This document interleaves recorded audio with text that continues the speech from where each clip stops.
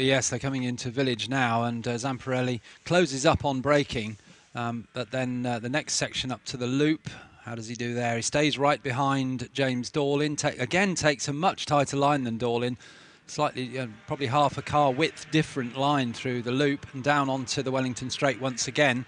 Edgerton in third. Now we've got a close battle for, there's Humphries in fourth, a close battle for fifth, because Perfetti has now caught O'Brien, and ahead of O'Brien is Nigel Rice, and that's all for the AM lead. Humphries, Rice, O'Brien and Perfetti. Now running very wide at Brooklands, so much so he was bumping over the curb and the grass, was second placed Dino Zamparelli. That was a bit too deep into Brooklands, so as he came out of the corner he had to run very wide over the curbing, and that's cost him quite a bit of distance to James Dorlin. The gap first to second now is up to 1.14 seconds. So slight bit of over-ambition there on the part of Dino Zamparelli. You'll see the gap's doubled from what it was when you last saw them. Incidentally, Charlie Laydell was in 13th place at the start of this lap, may have gained a place or two. Yes, indeed, the gap between the two leaders has widened, as you say, and here comes the AM battle. Ian Humphries leading, Nigel Rice leading Dan O'Brien, and Ambrogio Perfetti hasn't managed to get through yet. He's not far behind Ian Humphries, but he's got two cars in between them. Just had a replay of what caused Dino Zamparelli to go on the grass. He suddenly seemed to be on the right line heading towards Luffield, and suddenly the car veered sharply, or more sharply than normal, to the right, and he got on the curb and the grass on the right-hand side of the track, and that's what's cost him the ground to the leader. And the progress of 55, Daniel O'Brien, fending off Ambrogio Perfetti. Nigel Rice in that group as well, but the lollipop man in club corner at the moment, the two cars ahead of him, he hasn't yet challenged Rice and O'Brien. But as they come up to, you've got the leaders probably with you, Alistair. We have, yes. We've got the two leaders in the loop now, and Zamparelli a little bit closer, just easing up onto James Dorlin, but not in a challenging position at all. Theo Edgerton third, Ian Humphries still holding on to fourth and the AM lead. Then it's Nigel Rice, Dan O'Brien and Ambrogio Perfetti. Yeah, Dan O'Brien giving a good account of himself. This is his first weekend racing these cars, but as you were telling us yesterday, Alistair, he's got a fair bit of motorsport experience in rallying rather than racing. Yes, he's Conor O'Brien's older brother, and I know him through rallying. He may well have done some racing that I'm not aware of. Right, well, Perfetti gains a place at Dan O'Brien's expense going into Brooklands as the leaders come through to complete their fourth lap.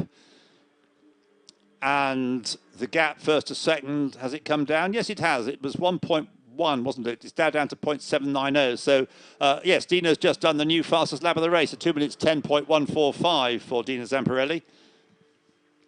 Theo Edgerton still a good third, a solid third, but he's not looking like a threat to the leaders. And Perfetti then up into sixth place ahead of O'Brien, with Nigel Rice his next target in fifth place and second of the AMs. And as you were saying that, he almost got past Nigel Rice, but had to back out of it as they came through Maggots. But yeah, Perfetti now between Rice and O'Brien, and they go out of Beckett's now. His target will be to get past Rice to get another few points in the championship. Yeah, well, I think he's doing enough to get the championship, isn't he? The way things are going. He's third in the class, heading for second in the class. And that should give him the title, given the AM class in the championship. James Dorlin then still in front. But just watching this, yes, Nigel Rice has been reeled in by Ambrogio Perfetti. Back to the leaders, turning through Abbey. James Dorlin's been caught once more by Dino Zamparelli. Yes, it's taken him a couple of laps, but he's right there now. He goes for the wide line into Village, so that means he'll probably cut back to a tighter line for the loop, which he does. Now he'll go try for the inside, but I think James Dorlin's wise to that one, and he keeps the car right in the middle of the track. And off they go down the Wellington Straight. But now Zamparelli is right under the rear wing of James Dorlin, so will it be a move at Brooklands? Could be, maybe won't be, as they come into Brooklands. Yes, certainly Dino Zamparelli had a think about it, but decided not worth chancing my arm too much going into Brooklands, so he hasn't force the issue. So James Dorlin still has the lead of the race. Dino Zamparelli still in second place, but really putting the pressure on James Dorlin now. May have thought he could relax once he saw Dino have his moment a few laps ago, but now they're together, just 0.4 of a second apart. Theo Edgerton goes through in third place. And here is Ian Humphries, number 27, in fourth place. Perfetti making a bid to pass Nigel Rice, who's going very impressively. Nigel Rice has been in this championship all year, as has Ambrogio Perfetti. And as they headed to Nigel holds him off. Nigel Rice, 62 years of age. He's not the springiest of chickens, but he's a very quick driver. Lots of years of racing Porsches, in fifth place at the moment. And once again, Perfetti goes for the inside at Maggots, but Rice holds him off, and into Beckett's they go.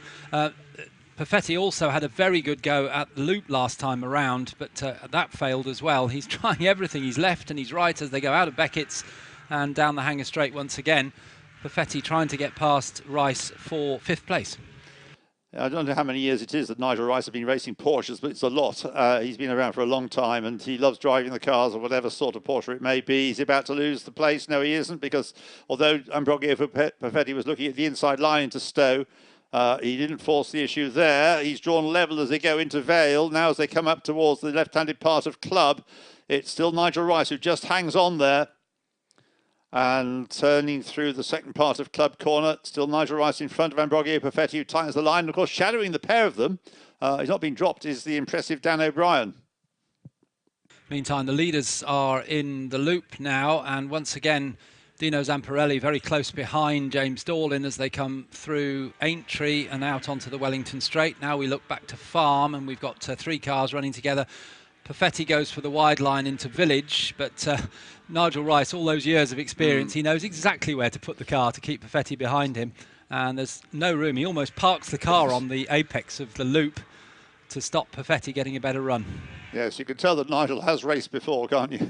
And doing exactly what you say, putting the car in the right place to keep his opponent behind him.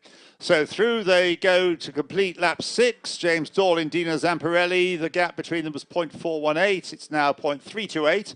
And then Theo Edgerton goes through in third place. Now this battle between Rice, Perfetti and O'Brien comes out of Luffield. Is it catching? What are their lap times like compared with Ian Humphries? Ian Humphries that time to a 2:12.9. And yeah, Nigel Rice's judicious placing of his car means he's not doing the quickest possible lap, and so their lap times aren't as quick as Ian Humphries, who's getting a bit of a breathing space now. He's 4.8 seconds ahead of Nigel Rice.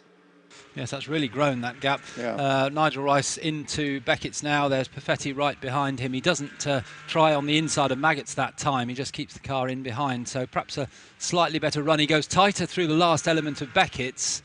And once again, very close as they disappear off through Chapel. Right, into Club Corner come the two leaders, and Dino Zamparelli waiting for the opportunity to present itself. But James Dorlin not looking likely to make a mistake, and has built up a lot of experience over the last few years, raced Clios and Junior Saloon cars before that. BRDC Rising Star, as once was Dino Zamparelli, who's now a full member. And they come into your sight, Alistair. Yes, two leaders into Village, now up to the loop, and Zamparelli very close behind, but he just doesn't seem to be able to find a way through. Well, I think he's using a little bit of caution. He doesn't want to be too aggressive in his parking manoeuvre. And James Dorlin may not have got the years of experience of Nigel Rice, but he's got a lot of experience in the last few years of racing.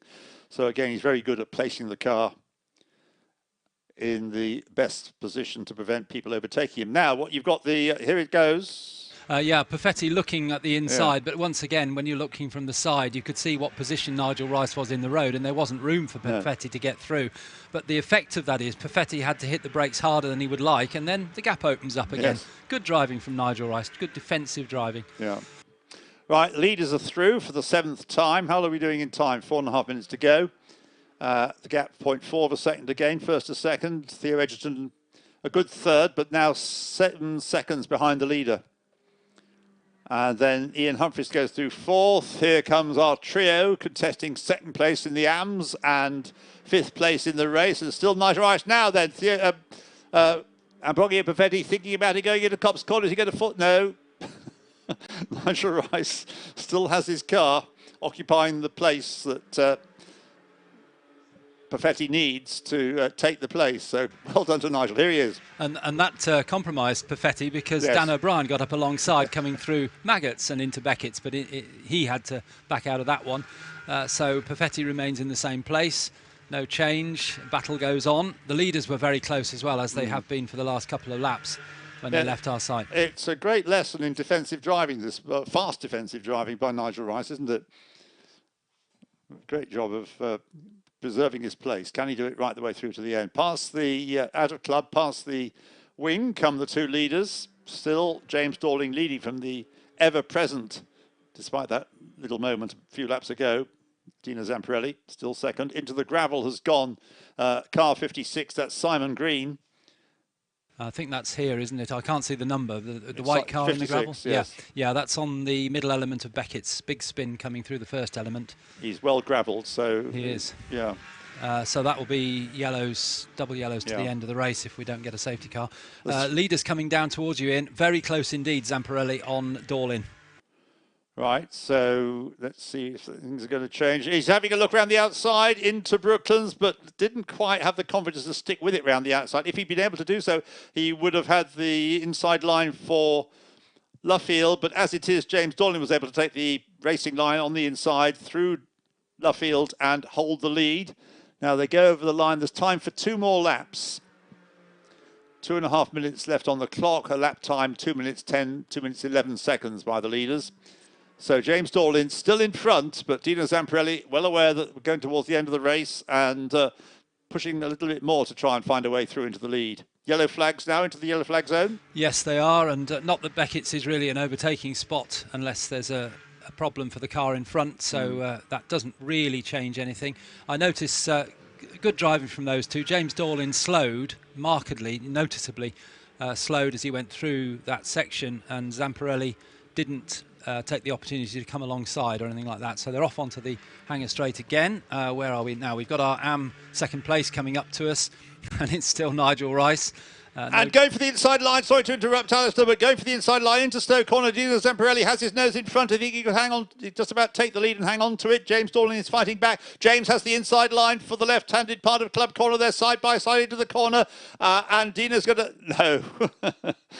In the end, James Dorling, great recovery driving that. He lost the lead briefly between at Stowe up to Club along Vale. But he had the inside line for the first part of Club, the left-handed bit, and that enabled him to retrieve the lead. And he has the lead now as the cars come through Abbey. So Dino Zamparelli had the nose, had his car briefly in front, but he's back in second place. But he's trying again at Village. He goes up alongside, and that turns into a wide line in, tight line out, up towards the loop. Now he's trying again at the loop. He's going to go for the tighter line at the loop to try and get alongside before Aintree, but once again, James Dorling just quick enough to stay ahead. So they go down onto the Wellington Straight once again. Dorling leads Zamparelli, but once again, as they disappear from our site, they're coming into yours, and it looks like Zamparelli's in a position to challenge. He certainly is. He's going to, but James Dorling moves across a little bit early. It wasn't a blocking move, just adjusting his line for Brooklands, so he got into the corner in the middle of the road and had his options open. He's held the lead, turning through Luffield. They're going through now to start their last lap, and it's still just James Dorling, the champion of the Porsche Sprint Challenge of 2020. Onto the last lap, his advantage over Dino Zamparelli, 0.313 of a second. And can he have another go? Meanwhile, Perfetti has got ahead of the redoubtable Nigel Rice, so Ambrogio Perfetti through into second place, but it's too late to do anything about catching Ian Humphries. But as far as the championship goes, I think Perfetti's going to get it, isn't he? I think so, yes. That happened at the loop. He got through alongside at the loop and then made it stick at the exit of Aintree. Yeah, we had it going, things happening in 2 places at once then, didn't we? We did, yes. And so the leaders are away down to Stowe Corner. Right, here they are, yes, on cue. We get switched to the leaders on the screen, coming down into Stowe Corner. And again, without any just judicious car placement, is how James Dorling is defending his lead from Dino Zamparelli into Vale. And no bid being possible there by Dino Zamparelli. So James Dorling still leads as they come out of the first bit of club into the right-handed part now. And overtaking opportunities, well, he has two more chances, really, going into the loop and also going into Brooklands and Luffield. So this race is far from decided yet in favour of James Dorling as they come up towards Abbey. Their cars are nose to tail. Coming back into your sight in a moment, Alice. It's still James Dorling in front from Dino Zamparelli. It is just, yes, as they come up to Village. And once again, Zamparelli goes for the wide line into Village, comes up towards the short straight up to the loop. Now he'll go for the inside, but James Dorling says, no, you don't. I'm going to put my car there. And they come out off, they're almost look slow. Dorling's holding them up so much, but he goes out onto the Wellington Straight in the lead. The other one to watch, by the way, is Charlie Liddell has caught O'Brien, Rice and Perfetti. And so he has, yes. It won't affect the AM, but I wonder if Charlie Liddell can get past them all. Into Brooklands then. Now this time Gino has wondered about the possibility of getting the outside line through Brooklands, giving him the inside line for Luffield, but it didn't work out. And so I think it's going to be James Dorling's race as they come through Luffield. He still has the lead. The champion has the lead of the race. He's going to win the final round as they come out of Luffield through Woodcote Corner and up to the checkered flag. And James Dorling wins the race. He's already won the championship in a great battle with Dino Zamparelli, who takes second. The winner of the earlier race, Theo Edgerton, takes third place now. Still to come then, and winning the AM class, finishing fourth overall in the race, number 27, Ian Humphries. And Ambrogio Perfetti from the back of the grid will come through to take fifth place and second of the AMs. And then, as you say, Charlie Liddell, after that fluffed start for whatever reason, he has caught them up, but he hasn't passed any of them. So Charlie Liddell finishes in 8th place behind Nigel Rice and Daniel O'Brien. Charlie Liddell 8th. 9th, having missed out the first race really after going off on the first lap, is Adam Knight, number 8, and in 10th place, number 77, Charles Clark. 11th, number 22, Carl Cavers. 12th, number 66, John Westbrook. 13th, number 5, Peter Chambers. Still to come, number 3, Mike Price. Number 7, Charlie March. And number 99, Andre Borodin, with the one retirement being 56, Simon Green. Well, another excellent race with very good driving and good defensive stuff without unnecessary weaving going on.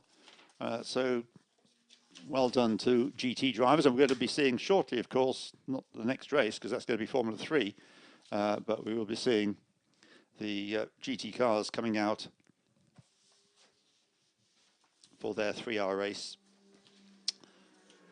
in not too long.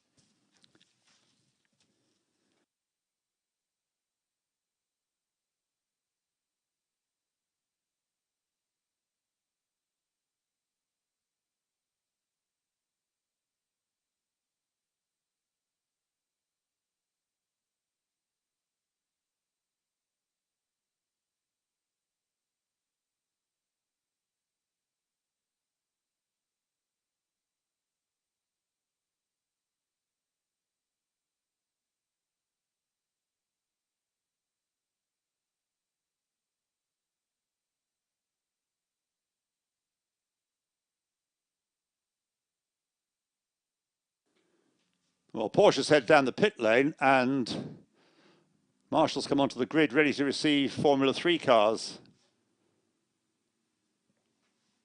for the final round of the 2020 BRDC British Formula 3 Championship, run by Jonathan Palmer's company, Motorsports Vision.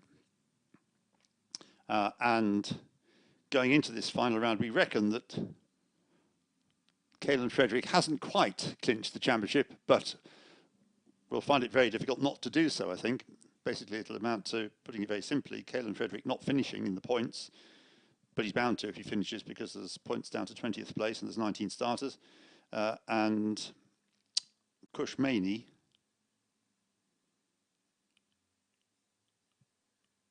winning the race. Well, he's well placed to do so, Cush Maney, to win the race, but Caelan Frederick starting on pole position is also well placed to win the race. the earlier race, the reverse grid race, was won, the earlier race today, by Benjamin Pedersen from Bart Horston, from Nazim Asman, from Roberto Faria, but Cush Maney down in 17th place. But also Caelan Frederick didn't progress that far from near the back of the grid either, finished in 12th place. The grid that we're going to see for this race is based on their second best times set in qualifying yesterday. And the grid will line up therefore like this.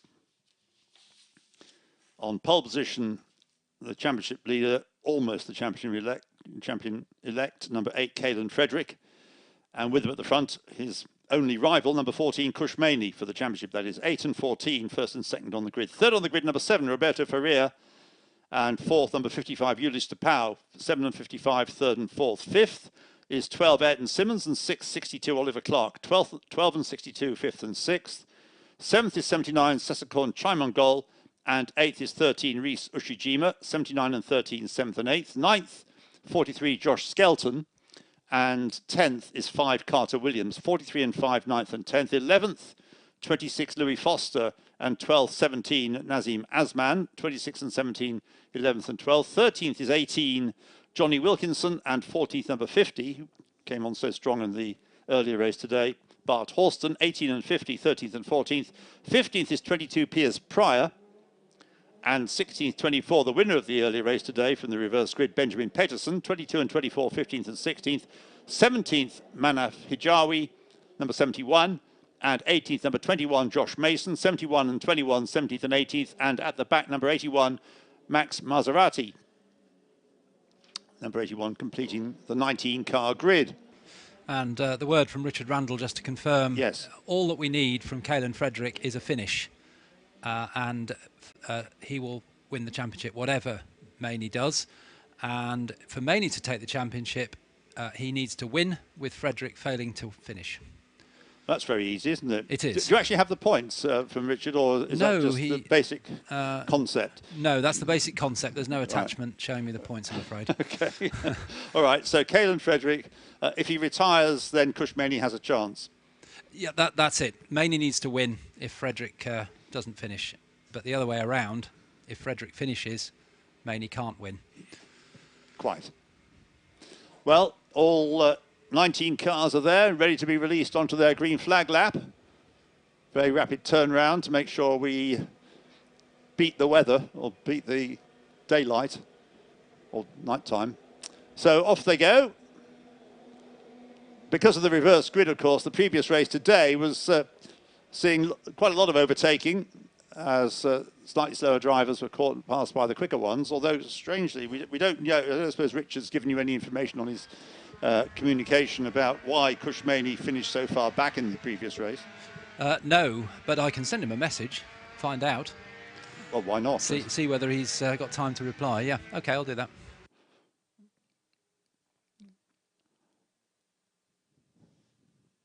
So this race is, like the previous ones, 10 laps, but with a maximum time of 20 minutes.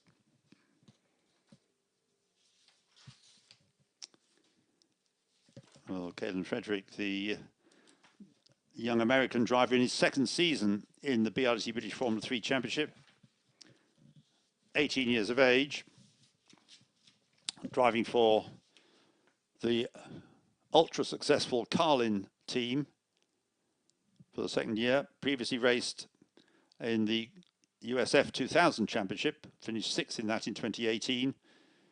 And in 2017, he finished 4th in the same championship, the Coupe-Tard USF 2000 Championship. 7th he was in the F1600 Championship in 2016. So as you can gather from all this, he's been racing for quite a long time, despite only being 18 years old. And he's about to add, I think this will be his first championship win, assuming he achieves it, which is looking very likely.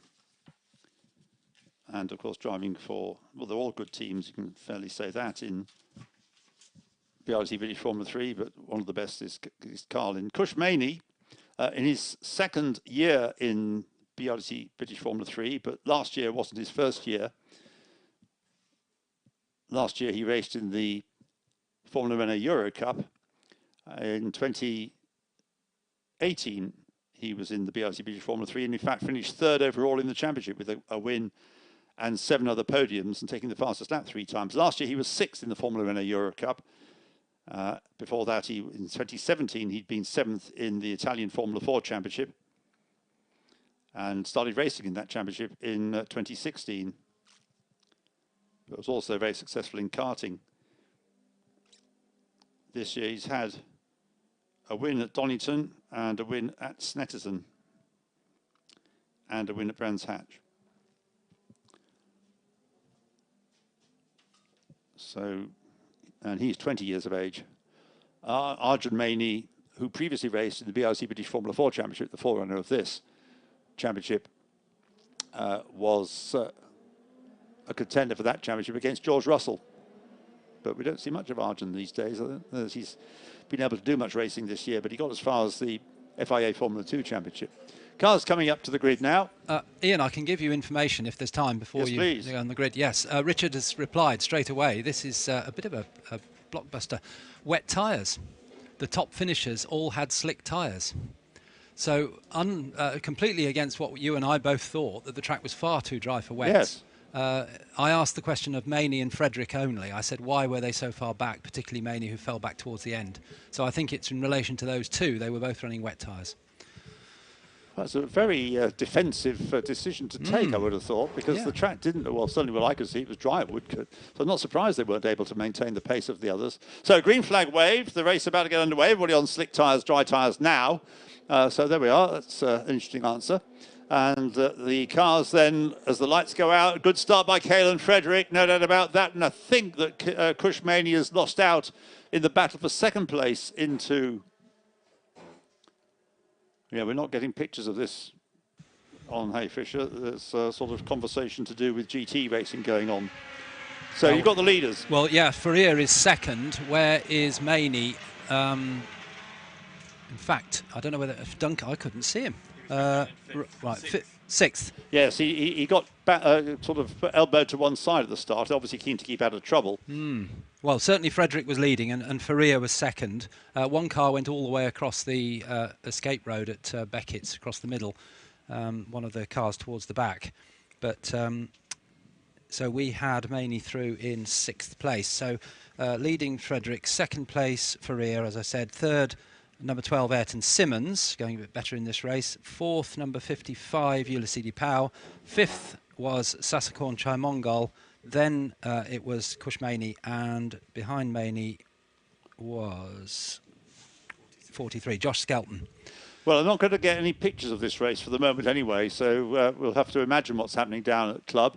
Well, they're already up at Village, so I can unimagine and tell you exactly what's happening. Through the loop, and it's Caelan Frederick leading from Roberto Ferrier in second place. Third is still Ayrton Simmons. Fourth is Kushmani, so he's made up a couple of places. So the situation now is the three leaders have opened up a gap. The next car you'll see is Kushmani in fourth. Right, so leaders, yes, the first three, as you say, well clear of the rest of the pack. The leaders coming through Luffield now with Caelan Frederick in the lead and on his way to the championship. In second place is Roberto Ferrier in the number 7 car. Then in third place is Ayrton Simmons in Chris Dittman's car, number 12. Kushmani is fourth, so he leads the first car behind that gap, which is at 1.6 second size gap. As into the pits comes Bart Horston, number 50, so no more second places like he had earlier on today. And I suspect he's the car that went across the escape road at Beckett's. Right. It's the right colour, and he came through here last. So Bart Horston it was. The leaders are away down towards Stowe Corner, and past us at Beckett's it was Frederick Ferrier, no change, Ayrton Simmons, then Kushmani, then Chaimongal, and in sixth place was Ulysses Pau. Yeah, and then Louis Foster was 7th here. Yes, ahead and of here, Oliver Clark, Josh Skelton 9th, and 10th was number 17, Nazim Asman. I need to tell you that Duncan's got more than 10 cars on both first laps. He's risen to the challenge. He's very much so, because I told him what you said, and right, he says. Leaders coming up to Village, and it's still Frederick from Faria, and Faria not being dropped, is he? He's holding on, but the third placed car, Simmons, and a spin. Oh, two cars spin actually, and it was who is that? DePau, I think. Was it DePau in there? Right, okay, so it's a bit further back. Yes, it was DePau as one of them, and the other car involved was Louis Foster, who I suspect, from the position he was the lap before, was trying to get past DePau. That happened at Village. They both spun off backwards, but they've got going again. Right, so obviously well down the order. So the leaders come through for the second time. Caelan Frederick, Roberto Faria, and Ayrton Simmons, and then the gap back. Is it coming down a little bit? Not really. Kushmani fourth then, Sasakon Trimongol fifth. And then with those two spinners, up to sixth has come Clark, seventh is Skelton, eighth is Asman, ninth is Ushijima, and 10th is Johnny Wilkinson. And Foster and DePau come through in 15th and 16th places. Is into the pits this time. Which one's it going to be? It's Hijawi, Manaf Hijawi, number 71, into the pits. So seemingly no damage for either of the spinners. Well, not that we Village. can see, no. They've carried on. The leading group, or leading cars, all fairly evenly spaced now, all the way down to really 8th or 9th place. Nobody challenging, and they're away at the bottom end of the circuit at the moment. Yes, what we're getting on the TV pictures is a sort of build-up to the GT race, so that's why we're not seeing Formula 3 on the screen live.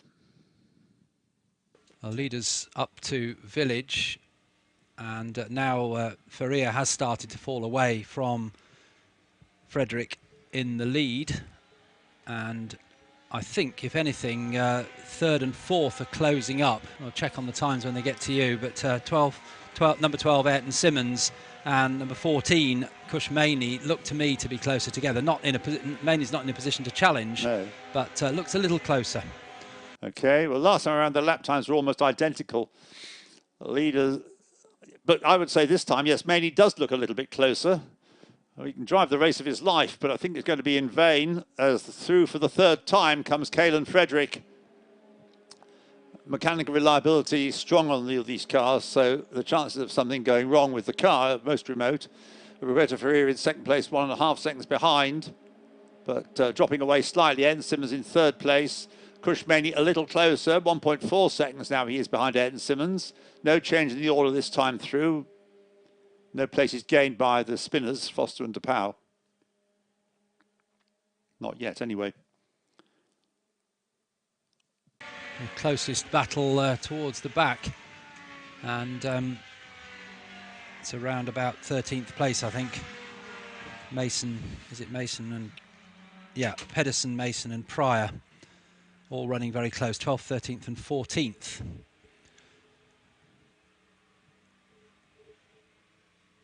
The leaders away in the mist down at the far end. Lonely Manaf Hijawi still running though, having been into the pits, but in 17th place. Yeah, Maserati's still running. We've only lost Bart Horston, I think. Is that right? Yeah. Maserati must be a long way behind. Yes. Yeah, Hijawi's been through. We got the leaders back now, and through they come, through Aintree, Caelan Frederick. Yes, there's Hijawi going through past here, completing his third lap. And Maserati stopped out on the circuit somewhere. The little symbols come up to tell us that. So the leader is getting further and further away, I would say. Caelan Frederick was 1.5 seconds ahead of Roberto Faria at the start of this lap. That gap looks to be rather more than 1.5 seconds now, as Caelan Frederick completes lap 4 of 10. Roberto Faria in second place is 2.5 seconds. He's lost another second, 2.59 seconds first to second. Ayrton Simmons 2.3 seconds behind Faria in third place. Kushmani closing up. He's now within a second of Ayrton Simmons. So Kushmani closing up on Ayrton Simmons for third place. And in 2018, 2019, each of them finished third in this championship. Ayrton Simmons was third last year. Crushmany was third in 2018. And this year, Crushmany looks as though he's going to be second in the championship. Ayrton Simmons not a contender for the championship this year. He's been concentrating on the Euro Formula 2000 series. And Caelan Frederick, last time around, did the new fastest lap of the race, 1:54.564. The fastest lap actually in the earlier race, of course, this is all to do with tyres now. Slick tyres would have been for Sesakon Chai-Mongol, who finished in 8th place. His fastest lap was a 1:56.877. Now we're getting faster laps. Now the fast drivers have a clear road ahead of them. And they're on slick tyres.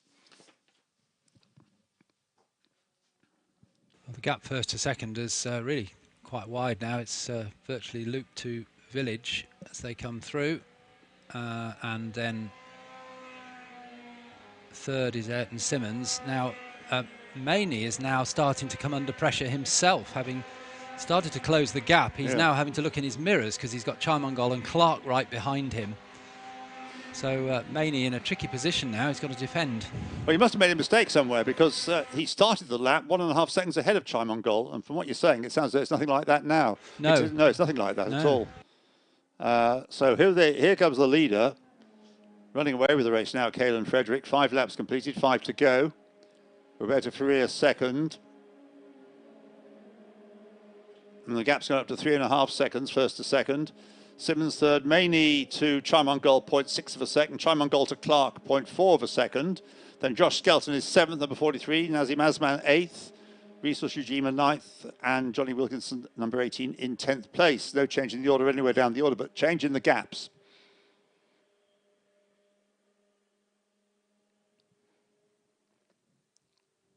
Now, Oshijima's a little bit closer to Asman through here for 8th and 9th places. Maney looks to, yes, he must have made a mistake last time around, you're right, and he's just started to ease away a little bit from Chai-Mongol now. But he's got that hard work to do again to get closer to Simmons.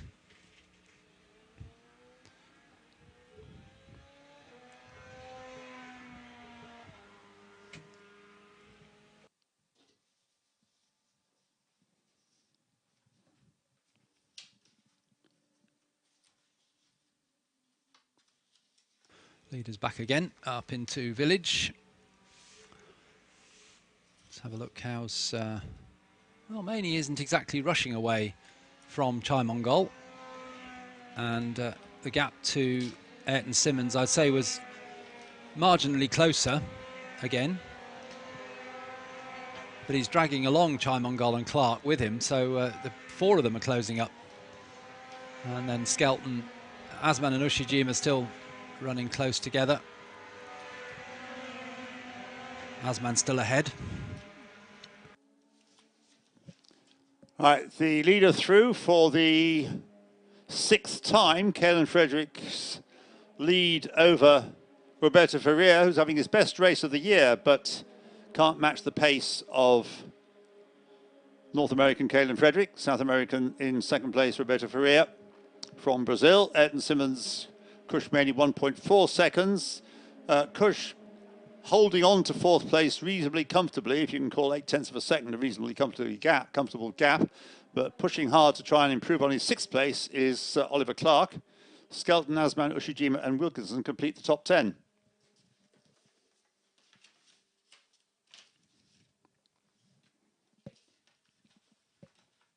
No changes through Beckett's, and this time Asman seems to have opened out a little bit of a gap on Ushijima after they closed up last time around. Leaders down at the far end of the circuit.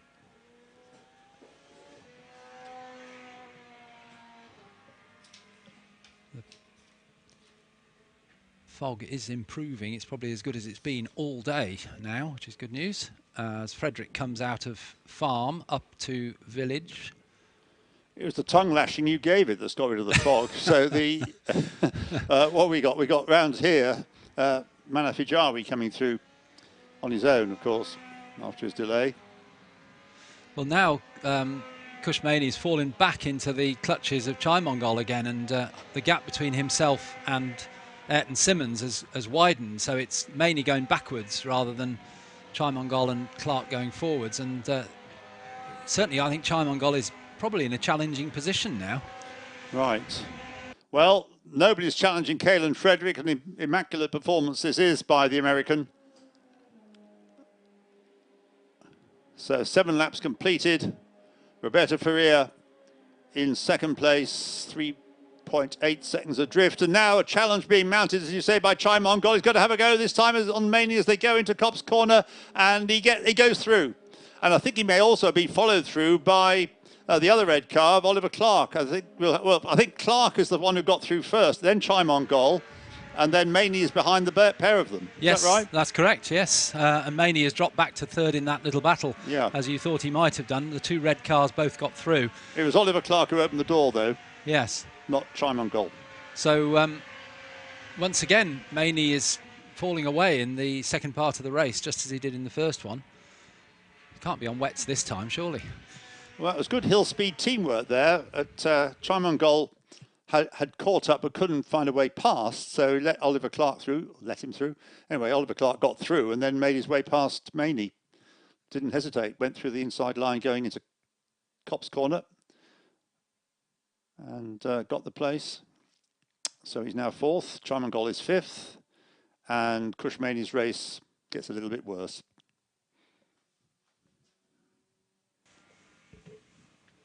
Leader into the loop. Caelan Frederick. And Ferreira goes through, the gap widening first to second visually. Then it's Ayrton Simmons next up, and now we've got the new 4th place car of Oliver Clark ahead of Saskorn Chai Mongol and Kushmani back to 6th. Caelan Frederick comes out of Luffield for the 8th time. 2 to go. There's certainly time for 2 more laps in the 20 minutes allocated to the race. And Roberto Ferreira in second place, clear of Ayrton Simmons. And the 2 red hill speed cars, Oliver Clark 4th. Is he lapping quicker than those ahead? Not really. He's lapping on the same sort of pace as Ayrton Simmons. So Kushmani down to 6th place. And behind, no changing the order, Josh Skelton's still 7th, Nazim Azman 8th, Rhys Ushijima 9th, and Johnny Wilkinson going nicely for his first weekend of racing a single-seater in 10th place, number 18. Although he's getting a warning about track limits, I notice, as is 55, Ulysses de Pau, who's down in 16th place. Hasn't really recovered from that early spin, nor has Louis Foster come to that. They're still in 15th and 16th places, those two, normally found well in the top 10. Josh Skelton looks to be on a bit of a mission to try and catch Kushmani past us here. Well, Kush's lap time, I can't perhaps really regard the last lap as a representative lap because he was he ran wide at Copse as the other 2 came past him. So we'll wait and see what the next lap is. I was just suggesting his lap times aren't as good as the others in the top 10. We'll have a look now, see whether it's certainly Maney is falling back from the 2 red cars quite quickly. Josh Skelton is reasonably close, so perhaps we'll get a better idea, as you say, when Maney crosses the line, see whether that lap time was more representative. Yeah. Skelton not far behind in 7th, then Azman and Ushijima, as ever, running one behind the other. So 9 laps completed by Caelan Frederick. I suspect he may have eased off a little bit. Just got the feeling that Roberto Ferreira is a little bit closer. Just see. Not threateningly closer. Yes, a 10th of a second closer, so it wasn't that much. So the first 3 through. There's Oliver Clark 4th. Saskorn Chai Mongol 5th. Kushmani's lap there, a 1:57. So he is lapping slower than all those ahead of him, Kushmani, and he's lapping slower also than Josh Skelton, Nazim Azman, and Johnny Wilkinson, Ushijima and Johnny Wilkinson behind him. So yeah, Kushmani's pace has slackened slightly. And for track limits offences. Car number 17 is getting a 5-second penalty. Nazim Azman, he's currently in 8th place, but add 5 seconds to that time and he will drop down 2 or 3 places, actually.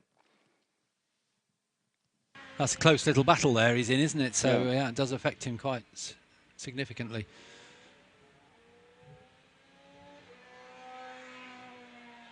So I'll have a look how Josh Skelton's done at the section from Beckett's through to Farm when they come back into our site. We've got Caelan Frederick coming up towards us. And I think this is the penultimate lap, isn't it? Because we're well within the time. This is the last lap. Oh, the last lap. Yep. Sorry. Yeah, right. Yes, we're coming round to finish. So he's coming down the Wellington Straight for the last time, well ahead. The 2 Hill Speed cars are catching Ayrton Simmons, but not close enough to challenge. And similarly, Josh Skelton not close enough to challenge Cush Maney. So here he is then into Luffield.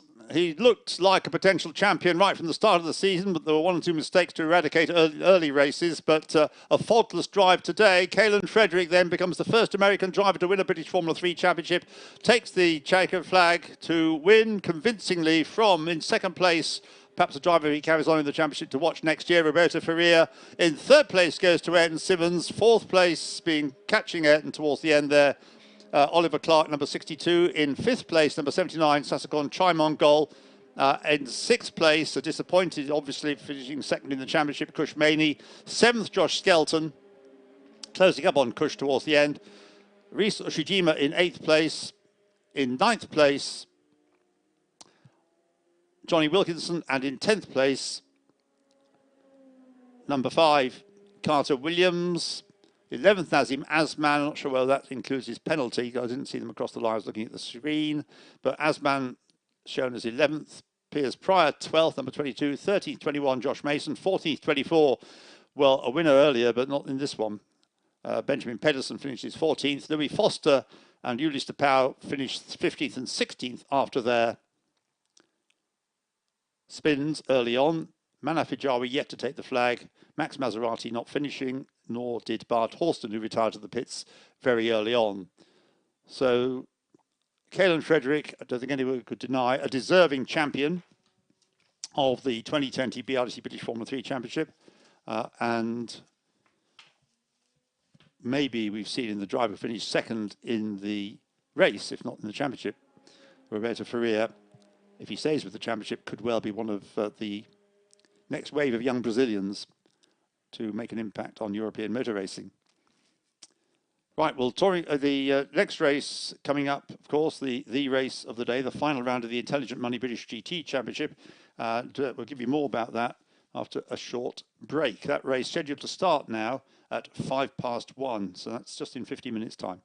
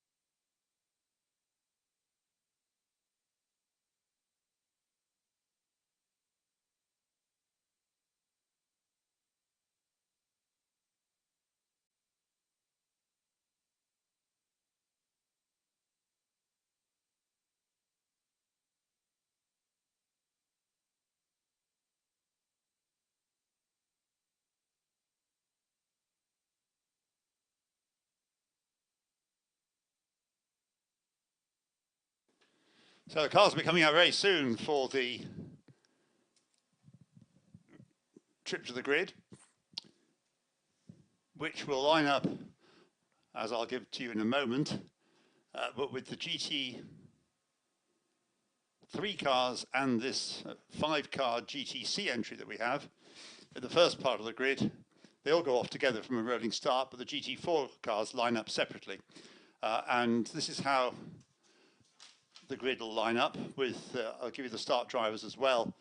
And basically, there's 3 mandatory pit stops every car has to make, and where success seconds come into play, it's the third of those mandatory pit stops when those success seconds have to be applied. As a result, they're based on the result in the previous round, the second of the 2 1-hour races at Snetterton at the beginning of October. So the grid lines up like this based on the aggregate times of each driver in each of the 2 10-minute qualifying sessions yesterday. 78 on pole position, second in the championship.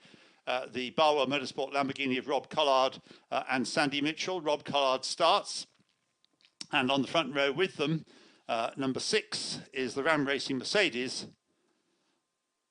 which will be started by Ian Loggy. 78 and 6 is the front row. The second row, number 69, is the second of the Ram Racing Mercedes, and the leader of the championship as well, Sam DeHaan, showing with Patrick Kujala, and a car that could well give Sam DeHaan his championship win that he just failed to take last year with Johnny Cocker in the exciting end of the race. It was at Brands Hatch. 69, Sam DeHaan then in the Ram Racing car starts on row 2, and alongside him is the number 2 McLaren from Jensen Team Rocket RJN, which won the first round of the championship. James Baldwin will be the start driver, showing with Michael O'Brien, the McLaren 720S.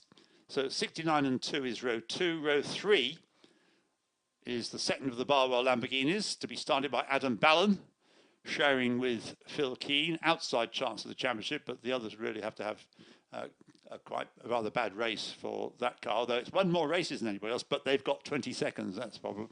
So they won the second 1-hour race last time out at Snetterton.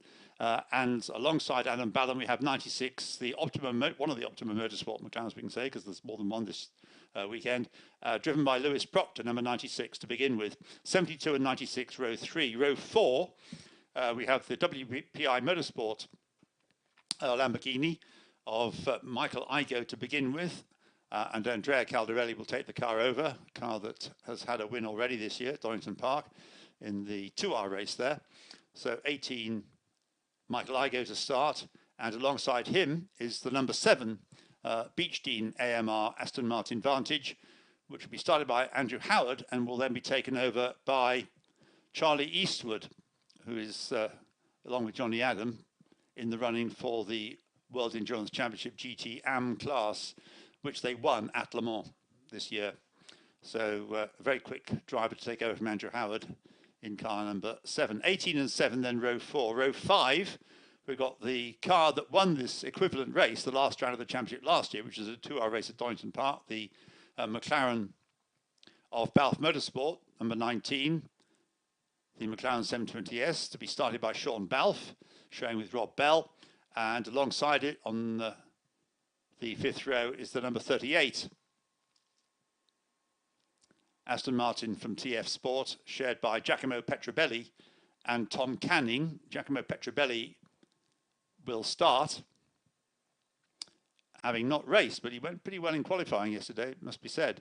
Giacomo Petrobelli hasn't raced since 2014 when he appeared in the FIA Formula 2 Championship run by Motorsport Vision.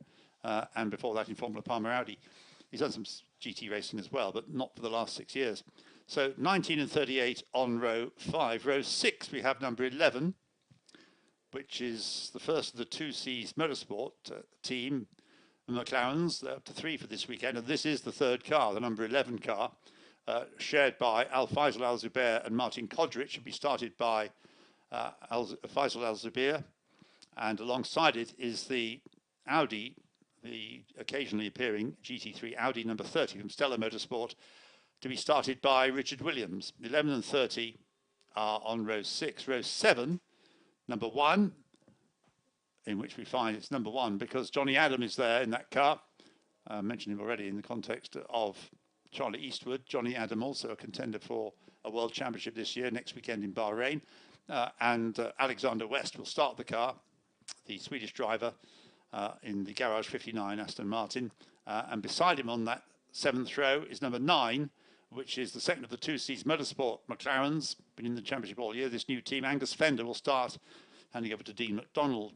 1 and 9, row 7. Row 8, number 77, is the second Optimum Motorsport McLaren, to be shared by Brendan Iribe, who'll start with Ollie Milroy. Brendan Iribe on the 8th row, number 77, and alongside him, number 10, is the third of the 2Cs Motorsport McLarens. This is the car driven by Jordan Witt to begin with, and he'll be handing over to Jack Mitchell. 77 and 10, row 8. The 9th row, number 3, is Jenson Button's car, but it'll be Chris Buncombe who starts. This is the second of the Jenson Team Rocket RJN McLaren 720Ss. So Chris Buncombe will start in the car, number 3. And also on the 9th row, we have number 8, which is the Team ABBA Mercedes of Richard Neary to begin with, and his son Sam Neary in car number 8. 3 and 8, row 9. Row 10 is, first of all, number 68, which is Mark Crader, with the third of the Optimum Motorsport McLarens, sharing with Alex Mortimer, former champion Alex Mortimer, former British GT champion. 68, Mark Crader, and beside him, number 26, is the Aston Martin of Michael Brown and Matt Mandelson, which has been an occasional entrant this year in the championship. It'll be started by Michael Brown. So 68 and 26 is row 10. Row 11, we're into the GTC category now with number 24, first of all. This is the car that'll be started by Lucky Carer. At some point, it'll be handed over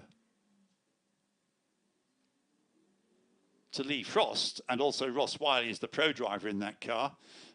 Each of them has to have a go at it.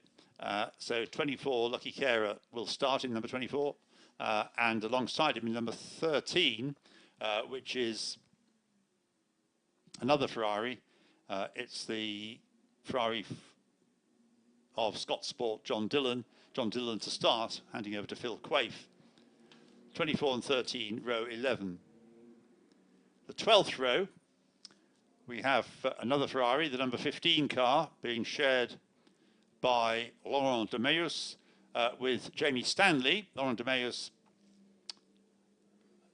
financial consultant based in London, and making his debut, I think I'm right in saying, at Silverstone.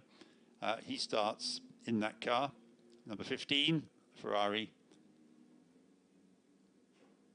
488 Challenge. And beside it, number 17, is the Porsche from Team Parker Racing of Carl Leonard and Tim Bridgman. Carl Leonard, the Irish driver with many years of experience in the Porsche Carrera Cup GP. Tim Bridgman, former BMW champion, hasn't raced for quite a few years now, Tim Bridgman, but he's quick. And he will take that car over from Carl Leonard. 15 and 17, row 12. And on his own, the fifth of the GTC class cars, the second of the Porsches, number 16, will be started by Justin Armstrong and handed over to Ryan Ratcliffe. So 16 is on its own on row 13. Then we get to the GT4 cars, beginning with row 1 of GT4, 23, which is the Toyota Supra, Toyota GR Supra from Speedworks Motorsport, be started by James Kell. And alongside number 23, we have the first of the two TF Sport Aston Martins. This one, number 97, will be started by Daniel Vaughan. 23 and 97, row 1 of GT4. Row 2 of GT4, number 61 is the Mustang, to be shared by Will Moore and Matt Cowley. It'll be started by Will Moore, and alongside it, number 98, is the Newbridge Motorsport Aston Martin, driven by somebody we've heard already, James Dorlin, although he won't be starting. It'll be Alex Toth-Jones. So James Dorling, having won one championship today, he's not in the running for this championship, so can't score points. He's been concentrating on the Porsches, not on this year, though he raced in British GT4 last year. 61 and 98, row 2. Row 3 of GT4, we've got 57, Gus Bowers in one of the two HHC Motorsport McLaren 570Ss.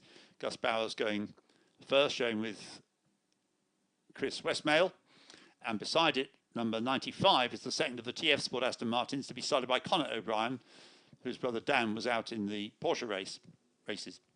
57 and 95, row 3. Row 4 of GT4, second of the HHC Motorsport cars. Jordan Collard will start this car, number 58, and is in contention for the GT4 championship. Jordan Collard, we could have a Collard double if things fall the right way, but we'll have to wait and see. Jordan Collard then starts in 58.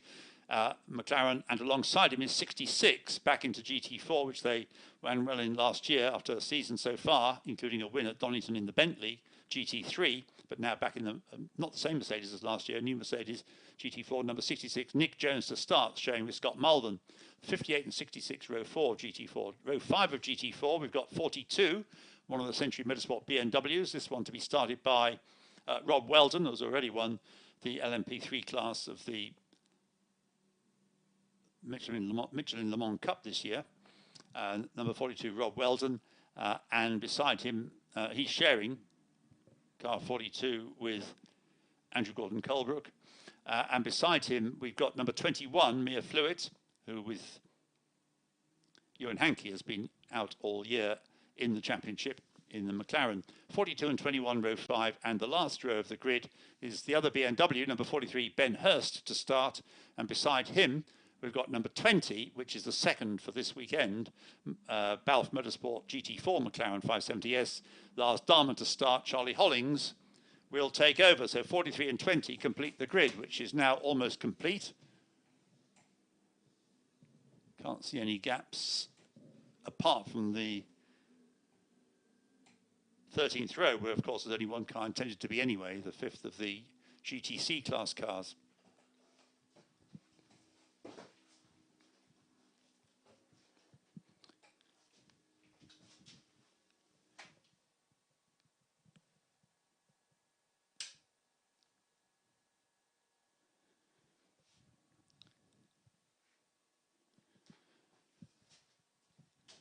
With the request that not so many, the teams don't have so many people working for them this weekend because of lockdown and coronavirus and the pandemic generally.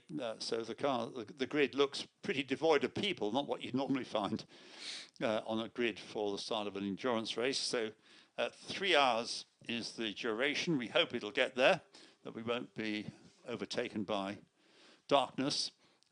It is scheduled now to finish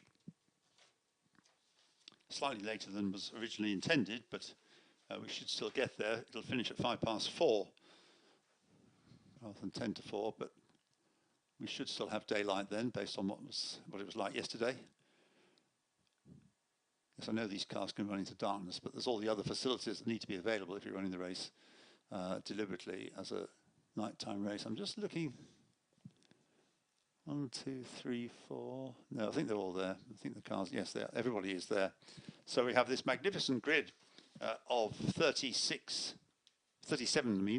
cars ready for the final round. There are quite a few that can't score points. The pit stop success penalties have to be taken at the third mandatory pit stop. Every car has to stop 3 times, and every time there's one of those mandatory stops, there has to be a driver change. In other words, drivers can't stay in the car for 2 successive stints.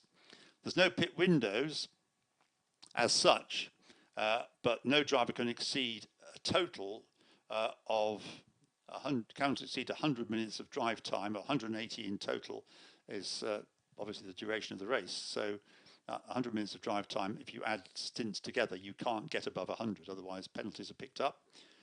Minimum drive time per driver, this is minimum, not maximum, minimum drive time for a 3-man car, well, we've got just one of those, is 40 minutes per driver. Minimum pit stop times in GT3, 135 seconds. minimum pit stop time in GT4 170 seconds, but GT4 Silver get an extra 14 seconds added onto that minimum time. And the pit stop success penalties taken at the third mandatory pit stop based on the finishing order of the second race at Snetterton at the beginning of October. The winner of that race was the Lamborghini of Adam Ballon and Phil Keane, so they get 20 seconds for their third pit stop here. 15 seconds for the car that came second, the Michael Igo, Andrea Caldarelli Lamborghini, and third at Snetterton in the second race was the championship leading Mercedes of Sam DeHaan and Patrick Kujala, and so they get 10 seconds. Which means, of course, you've probably worked out already that the car running second in the championship at the moment, which is the second of the other of the Barwell Lamborghinis, doesn't have any success seconds because they finished just outside the top three at Snetterton. And that could be to their advantage, but they've got a 10-second advantage compared with the championship leaders that they're chasing. And putting possibilities very simply, if the Lamborghini were to win and the Mercedes were to finish second, and then the Lamborghini drivers Sandy Mitchell and Rob Collard would win the championship, because there are 37.5 points for a win and for second place 27 points, so 9.5 points difference. And at the moment, the difference in points is 136.5 to Sam DeHaan and Patrick Kujala, 130.5 points to Rob Collard and Sandy Mitchell. So that's why I said what I said about the importance of winning the race. Well, they're starting from the right place, Sandy Mitchell and Rob Collard. Rob Collard in his first year racing something other than a touring car almost, although he did once, quite a long time ago, racing Formula Ford. But become well known as a successful touring car driver, was on the receiving end of a rather violent accident in touring cars a couple of years ago, wasn't he, at Beckett's, but recovered from that, although it took him about a year to recover. Now, in his middle years, is enjoying his time in a GT car, and the season turning out as well as he could have hoped, I would have thought, if not better, as a contender for the championship. And we could, as I said, have a family with Rob winning the championship overall and Jordan winning the GT4 championship.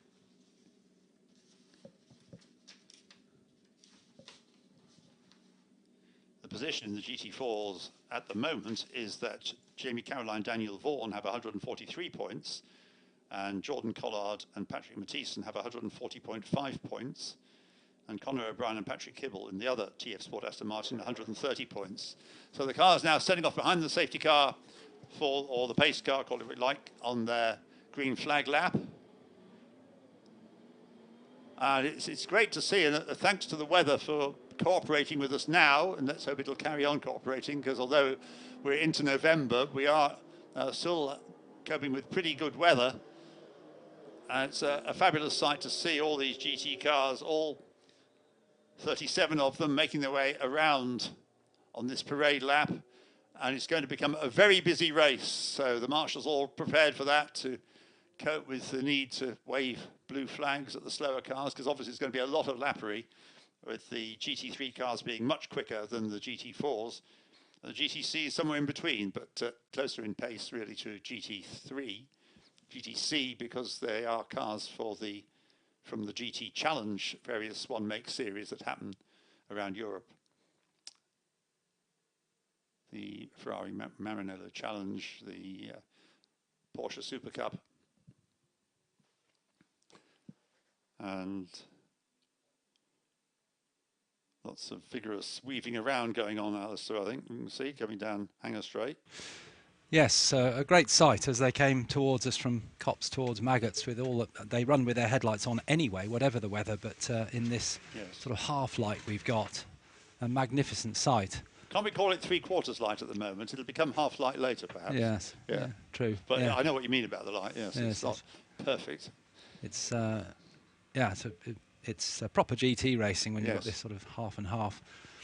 And they're all down at the far end of the circuit now. A huge field, as you've said. It's going to be extremely busy, even on the wide expanses of Silverstone.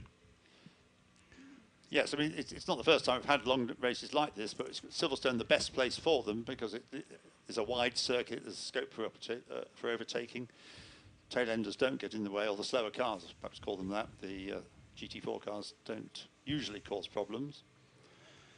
Well, the safety car is now into the loop, and the field quite spread out as they've used the faster back sections of the circuit just to warm their tyres. But I would imagine now Rob Collard will be starting to think about bringing the field under control. He's still very close behind the pace car, so he's not holding back, accelerating and braking, getting heat into the brakes as well. That's so important. And now they're starting to line up. They should be, by the time I think they get to Brooklands, in a pretty straightforward 2x2 configuration.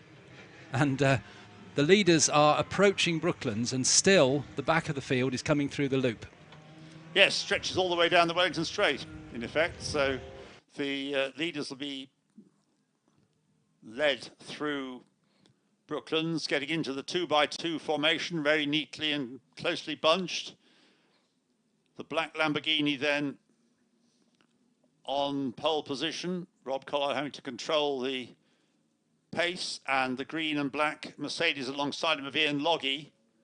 So the pace car peels up into the pit lane. They still maintain a good close formation as the pack comes out of, the back of it comes out of Luffield now as they look towards the gantry. The red light still showing.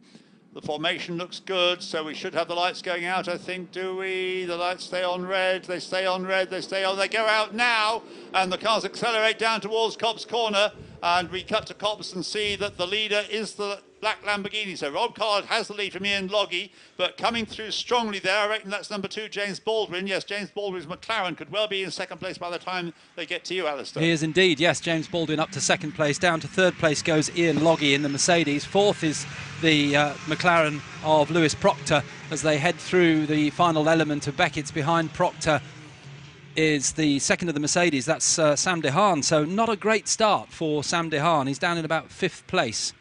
Fifth, yes. And in sixth was the Michael Igoe Lamborghini. Well, now Baldwin makes a bid to take the lead as they come into Stowe Corner for the first time. But Rob Collard wasn't having any. Stuck to his line, didn't open the door, and so the Lamborghini still leads. Rob renowned for his excellent starts in touring car racing, but that's from a standing start. Now from a rolling start, how's he going to be able to hang on to the lead? We haven't got the camera catching up with what's going on for the race at the moment, so waiting to see how well you probably get them before we do. So waiting to see what's happening with the leaders. They're coming, I should imagine, back into your sight. Yes, and it's still Rob Collard leading through Farm and up to Village. And second place is James Baldwin. Third is Ian Loggy. Fourth is Lewis Proctor. Then it's Sam DeHaan. And in sixth place is still Michael Igoe. Then it's Adam Ballon in the third of the Lamborghinis. Then the very good start for the number 30 Audi of Richard Williams up there as they head back down to you. Yes, so it's Rob Collard leading into Brooklands for the first time from in second place James Baldwin, who is very quick, so there's little doubt that he's going to be able to outdistance most of the AM drivers, the slower drivers who are effectively the ones in the cars at the moment. So at the end of that one, Rob Collard leads over the line from James Baldwin in second place, Lamborghini leading McLaren, leading Mercedes of Ian Loggy in third place, Lewis Proctor's McLaren is fourth, number 96, the orange one, then Sam DeHaan, then Michael Igoe in the Lamborghini red one, number 18, sixth, seventh is Adam Ballon, Lamborghini, eighth is Richard Williams in the Audi, ninth is Andrew Howard in the Aston Martin, number 7, and 10th is Petrovelli's Aston Martin, then 11th is Al Zubair, and 12th is number 9, Angus Fender's McLaren. And up front, Ian Loggy starting to put a bit of pressure now on James Baldwin as they came into Beckett's. And just a few cars further back, Richard Williams starting to pressurise Adam Ballon in the 72 Lamborghini. And they're already on their way down to Stowe Corner.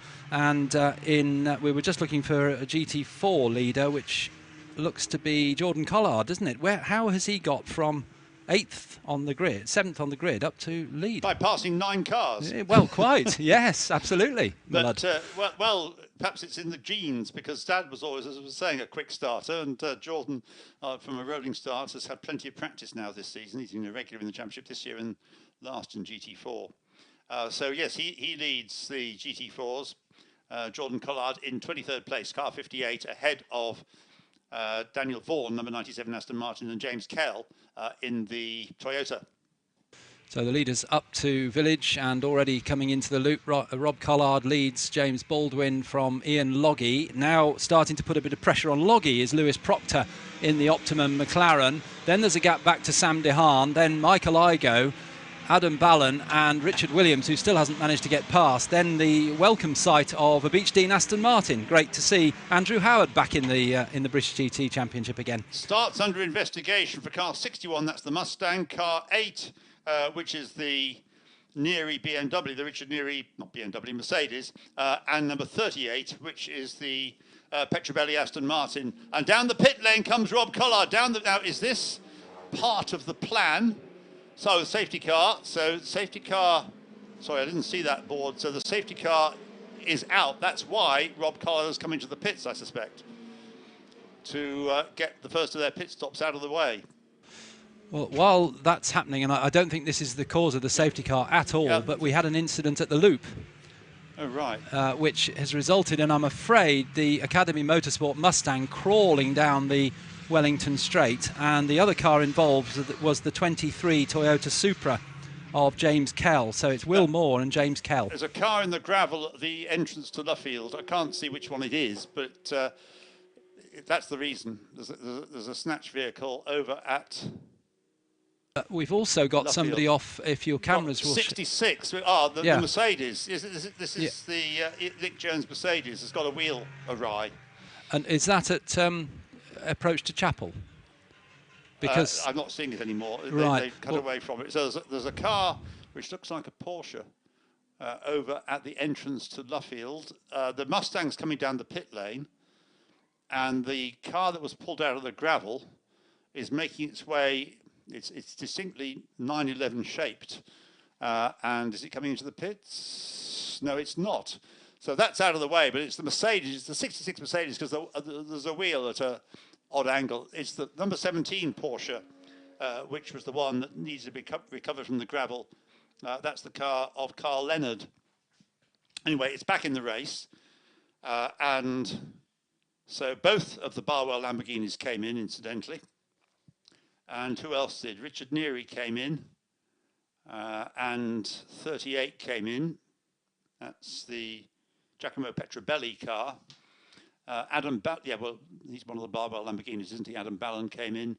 Richard Neary. Lucky Carer came in with the number 24 Ferrari, GTC Ferrari. And Daniel Vaughan also came in with the 97 Aston Martin.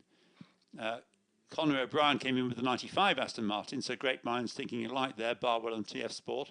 And Ben Hurst in the 43 BMW came in. James Kell with the Toyota came in, number 23. And Will Moore in the 61 Mustang has just come in after being delayed. So that accounts for all the cars that have taken an early pit stop because of this early safety car. And that's going to mean a very jumbled up order for the rest of the race, just about, with some quick cars at the moment dropping to the tail of the field. But if they get their turnaround time, yes, I mean, when you've got it's the replay, yes, the 26 Aston Martin is the other one involved with the number 17 up at entrance to Luffield, the 26 Aston Martin being the car of Michael Brown. And now a whole load more coming down the pit lane, taking advantage of this safety car. So goodness knows which is... Oh, it's James Baldwin is staying out, I'll tell you that much. I think, yeah, that's right.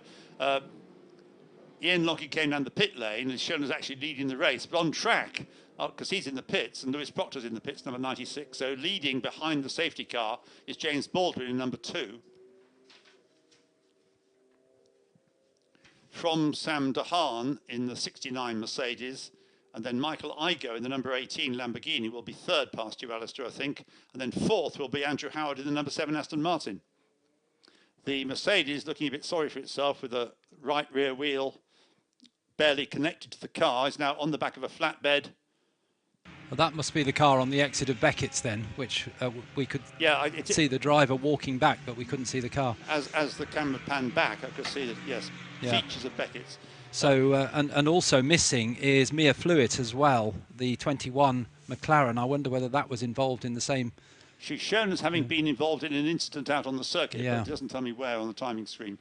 Well, we've got the flatbed you referred to. I can now see the Mercedes because it's come out from behind the barriers, so that's away from the incident. We see another rescue flatbed vehicle coming up from the far end of the circuit, so I wonder whether Mia Fluid's in that area as well. Of course, now we have at the wheel of, we've got Sandy Mitchell at the wheel of the Rob Collard Lamborghini, and we've got Phil Keane at the wheel of the other Barwell Lamborghini. So they're flying at the moment to catch up to the safety car train, but we've got, of course, the mandatory driver change has to happen when you take a mandatory pit stop. So there has to be a driver change in all the cars that have made pit stops. So we'll take stock. Oh, there's a car. They're all over the place. There's a car, the exit of Luffield, that's being recovered as well, I think I'm right in saying. Yes, there is. So quite a few cars. Big entry, and that means a large number of incidents on the opening lap. But the car over at Luffield, too far away for me to pick out what it is. So number 6 is shown as Yelmer Berman. Yes, it's made its pit stop. So Yelmer Berman is now at the wheel of number 6. 96 is Ollie Wilkinson because it's made its pit stop. James Baldwin hasn't made a pit stop. He's the leading non-stopper at the moment, number 2. And then Patrick Kuyala on his way out, number 69. But of course, their extra success seconds can't be taken at this first pit stop. It can only be taken at the 3rd pit stop. So it's a normal pit stop that they've had. I wonder whether the strategy for the James Baldwin car is that James and Michael O'Brien are very evenly matched in their times. Now. Oh, it is, right, okay. Yes. Just wondered whether it might be that they'll keep track position. The 2 Barwell Lamborghinis running nose to tail. The leading car now of Sandy Mitchell, just ahead of Phil Keane, and they've caught up the back of the train. Well, the leading car has become the number 7 Aston Martin. But notice it isn't 007 this year. It's just number 7. Andrew Howard at the wheel still. It does have 007 on the side of the rear wing. I'm sure it's somewhere on the car, but it's not numbered officially as 007 the way it has been. The fact that we've still got double waved yellows at Beckett's suggests that there is another car down at on the approach to Chapel. Well, the one that's over at Luffield is now disappeared behind the barriers, yes. So if that was part of the reason for the continued use of the safety car, it's now gone, it's been dealt with. And so number 7 Aston Martin leads. James Baldwin, as I said, has come into the pits. Angus Fender is in the number 9. McLaren in 2nd place, has yet to stop. And John Dillon has yet to stop. So he's actually number 13 GTC class Ferrari has risen to 3rd place. But it's all slightly artificial, of course. So number 3 in the pits, that's the, well, Chris Buncombe started, so it's now Jenson Button getting into number 3, which is being shown on the screen. So it's all clear at Luffield. Lights are still on the safety car as they come through Village. The critical point is, do they go out as they go onto the Wellington Straight? So leading the train is the Beechdean Aston Martin. Who's second behind it? Second is one number of the 2Cs McLaren, so that'll be, number 9. And then it's one of the GTC cars, number 13, then another 16. Then the leading GT4 car, which is still number 58, Jordan Collard. Yes, on screen we're just catching up with some of the driver changes. It's we now have confirmation that Caldarelli has taken over from Igo in the number 18 Lamborghini, which is running in 4th place. Now where is, because they came in first from the lead. Now you'd think that Sandy Mitchell should be well placed, but he's not. He's down in 18th place, the number 78 Lamborghini. Not quite sure how that came about, but he is down there. More pit stoppers happening as the safety car continues.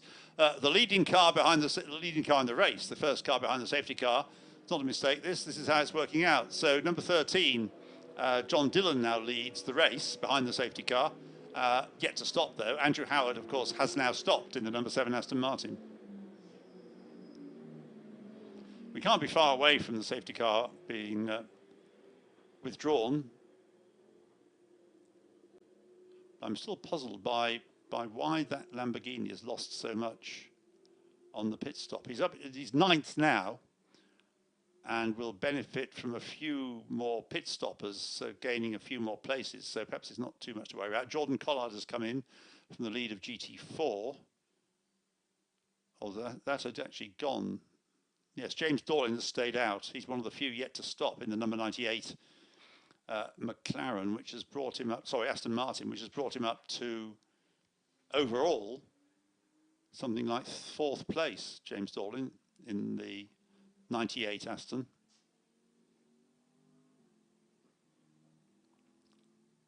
So there's Carl Leonard going through in the car that was pulled out of the gravel over at Luffield, number 17. And of the two cars that, nothing to do with the safety car, but the two cars that had the incident at the loop, which was the 61 Mustang and the 23 Toyota. The Toyota's back in the race, but the Mustang left us looking very sorry for itself. Haven't seen him come by again. But just caught a glimpse of Mia Fluid's car on the back of a flatbed, looking a bit sorry for itself as well. So that's out of the race, number 21. They've had a good season, Mia Fluid and Ewan Hankey, but I'm afraid a casualty of the opening lap and going no further in this race. And it looks like, according to the timing screen, Will Moore is still in the pits, so that would appear to be a retirement for that team. Yes, he drove back to the pits, so one hoped that the car was repairable, but it is, as you say, still there. Right, so where is the safety car? Just passing me at Aintree onto the Wellington Straight. Lights are still on as it gets under the bridge, so I think that's beyond the point he would have turned them off. No, not going off. So another lap. No, we're not getting any message to the effect that it's coming in this time. But the reason for it staying out for another lap, maybe there's a bit of debris to be swept up, but it's leading them around for another lap. But this will clear quite a few of the pit stoppers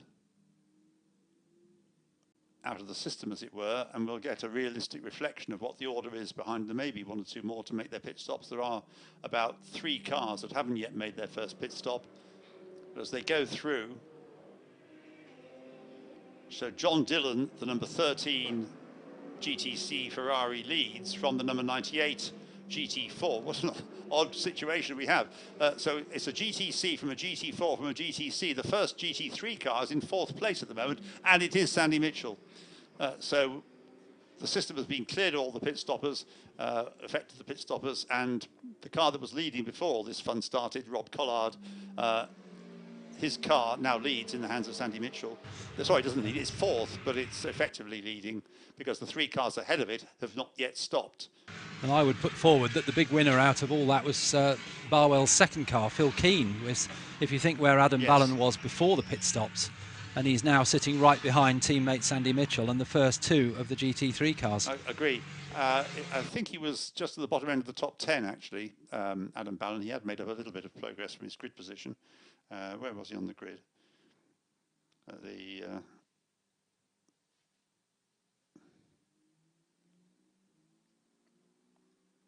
It was on the 3rd row. So yeah, he's about where his grid position would have put him, all the cars' combined grid positions. So John Dillon, James Dorlin and Laurent de Meus have all yet to stop, numbers 13, 98 and 15. Everybody else who's still running has stopped, and the cars that we've lost are the Mercedes, number 66, Nick Jones, the McLaren, number 21, Mia Fluid, and the Aston Martin, that's the one that's gone behind the barriers up at Luffield, not into the barriers, but pulled behind the barriers, Michael Brown, number 26. Those are the three that are missing, so there are still 34 cars if we include the Mustang, which may be a retirement, but at the moment it is in 34th place in the pits. And the safety cars coming in at the end of this lap. So it's now going to be, well, Sandy Mitchell against Phil Keane, teammates. And third is the number 38, third of the pit stoppers is the number 38 Aston Martin of Tom Canning. Safety car in. Yeah. And so then Sam Nero, I'm looking for quick, yes, Yelmer Berman at the moment is 9th, call that, if you take 3 away, 6th. So he's a quick driver. And Patrick Kuyler, number 69, is in 11th place. So safety car into the pit lane, and we can resume racing. We've had about 20 minutes of the 3-hour race. And James Dorlin going for the lead, goes through on the inside, passing John Dillon as they go into Cobb's Corner. So I think you'll find that James Dorlin now leads as they come up towards you in the 98 Aston Martin. No, it's still John Dillon. In fact, Right. Where is James Dorlin? 98. Oh. He's in 3rd place. Right. So he's been passed by one of the other GTC cars, if that's the way it left you. Yes, number 15. And the rest of them going through. Where is the Lamborghini? Sandy Mitchell was 4th. Yeah, 5th. Yeah, he was 5th, and immediately behind is Phil Keane. So they've remained in order, but I would imagine they'd be in the lead by the time they come back into our sight. There's the first two. Oh, and the Mustang's back. Number 61 is back. Well, a long way behind, but at least it's back on track. Well, still plenty of time to recover, but lots of things can happen. So as they come into Club Corner, it looks to me as though Sandy Mitchell has probably by now worked his way through to the front, but certainly pushing on hard, as suggested might be the case. Yelmer Berman in the number 6 green and black Mercedes is charging along, but he's having quite a battle, almost rubbing paint, with Ollie Wilkinson in the orange McLaren, 6 and 96 running side by side.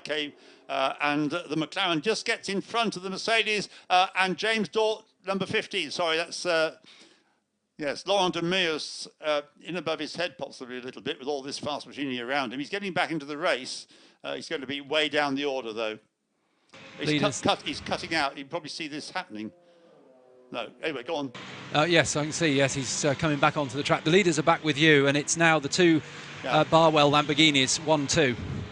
Right, well, what team orders are there? Well, last year, of course, Phil Keane got himself into some hot water with what he did to Johnny Cocker on the last lap but one, I think, of the race at Brands Hatch. So have to mind his P's and Q's, but of course, Phil, a vastly experienced driver. Sandy Mitchell determined to show he's just as quick. And young Sandy then leads the race from Phil Keane in 2nd place. Still 3rd without having stopped John Dillon. Up to 3rd, effectively, is Sam Neary in the number 8 Mercedes, having taken over from his dad.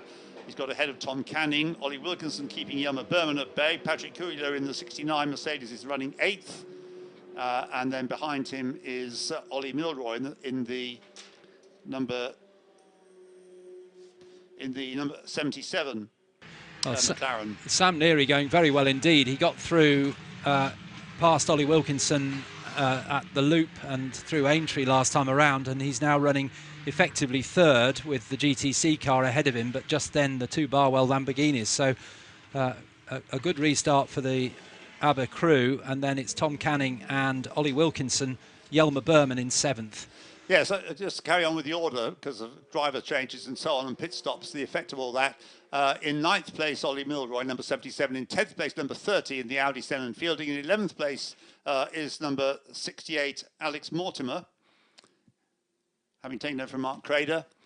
In 12th place is Michael O'Brien in the number 2 car, James Baldwin car, that stopped a bit later than perhaps it should have done. In 13th place, number 18, is Andrea Caldarelli. 14th is 98, James Dorlin, yet to stop. 15th is number 1, Johnny Adam. That's one to keep an eye on, number 1. In 16th place, number 19 is Rob Bell, another one to keep an eye on. 17th is number 3, Jedson Bunn. 18th is 24, Lee Frost. In 19th place, number 10, Jack Mitchell. 20th is 11, Martin Kodrich. 21st only at the moment, number 7, Charlie Eastwood. Another car to stop rather late, but Charlie will no doubt drive the wheels off it to try and get it up the order further. In 22nd place after that spin, 15, Laurent Demuse.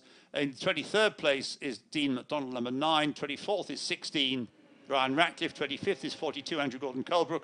26th is 97, Jamie Caroline. 27th is teammate number 95, Patrick Kibble. 28th is 23, Sam Smelt. 29th is Adam Hatfield's BMW number 43. And 30th is 17, after his extrication from the gravel over at Luffield, is Carl Leonard. So those are the top 30. 31st is Charlie Hollings, number 20. 32nd is 57, Chris Westmails, McLaren. 33rd is 58, Patrick Mathieson, the championship leader. They've got problems there. Not the championship leader, but second in the championship. They've got a long way down the order. That 58, HHC McLaren. Things didn't go well for HHC with their pit stop. Matt Cowley is some laps behind now, having taken over the number 61 Mustang, and have dealt with the 3 retirements with various types of damage. So that's where we are, and we're almost, well, we've got 2 hours, 35 minutes remaining. We've had 2 spins up here. One for Alex Mortimer in the McLaren, which lost him on my list now. Where is he? 68, the McLaren, at the loop. But what just happened, as I was about to say that, was we had another spin, and it looked like it was assisted, and that was Jack Mitchell in the 2Cs. Yeah, we had a replay of that. Was it assisted? It was an assist, yes. I thought it might be. Because Jack doesn't tend to make mistakes, so yeah, he was helped into that. We've now got Keane in the lead.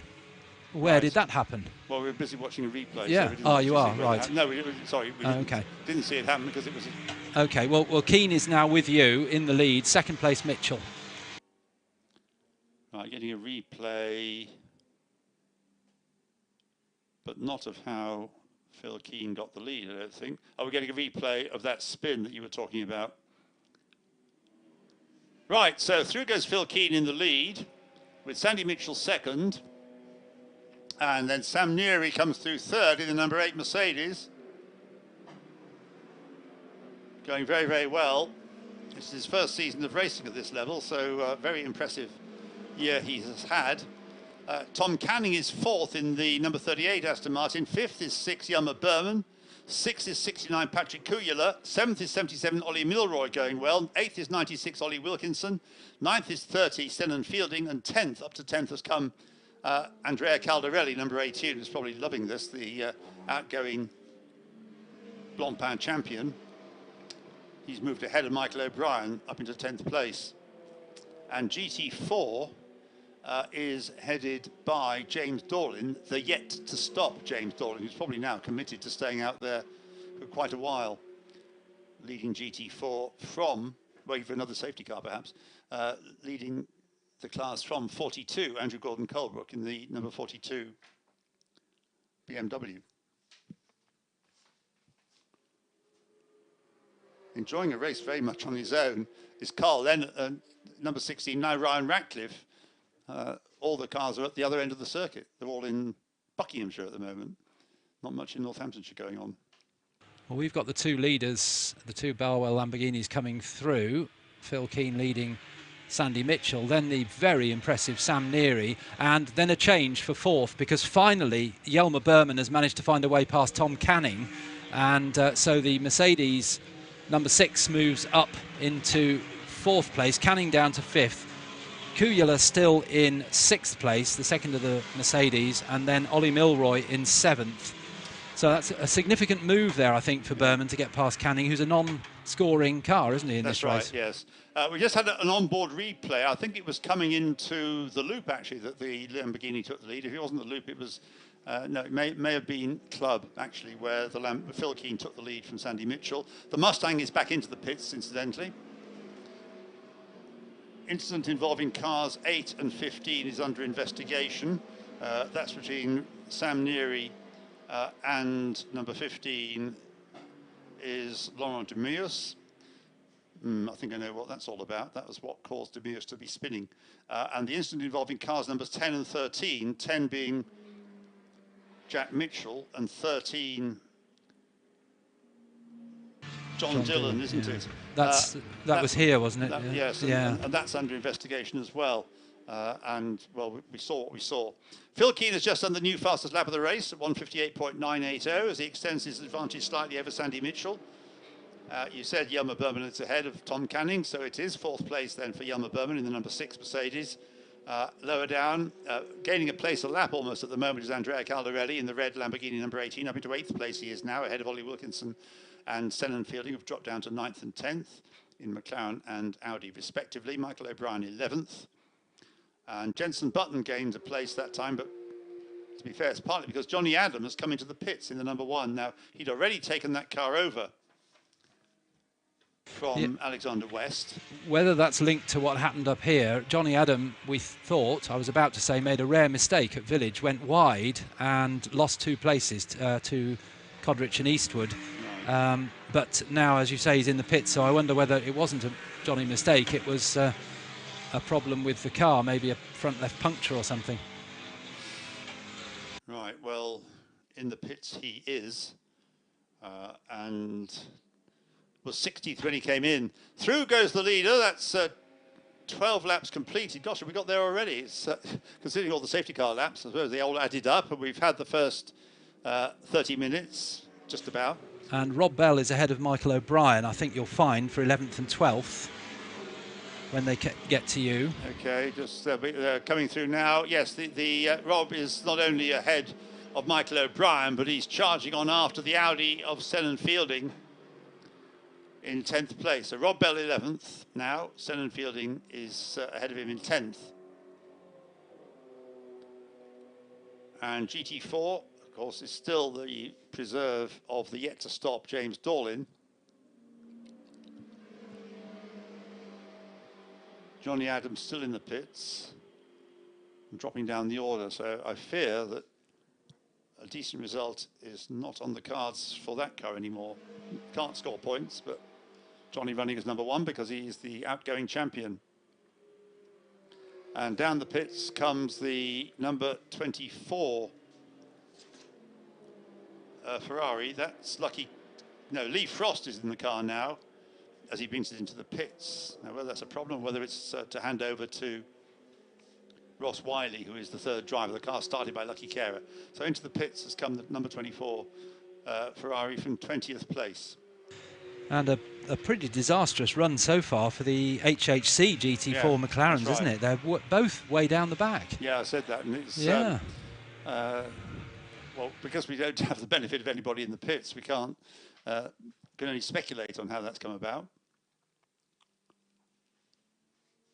But they have both had, I don't remember them particularly coming in later than the rest.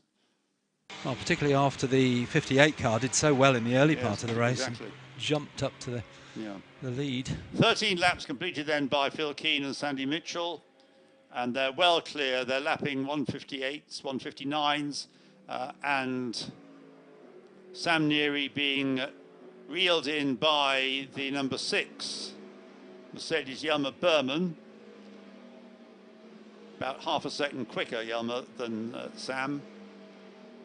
With Tom Canning 5th, Patrick Kujula 6th, 7th Ollie Milroy, and then in 8th place, number 18, Andrea Caldarelli. Didn't gain a place on that lap. His next aim would be to catch Ollie Milroy, number 77 in 7th. In one of the Optimum Motorsport McLarens. And it's Patrick Kujula now who is trying to get past Tom Canning. Yelmer Berman having got through a couple of laps ago, but Kujula really needs to press on, doesn't he? Because Sandy Mitchell there in 2nd place, the 2 main championship contenders. Yes, the one amongst the leading cars, the top 6 that isn't scoring points is the number 38 Tom Canning car, but the others are all point scorers. The next one that isn't a point scorer is Ollie Milroy's car, number 77 in 7th place. And in 10th place, we've got number 19, Rob Bell, who's not on for points either. Finished third in the championship last year. But Rob chasing after Ollie Wilkinson, closing up on him gradually by about half a second or more a lap. So Phil Keane leading by just under 3 seconds. The lap times that he's putting in just slightly quicker than Sandy Mitchell's. But then it's probably fair to say that Adam Ballon is not as quick as Sandy Mitchell. And also, of course, at the third pit stop, Phil Keane and Adam Ballon have to have an extra 20 seconds added to their pit stop time. So Sandy Mitchell doesn't have to push quite as hard. The gap's gone up to just over 3 seconds now, first to second. Sam Neary to Yama Berman is a couple of seconds. Yama not lapping that much more quickly than Sam Neary. Sam Neary, really impressive stuff this is from Sam, considering his limited racing experience. He is, I think, the youngest GT3 driver out there. 18 years old. Yeah, I've been very impressed with him, well, the whole season, but particularly in this race since the restart after the safety car. He's managed to, yes, he's losing a little bit of time to Jelmer Berman, but they're in similar cars, and Berman is a full professional driver, so fabulous effort from young Sam. A 10 second stop-go penalty for car 23. So that is the Speedworks Toyota. Now, the reason isn't given, but Sam Smelt is at the wheel of it at the moment. But a 10-second stop-go penalty. And into the pits has just come one of the, well, number 24, I told you about Lee Frost. 68, yes, Alex Mortimer into the pits, number 68, in 17th place. I'd put forward that the stop-go is for the contact with the number 61 Mustang at the loop. Right. We didn't actually see it happen, but the Mustang was ahead, and the Mustang ended up out on the on the outside of the track. So. Okay, well, car 23 is currently running in 26th place, having yet to take its stop-go penalty. And as I say, just coming into the pits was Alex Mortimer. That must be a problem for that car, number 68, because Alex is the second driver of the car. Took it over during the safety car period from Mark Crader. Leaders have gone through. The gap still stretching by a fifth, sometimes a tenth, sometimes a fifth of a second per lap. Sam Neary to Jelmer Berman, very consistent here. The gap is still coming down, but very gradually. About a fifth of a second a lap between Sam Neary and Jelmer Berman. Neary actually a bit quicker on that lap, that last lap. And as Duncan's just pointed out, Jelmer Berman is one of our 4 platinum drivers, so he's right at the top of the tree in terms of driver experience. So 23's got a stop-go penalty. Car number 10 getting a warning about track limits, which is Jack Mitchell. It's only a warning, not a penalty yet. No further action being taken in respect of either of those incidents. That's between number 10 and number 13, the McLaren and the Ferrari, or between 13 and 68, which was the Ferrari and the 68 McLaren of Alex Mortimer. So the race continues into its second part of the first hour with Phil Keane and Sandy Mitchell in the 2 Barwell Lamborghinis. Sitting on top, the gap between them 3.3 seconds. Then Sam Neary, Jelmer Berman, Tom Canning, Patrick Kuyula in 6th place. Ollie Milroy 7th, Andrea Caldarelli catching him up in 8th place. Not on every lap, but some laps. Then Ollie Wilkinson and Rob Bell complete the top 10, sending fielding 11th with the Audi. And Rob Bell is right at the back now of Ollie Wilkinson. He's closed that gap down, and also changed there. I think Eastwood has made up a place. No, he hasn't. It was the same last lap, just ahead of the Jack Mitchell McLaren. Yes. But that's the same order as they were last time. No, it isn't. There's Jack Mitchell. So Eastwood's got past Codrich. It was the other McLaren misidentified that. So I think you'll find Charlie Eastwood is now up to 14th. He's just going through now and is indeed up to 14th ahead of Martin Codrich in the number 11 2Cs McLaren.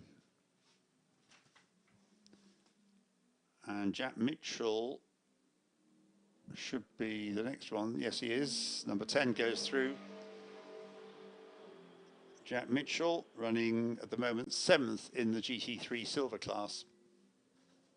And Charlie Eastwood's next target is Jenson Button in Yes. 13th place, and he's just a fraction behind, so he'll be looking to close up. And then not far ahead of Button is Michael O'Brien. Well, yes, the two Jenson Team Rocket RJN McLarens are running together, aren't they? 12th and 13th, separated by a couple of seconds.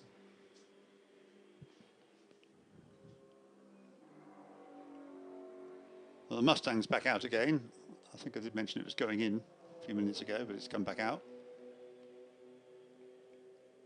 Sam Neary, responding to the threat from the Dutchman behind, from Jelmer Berman, has just done his personal best lap and another lap quicker than Jelmer.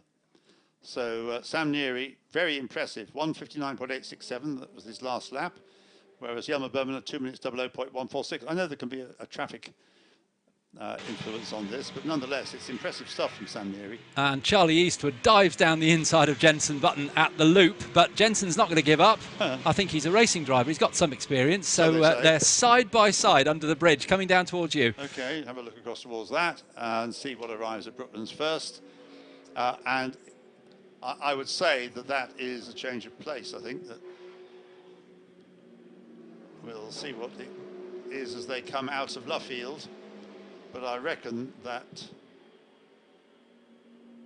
there's Senan Fielding, there is number 2, and there, yeah, so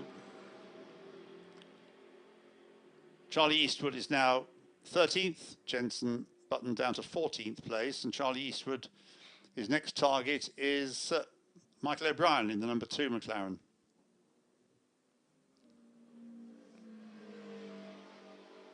And the number 10 McLaren goes through. Jack Mitchell down in 16th place. And Michael O'Brien just ahead of Charlie Eastwood, as you say, but he's got his hands full trying to get past Senan Fielding in the Audi. They're very close. And then there's a bit of a gap ahead of them, but Rob Bell on the back of that great battle, about 4 cars, I think it is, together. Bad news for the number 8, the Neary car, because there's a drive-through penalty for a race start procedure infringement. So that's not Sam's fault, it's his dad's fault, because this was at the start when, of course, Richard Neary was in the car. So all Sam's good work is going to have to be undone. A drive-through penalty for what's described as a race start procedure infringement, which I suspect is not being in the right place, maintaining formation, something like that. That's down to Richard Neary. And so Sam Neary is going to have to bring that car in for a drive-through penalty from 3rd place. And the sun's trying to shine, which is nice to see. And a gaggle of quick GT4 cars being scythed through by a gaggle of quick GT3 cars led by Senan Fielding from Michael O'Brien, Charlie Eastwood, and then a bit further back Jenson Button. Yeah. So Phil Keane through, Sandy Mitchell goes through, 4.3 seconds between them now, and once Sam Neary takes the drive-through penalty, Jelmer Berman will rise up pretty quickly into 3rd place, but will be 10 seconds or more than 10 seconds in fact, behind the 2 Lamborghinis out front. How the HHC McLaren's getting on. Chris Westmail's doing a good stint here. He has come up into 28th overall. That is 5th in GT4 Silver, whereas the Aston Martins, the TF Sport Aston Martins, Jamie Caroline is 2nd in GT4 Silver. Of course, that's still led by James Dorlin, who doesn't score points, so, and has yet to make a stop. So Jamie Caroline, Patrick Kibble, running 4.5 seconds apart, are effectively the 2 leading point scorers in GT4, and therefore well placed to take the GT4 title, which they led going into this race. So Phil Keane leads. There's 68 passing us. That's... Oh, that second pit stop for the number 68 car was intentional. It was their second mandatory stop. So Mark Crader now has that car back, having, under the safety car, handed it over to Alex Mortimer. So they've had 2 stops, 2 of their mandatory 3 stops, which is the only car to have done so. Others have had 2 stops, but that's not the mandatory stops. And Charlie Eastwood has now caught Michael O'Brien, who's still trying to get past Senan Fielding. And now Michael O'Brien's starting to look at his mirrors, and he's dropping off Senan Fielding a little bit, trying to defend against the charging Charlie Eastwood. And also Martin Kodrich has caught Jenson Button as well. Martin Kodrich in the third, in fact, of the 2Cs McLarens, number 11. And ahead of them, there's still this great battle going on with Tom Canning just leading Patrick Kujala. It just came past me. I was about to tell you about it. Yes, so it's just gone into Copse Corner, and Patrick Kujala and Tom Canning with far less GT3 experience than Patrick Kujala. In fact, Tom's only got 1 season in GT4 behind him last year when he won the championship. GT4 Championship, but Patrick Kujala, they're with you now, I think. They are, yes, and exactly that was illustrated here, that the lack of experience of Tom Canning, just trying to get past a very much slower car, which was keeping well out of the way and even indicating, but it just gave Kujala a chance. But I think the person that might have benefited, if you can see on the cameras, is Ollie Milroy, because he charged up behind the 2 of them. Yes, they're just going through. In fact, Ollie Milroy going round the outside of the 69 Mercedes as they go through there. So Patrick Kujala and Ollie Milroy is going to go through, I think, on the inside, turning into club. Yeah, the McLaren's gone through. So Ollie Milroy ahead of Patrick Kujala, who wishes the pesky boy would get out of the way, because Ollie Milroy is not in a point-scoring car.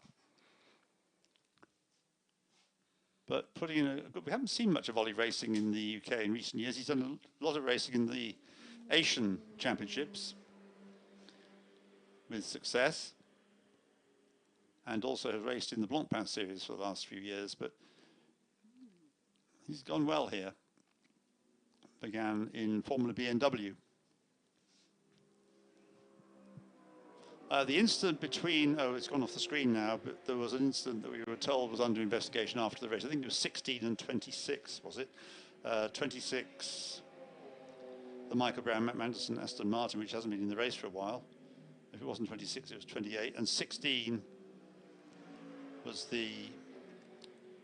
that would make sense. That goes back to the first lap, doesn't it? Right, so the leaders have gone through for the 20th time. The first 4 have gone through. Sam Neary into the pits now, presumably to take the drive. It was a drive-through penalty that they had. Not a stop-go. So you'll be soon back into the race, but we'll have lost several places. And Charlie Eastwood ahead of Michael O'Brien now, got past at the far end of the circuit. Yes, so Charlie Eastwood now 12th overall. And he's already setting about Senan Fielding in the Audi. And Michael O'Brien's been desperately trying to get past that Audi for quite a few laps, but he's right up behind Charlie Eastwood. That would put him up into 11th. Johnny Adams' car is back out again, but it's now in the hands of Alexander West. So whatever the reason for its pit stop, it's lost a lot of time. In fact, number 1 is 8 laps behind the leader. And Sam Neary has come out behind Jenson Button, so that would put him in 14th place. Okay, well, he's got some challenges then to overtake, to never get back to his 3rd place, I don't suppose, but will gain at least some of those places, given the pace he was showing. And that won't be a driver change pit stop, I don't suppose. It'll have to stay as Sam.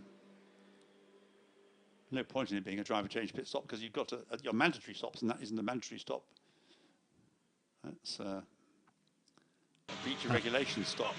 And we've got the Aston Martin versus the Audi, but we're then watching straight through past Jenson Button goes Sam Neary already, so he came out behind him out of the pit lane, But by the time they got to Village and the Loop, he's managed to squeeze through. So Sam Neary takes 1 place back. So he'll be now up to 13th, I think. Yes, 13th. So Sam, who would have been, what, 7 years old when Jensen won his World Championship? Something like that. Now has overtaken the master. Car 38 is getting a drive-through penalty for a start procedure infringement. So the race director pretty busy and having to work through everything. So that was Giacomo Petrobelli, wasn't it? So he's got a drive-through penalty now. Car number 38. That car was going well, not just because it had a good grid position. It's running in 4th place. It's got Tom Canning at the wheel now, but it's going to be no longer 4th. So that's 1 place gained back will be gained back by Sam Neary when Tom Canning takes his drive-through penalty in car 38. It's a non-point scoring car, that one. Well, despite Sam Neary's drive-through coming out where we said he'd come out and already got past 1 car, when you look ahead of him, it's not that far to that great train of cars that he was leading just a lap ago. But if he can keep up and get some of those places back, of course he's lost a lot of time to Yelmer Berman, who's coming through the loop now, where he was ahead. But here comes the next train. Is that pit stop, that drive-through penalty cost him against a normal lap time. It was a 2:23.3, a normal lap time for him, 2 minutes, so he's lost 23 seconds. That was easy arithmetic. Through goes Phil Keane, completing his 22nd lap. And Sandy Mitchell 5.9 seconds behind in 2nd place. There's Yelmer Berman in the green Mercedes in 3rd, but he is 8.7 seconds behind Sandy, lapping a little bit quicker on that lap, but not consistently. And I think this is the 38 Aston Martin coming down the pit lane now. Yes, it is. Tom Canning down the pit lane. Good old battle going on between Senan Fielding and Charlie Eastwood. You've been talking about that, Alistair. They're just heading down towards Copse Corner with the Audi still just ahead of the Aston Martin. Yes, he's proving a tough nut to crack, isn't he, for Charlie Eastwood. They've got a slower car in front of them. He's going to go... No, he doesn't. He backs out of it. Thought he was going to have a late break into Beckett's. And there goes Sam Neary, just going around a slower car through Beckett's. So he's not far off the back of that train now. Down onto the hangar straight goes that battle with still Charlie Eastwood trying to squeeze past the Audi. Just as a reminder, the 2 cars that have yet to make a stop are the number 13 Ferrari, John Dillon, who's running in 18th place and leading the GTC class, and James Dorlin in the number 98 Aston Martin, who leads the GT4 silver class and GT4 overall as well, come to that. And some way ahead, but obviously the pit stop is going to catch up on him in the end, or the fact that he hasn't taken his pit stop just yet. But James Dorlin then leading in 20th place overall, the GT4 silver and overall GT4 class. So Tom, go on. I was just going to say, into the loop comes this 4-car train, led at the moment by Patrick Kujala, who, despite not being right behind Ollie Milroy, is not closing at all. And No, it's so important for him to keep that car up at the sharp end, isn't it? Absolutely. Yeah, they've got 10 seconds to add on their 3rd pit stop. So the top 3, there's the 4th placed Ollie Milroy car, McLaren, then Kujala with the Mercedes, Caldarelli in 6th place, haven't mentioned him for a while, but he's right up behind Kujala, so that is a point-scoring car, Andrea Caldarelli and Michael Igoe. Rob Bell up to 7th place, now ahead of Ollie Wilkinson. And Senan Fielding 9th, Charlie Eastwood still stuck right behind him.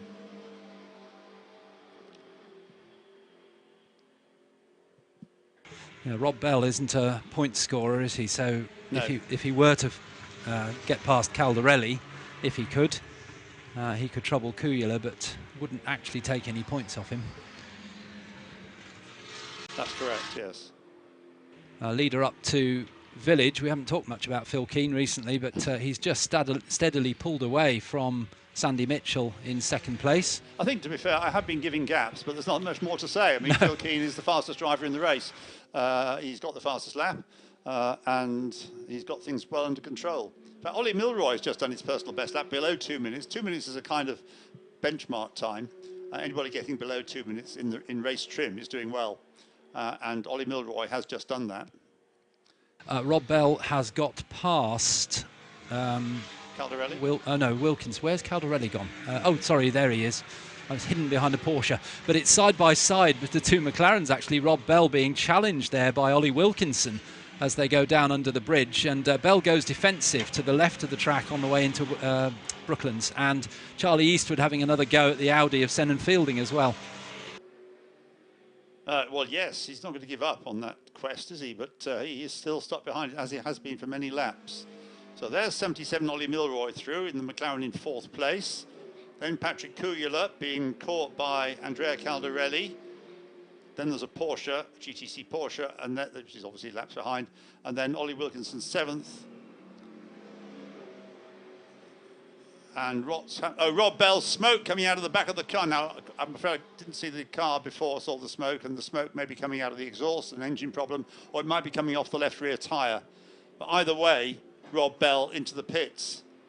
And that could be a problem. The two TF Sport Aston Martins are both getting 10-second stop-go penalties for what's called a pit exit infringement. Now, quite what that is, I don't know, but it might be crossing the line. There's a white line as you come out of the pits, and if you go across that, you get penalised.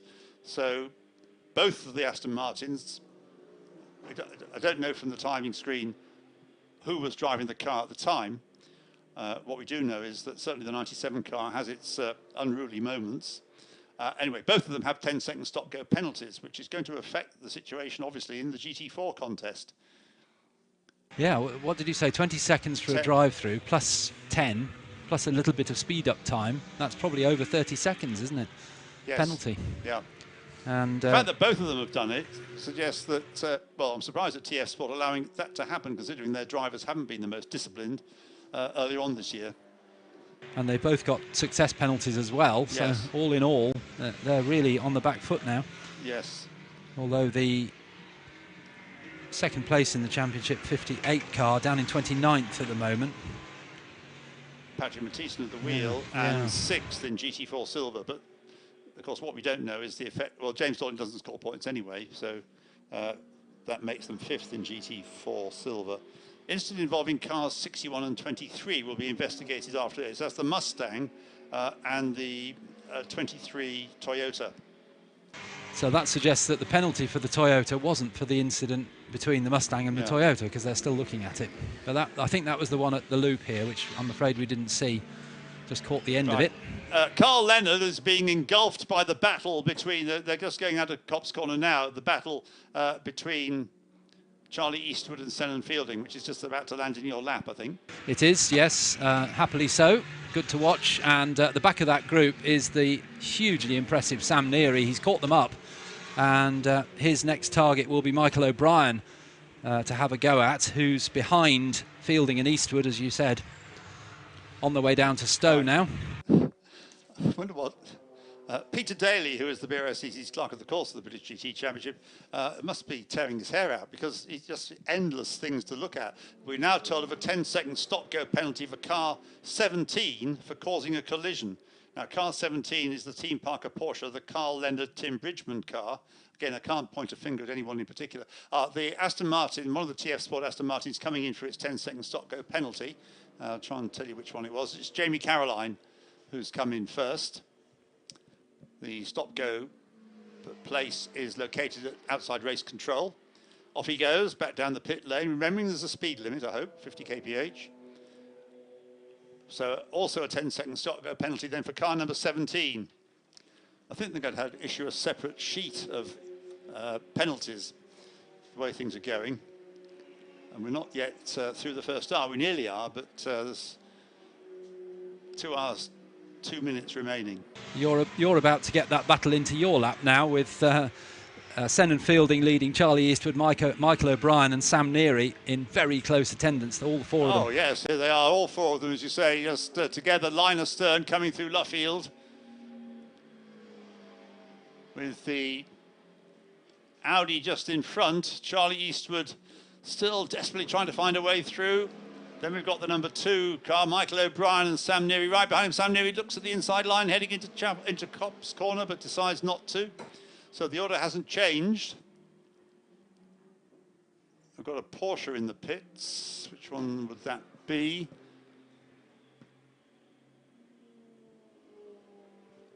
Not immediately apparent. Oh, it's the Carl Leonard car, number 17 coming to the pits. Sam Neary had another nibble at Michael O'Brien coming into Maggots, but decided it was better to drop behind. But they're on their way down to Stowe now. Another opportunity perhaps to have a go. Right, well, just to mention him again, Phil Keane leads by 5.7 seconds from Sandy Mitchell. And then there's a 6.5 second gap to Yelmer Berman in 3rd place from Sandy Mitchell.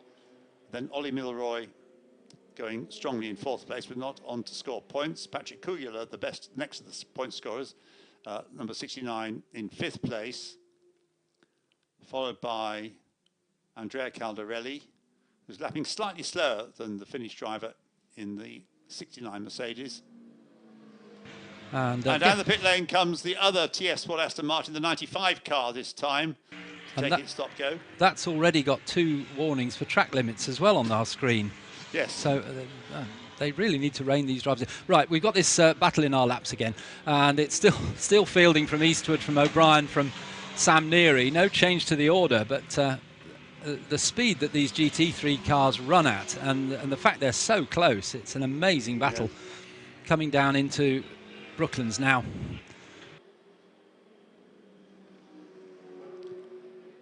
Yes, here they are then, still the Audi in front, but heading for the pit lane. So the Audi, Senan Fielding, peels off into the pit lane.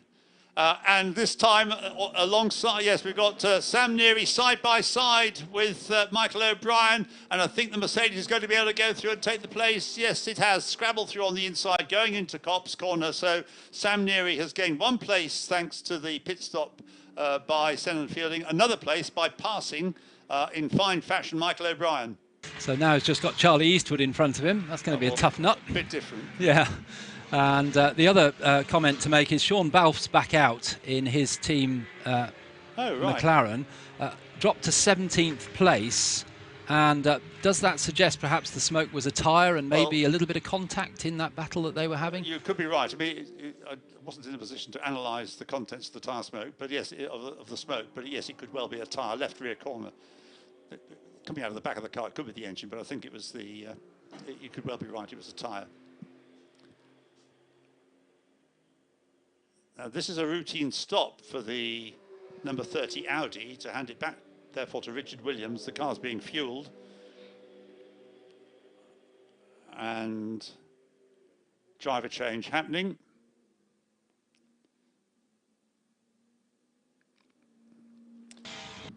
Admittedly some way back, but this tremendous pace of this middle group of cars is taking them closer. Charlie Eastwood has had some sort of problem at club. Now, whether we're going to get a replay to show what he's got going again, and I just wonder whether it was an attempt to pass that didn't come off, and so he ends up stationary. We may get back to a replay of that. But Charlie Eastwood will have lost some time as a result of that, and will probably have been passed by at least Michael O'Brien and Sam Neary. And maybe 1 or 2 others as well.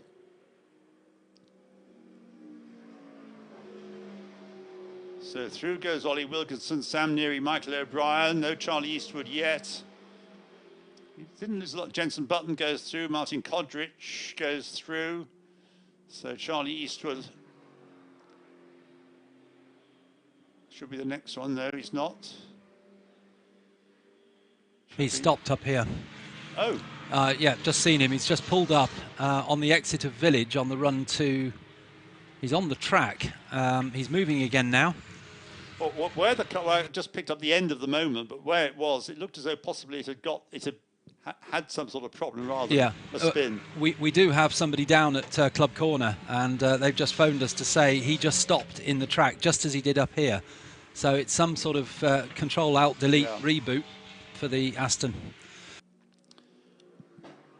Good battle going on for fourth place in GT4 between Patrick Matthiessen in the 58 McLaren and Sam Smelt in the Toyota. Running very close together. Into the pits comes the number 17 Porsche. Now, was that a car with a penalty, did I mention? Anyway, it's Carl Leonard coming in.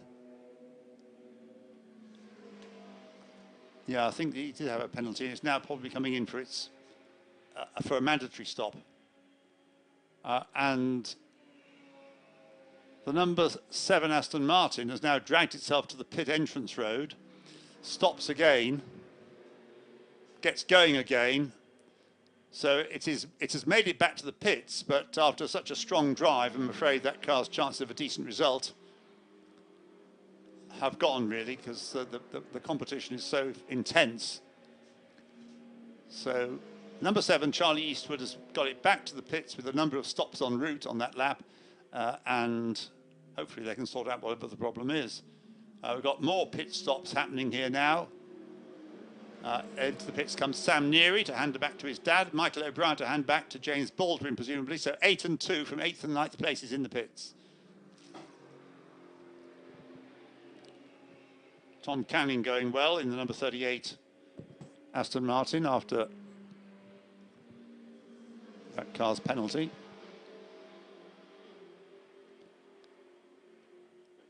So the order now, just after the hour mark, is in the lead, number 72, Phil Keane. From 78, Sandy Mitchell in the 2 Lamborghinis, Barwell Lamborghinis. Third is the number 6, Mercedes from Ram Racing, Yama Berman. Fourth is the 77, McLaren from Optimum Motorsport, Ollie Milroy at the wheel at the moment. Fifth is the second of the Mercedes, number 69, with currently Patrick Kuyula at the wheel from in sixth place, number 18, Andrea Caldarelli's Lamborghini. Seventh is Ollie Wilkinson. And yes, I was just pausing because I thought I caught a glimpse of a green roof going down the pit lane. Phil Keane in the pits. So for its second stop, Phil Keane therefore handing over to Adam Ballon. Sandy Mitchell for the moment staying out. Down the pit lane comes the number 98 Aston Martin. Aston Martin, James Dawley, making that car's first stop. And it'll be handing it over to Alex Toth-Jones. But a good opening stint, but slightly deceptive. Just how good that is, we can't really tell at the moment because, of course, everybody else has made at least one pit stop. So Phil Keane in. Adam Ballon won't be as quick as Phil. Take the car over. Sandy Mitchell may well come in straight afterwards to hand back to Rob Carr. Then we'll have an interesting battle there. Inter-team battle. Yama Berman. Drive-through penalty for car 38. Now 38 is Tom Canning at the moment. Now I think I've already mentioned a penalty for that car, but it's now been just coming up on the screen that the 38 Aston Martin, Tom Canning driving it currently, Giacomo Petrobelli, had a penalty for the start, didn't he? Number 1 going well again with Alexander West at the wheel, but it's many, many laps behind. So car 38 at Aston Martin had already dropped down to 10th place, and it'll drop further because this is a fresh penalty. It's picked up, I think. Yama Berman has just done his personal best lap of the race, or that car's best lap of the race, as he tries to close up on Sandy Mitchell, but he hasn't achieved that yet because Sandy's lapping on the same sort of pace. So Sandy Mitchell goes through and takes the lead. Yama Berman goes through in second place, the gap down to 4.4 seconds. So gap reduced by a second on that lap. And in third place is 77, Ollie Milroy. Fourth is 69, Patrick Kujala. And into the pits from fifth place comes Andrea Caldarelli in the number 18 Lamborghini to hand over to Michael Igo. And sixth is 96, Ollie Wilkinson. Seventh is going to be Jenson Button. Yes, he's just gone through. So Jenson Button is seventh. Eighth, right behind him, is number 11, Martin Kodrich. Down the pit lane. What did they say this was getting? Stop, go, or drive through. Anyway, down the pit lane comes number 38, Tom Canning. So no sign yet of the number 72 Lamborghini after its pit stop. Work out where that has dropped to following its second stop. Adam Ballon now at the wheel. And back out on track again is number 7, still with Charlie Eastwood at the wheel. So they didn't take the opportunity to change drivers, well, unless they haven't pressed the button, of course. I was going to say, if it was a mandatory stop, they have to change drivers. But it wasn't, of course, a mandatory stop. No. It was a stop caused by a car having a stop-go session. Yes, its own stop-go penalties. Built-in stop-go penalty. So I told you, Andrea Caldarelli in Dean McDonald also has come in from 10th place in the number 9 2Cs McLaren. And Adam Ballon, I would have thought should have been through by now. Anyway, he's not in the top 10 at the moment, that car that Phil Keane was driving. There is 78 Sandy Mitchell through. Yama Berman, is he getting any closer? Yeah, he's got another second closer. And there is 72 through. So Adam Ballon now in a lapped 11th place. But, of course, he's got his second pit stop out of the way. Just one more pit stop for that car. And Ollie Wilkinson comes in for his second stop to hand back to his co-driver. And I'm afraid the Beech Dean Aston Martin is stopped again. Didn't even make a full lap. It's now parked on the apron between Village and the Loop. It's going again. He was just waiting for the traffic to pass, but it cut out on it. It looked like it had cut out on its way into Village, and he just coasted to a halt. Right, 10-second stop-go penalty for car 8 for causing a collision. Don't ask me which driver was at the wheel, but anyway, it's got a 10-second stop-go penalty. This is a new penalty for this car because its first penalty was at the start. Down the pit lane come two of the leading GT4 cars. The number 57, sorry, no, the 23 Toyota and the 97 Aston Martin. They were running nose to tail. So Sam Smelt and Jamie Caroline both in the pits. So a 10-second stop-go penalty for car number 8. So all the hard work that Sam Neary's been putting in, Richard now has to cope with that. Yes, down the pit lane slowly comes the number 7. Begins to look as though its race is run, although I'm sure they'd like to get to the bottom of the problem that's causing this cutting out. It's coasted down the pit lane. And you mentioned it a couple of laps ago, but Yelmer Berman has now taken a full second off the gap to Sandy Mitchell in the last 2 laps. Yes, earlier he's doing a full second off, but in 1 lap, I mean. But yes, Yelmer Berman certainly pushing hard, but his next pit stop can't be far away. And into the pits comes Patrick Kujala in the 69 Mercedes from 4th place to hand back to Sam DeHaan.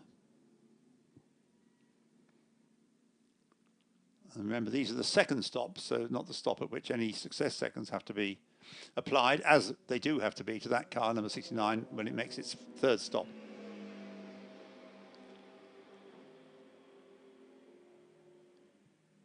So yet to make, well, in fact, The first three cars have yet to make their second stop. Sandy Mitchell, Yelmer Berman and Ollie Milroy. Into the pits comes the Richard Neary Mercedes for, what was it, a 10-second stop-go penalty I think they've got. To get rid of that.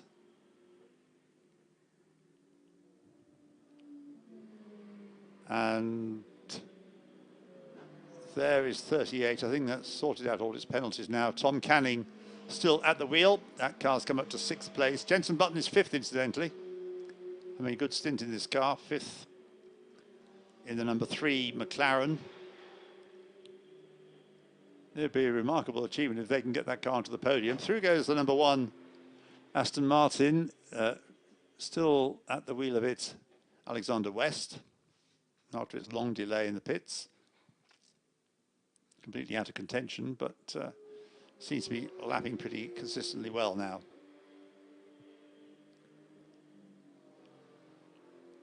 Alex Toth-Jones in the 98, ex-James Dorlin Aston Martin, running 5th in the GT4 Silver class,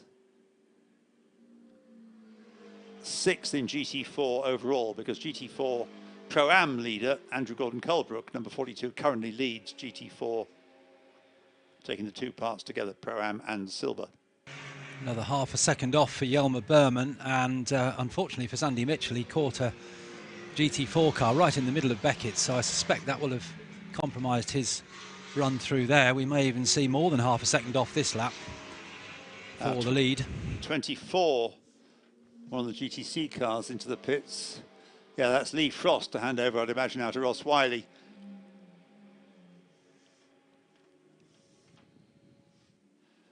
And Jenson Button in 4th place comes down the pit lane very rapidly, Formula One style, until he gets to the speed limit zone. And then he hastily got on the brakes and changed down the gears to make sure he got down to the required speed. So Jenson Button in the pits now from 4th place in the number 3 McLaren. And Chris Buncombe to take the car over.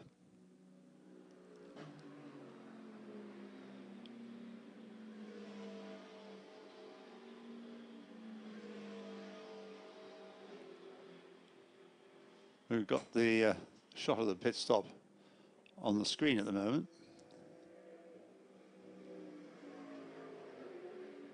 Can't start refueling. No, we've gone away from that. Very few cars then yet to make, amongst the leading cars, yet to make their second stop.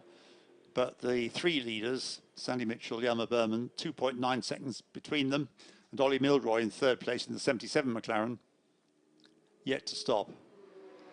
There's the 78 car through, Sandy Mitchell, Yelmer Berman, less than 2 seconds behind now. So the Mercedes edging ever closer to the Lamborghini. Now Adam Ballon, in the car that was leading the race, in the hands of Phil Key, number 72, goes through and is in 6th place. Gained a place at the expense of Sam DeHaan on that lap, so Adam Ballon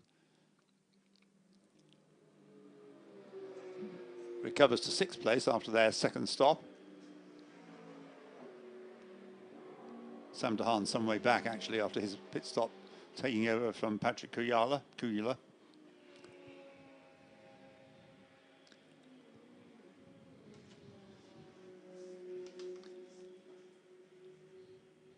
And Lewis Proctor taking over from Ollie Wilkinson, number 96 McLaren in 8th place, that is. GTC we haven't mentioned for a while. The GTC leader is number 16, with Ryan Ratcliffe currently at the wheel of it, the Porsche, number 16. Back into the pits. It seems to be a regular pit visitor at the moment, but he's still running in a good position. Tom Canning in the number 38 Aston Martin comes in. Chris Buncombe has taken over the number 3 McLaren from Jenson Button. Will probably emerge behind Adam Ballon.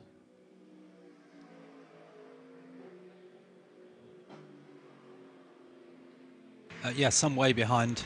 Ballon just coming through loop and Buncombe going down into Stowe, and you've got the lead battle, and we can call it a battle now because Berman has caught Sandy Mitchell. Right. Yes, the two leaders through then, just coming up to lap one of those very easily seen TF Sport Aston Martins, GT4 Aston Martins, into Copse Corner. Then Sandy Mitchell, Jelmer Berman, just over a second apart. 1.035 seconds is the gap. Coming up to Beckett's now, there's one of those TF Sport cars. The Sandy Mitchell gets through and Jelmer Berman doesn't, so that's the sort of rub of the green, isn't it? Oh, and in fact, he was very badly held up there, much worse than Sandy Mitchell was a couple of laps ago. And I think what we're going to see now is the gap back out probably to nearer 2 seconds, because all the way through Beckett's he had to stay behind. Which Aston Martin was that? That was one of the TF Sport cars. 95 or 97? I didn't see. 95, thank you. 95, okay. 95, yeah. And that's Patrick Kibble.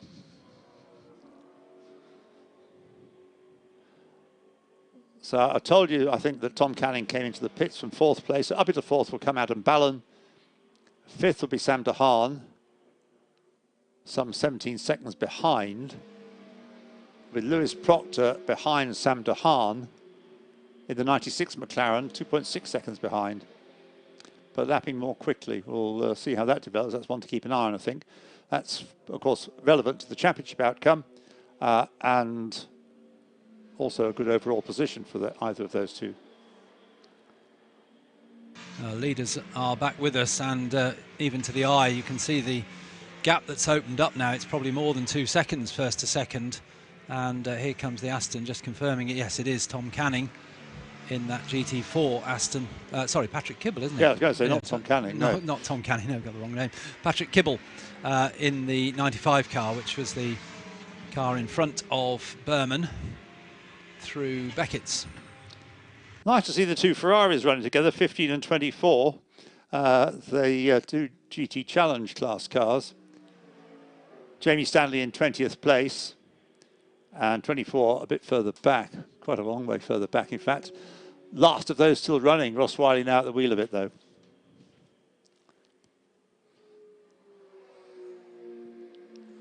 So Giacomo Petrobelli has now taken over 38 from Tom Canning in 4th place. Although it won't be no, Adam Ballon goes through and takes 4th place now. So Adam Ballon in the car that has done, the leading car to have done its second stop. The leader in, Sandy Mitchell. So Jelmer Berman stays out and takes over the lead for the moment. The gap as they came into the pits, Sandy Mitchell was only 0.9, so we didn't really get a realistic appreciation of what the impediment of the Aston affected on the gap. And something coming in smokily. Is this another tyre failure? It's a Porsche. Porsches don't smoke. Yeah, yes, the left rear on that Porsche is at an odd angle. It's, which Porsche is it?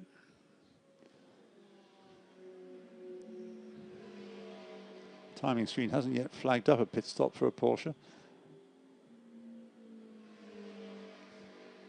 There it is, Tim Bridgman, number 17 from 26th place.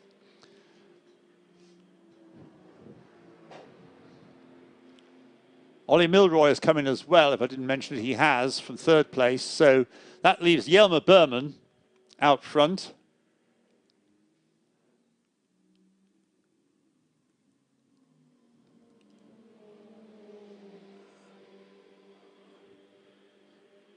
So Sandy Mitchell to hand over to Rob Collard, that car currently in the pits.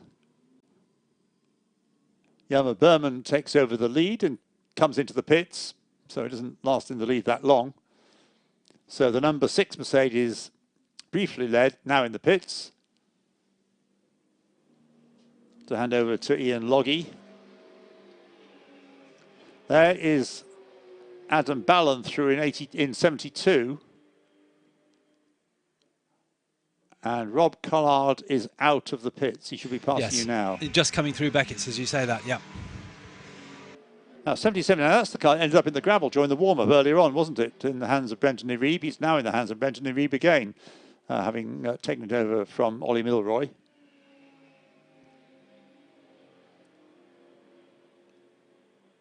And that car rejoins now, number 77. I don't think Iribe is going to be anything like as quick as Ollie Milroy has been. And another two cars that are closing up, and this is both scoring points as well, and rather important for Sam de Haan. He's being caught by Lewis Proctor for 5th and 6th places, and they're on equal on pit stops, so they're both onto their 3rd stint. Good little GT4 battle going on between Gus Bowers in the 57 HHC McLaren and 97 Daniel Vaughan in one of the Aston Martins, TF Sport Aston Martins. GT4 currently being led by Patrick Kibble, or actually GT4 Pro-Am led by Andrew Gordon-Colbrook as he came into the pits. But that car is, as I say, now in the pits. So Yelmer Berman is in. Rob Collard is now at the wheel of the number 78 Lamborghini. Brendan Iribe at the wheel of the number 77 McLaren. And Adam Ballon in the 72 McLaren back on track. And I think it's probably fair to suggest that Rob Collard will be quicker than Adam Ballon. So we're interested to see how, after the full pit stop effect has worked its way through, those two cars are relative to each other. And Adam Ballon has got past Brendan Iribe, so he's up to 3rd overall, although that doesn't increase his point score, but he's up to 3rd now. So Ian Logie now at the wheel of the number 6 Mercedes. And would you believe he's come out half a car length in front of Rob Collard? So going out of Beckett's corner now onto the Hangar Straight, the effectively net leading cars, Logie leads Collard by, well, just a half a car length. Well, that's extraordinary because, of course, when they came into the pits with the other drivers, the gap was down to about a second, wasn't it? So it's about a second now. Yeah, there we are. I've got it on the screen going into Vale. The green Mercedes ahead of the black Lamborghini. Turning through Club Corner. Well, Ian Logie has shown in earlier races he's a very good defensive driver. And on narrower circuits, he's able to make that quite a wide car and prove, as I called it earlier on, capable of generating a Logie jam as the queue of cars formed up behind him. Now he's just got one car to worry about. It's a car that is driven by a driver with a chance of taking the championship. And as they come through the loop, Adam Ballon is coming through Village, and he's being obviously chased by Brendan Iribe, who he's just passed. They're coming out of the loop now, and ahead of them is the 68 McLaren, which is some laps behind. So 1, 2, 3 and 4 all coming into your section of the track. Yeah, well, yes, I'm just thinking about this. Ian Logie, Rob Collard are together. Sam de Haan is one to focus on, 69. How far behind is he? He's 11.6 seconds behind Brendan Iribe. I think he'll be able to make that up pretty quickly. So through go 72 and 77 running in formation with Adam Ballon just ahead of Brendan Iribe. And Ian Logie just ahead of Rob Collard, probably with you, Alistair, or has he gone past you? No, just gone past us, yeah. We've just got Adam Ballon arriving. So Collard and Logie down on the Hangar Straight. Now, Sam de Haan is, as I say, 11.8 seconds behind Brendan Iribe. Yes, and he's just coming through Beckett's now, and he's now been caught by Lewis Proctor. That's been going on for quite a few laps. So we've got 3 pairs, haven't we, for the top 6 places? Yes. Michael Igoe is in the number 18 Lamborghini in 7th place, the Caldarelli car. And then in 8th place is James Baldwin, once more having taken over from Michael O'Brien. Number 2 in 8th place.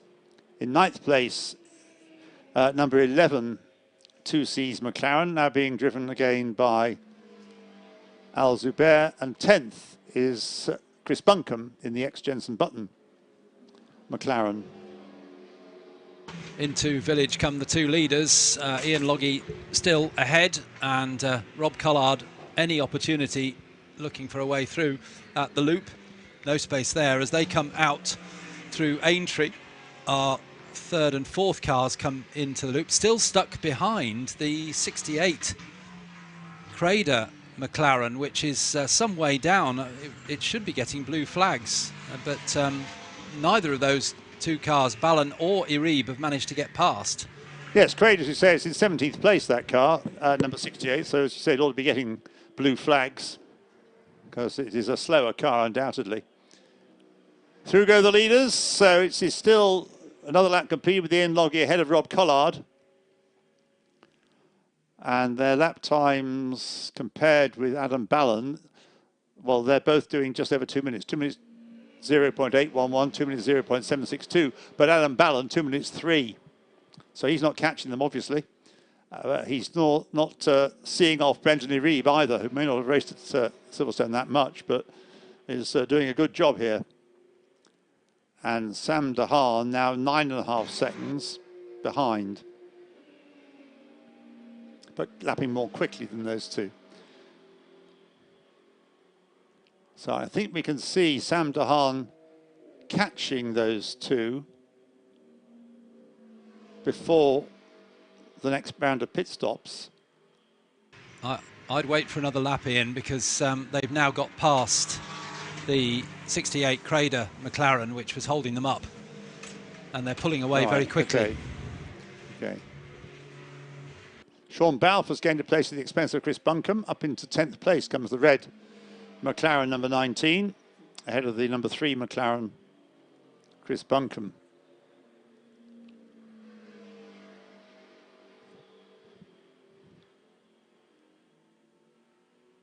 Mustang still circulating. It's been booming around. Matt Cowley driving it at the moment, bringing it into the pits. It's a long way down, though, 7 laps behind the leader, which is a couple or so laps behind the leaders of its class, GT4 class. All right, there's two very attractive Ferraris circulating together. They're on different laps, 15 and 24. Jamie Stanley, the yellow car, being in 20th place. And third in GTC. Two leaders through.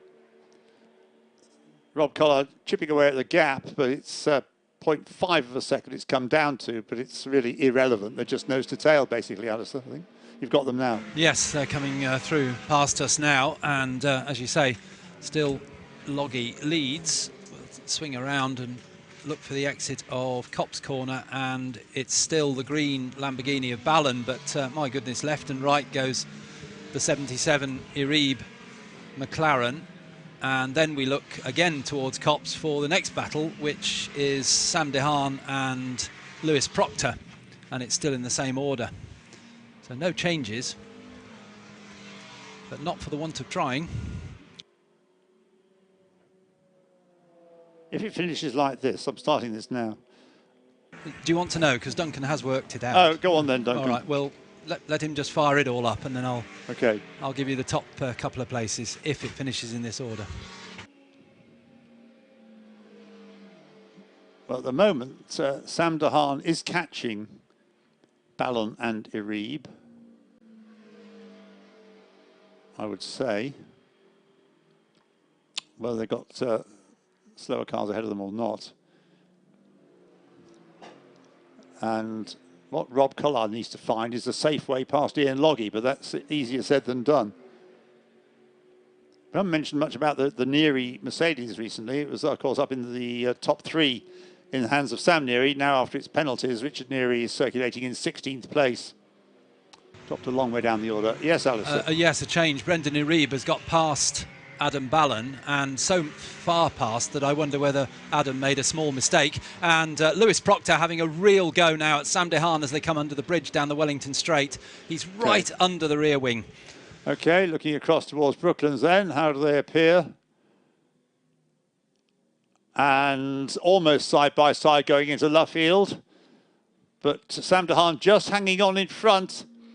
Lots of blue flagging going on down here for slower GT4 cars about to be. Here they are side by side, and Lewis Proctor gets through on the inside. Is he going to get ahead of Sam DeHaan? They're side by side over the line. They've got traffic ahead, and the orange McLaren just gets ahead of the pink and black Mercedes. And so as they go into Copse Corner, this could be significant for the championship. But Lewis Proctor has got ahead of Sam DeHaan.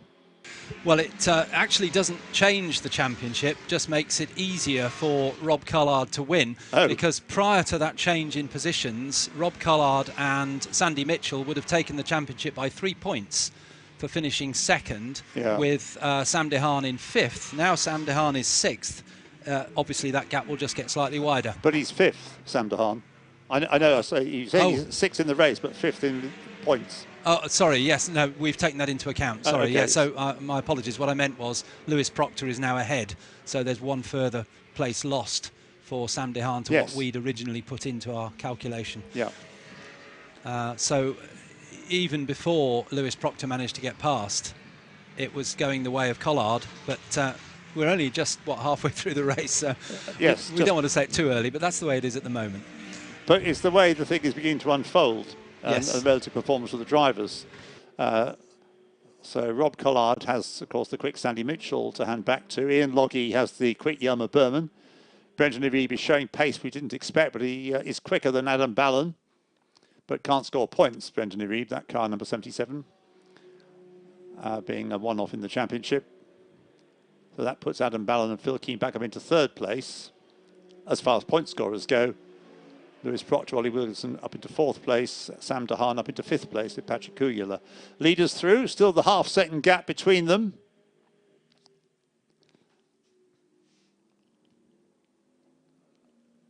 And then in third place, Brendan Reeb now freed of other traffic to, now what's his lap time going to start looking like? Well, actually, last time around, he was quicker than the two cars ahead of him, the two leaders, Brendan Reeb. So, going impressively here. Adam Ballon had already fallen back 5 seconds behind the 77 McLaren. And James Baldwin managed to get past Michael Igoe just as they came round by us. Yes, that's confirmed as they go through here. So James Baldwin now in 7th place, car number 2 McLaren, and 8th is number 18 Michael Igoe in the red Lamborghini. Lower down, Jamie Stanley has gained a place. Second in the GTC class to the number 13. Number 13 Ferrari, which is currently in the hands of Phil Quaife, which was a late stopper. Didn't make a stop for a long time, did it? Got itself into the top 3 as a result of that. Down the pit lane comes the Balfe, Sean Balfe Motorsports McLaren, which had that early smoky pit stop. This isn't a smoky pit stop, but it is a pit stop. So that car's recovery is held up for the moment. The car that's very good at circulating in splendid isolation is the Phil Quaife GTC leading number 13 Ferrari in 18th place. Every time we look up, it goes through completely untroubled by anything else. And the leaders go through, just lapping the number 58 HHC Motorsport McLaren, Patrick Matthiessen and Jordan Collard. Is it Jordan? Yes, so it's dad lapping lad, actually, there. Rob Collard lapping son Jordan. And the gap's a little less that time. Yes, they look closer up at this end. Yeah, Jordan wasn't able to help his dad that much and get in the way of the lead. But not do you think of doing that. Incident involving cars 2 and 18 under investigation. Car 2 being the now James Baldwin McLaren, and 18 is the Lamborghini, now Michael Igoe. That may have happened when the place changed. Yes. The Lewis Proctor Optimum Motorsport McLaren is catching Adam Ballon. Yes, reeling him in. 4th place.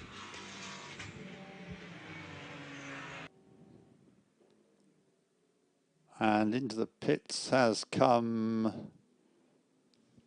think that was the Aston Martin, but one of the Aston Martins, but Yeah, it's the #1 car. Yeah, that's way down the order that Johnny Adam will be taking over. So Ian Logie, Rob Collard separated by under half a second. 6th and 78 of the two leaders. Brendan Reeb in third place. Still lapping more quickly than the leaders. By a couple of seconds a lap, actually. And the gap between Brendan Reeb in third place and Rob Collard is 12.6 seconds, but coming down. Adam Ballon in fourth place, Lewis Proctor fifth. It's switched round now. Proctor has got past Ballon. All right. Leaders through, lapping the 98 Aston Martin. And Rob Collard beginning to look more and more serious about trying to get the lead out of the hands of Ian Logie. But I did predict it wouldn't be an easy task. Ollie Wilkinson goes through then, or Lewis Proctor, I mean. Lewis Proctor goes through, as you say, now up into fourth place, ahead of Adam Ballon. And up with them as well, of course, is Sam DeHaan. And he is likely to pass Adam Ballon anytime soon, I think. But Lewis Proctor may be more difficult to pass, let alone catch.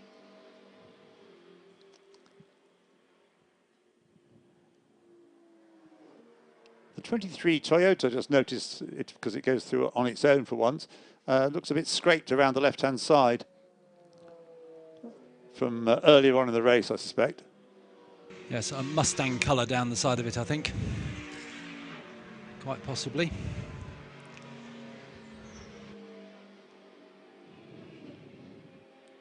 Richard Williams in the Audi is chasing after Chris Buncombe in the #3 McLaren.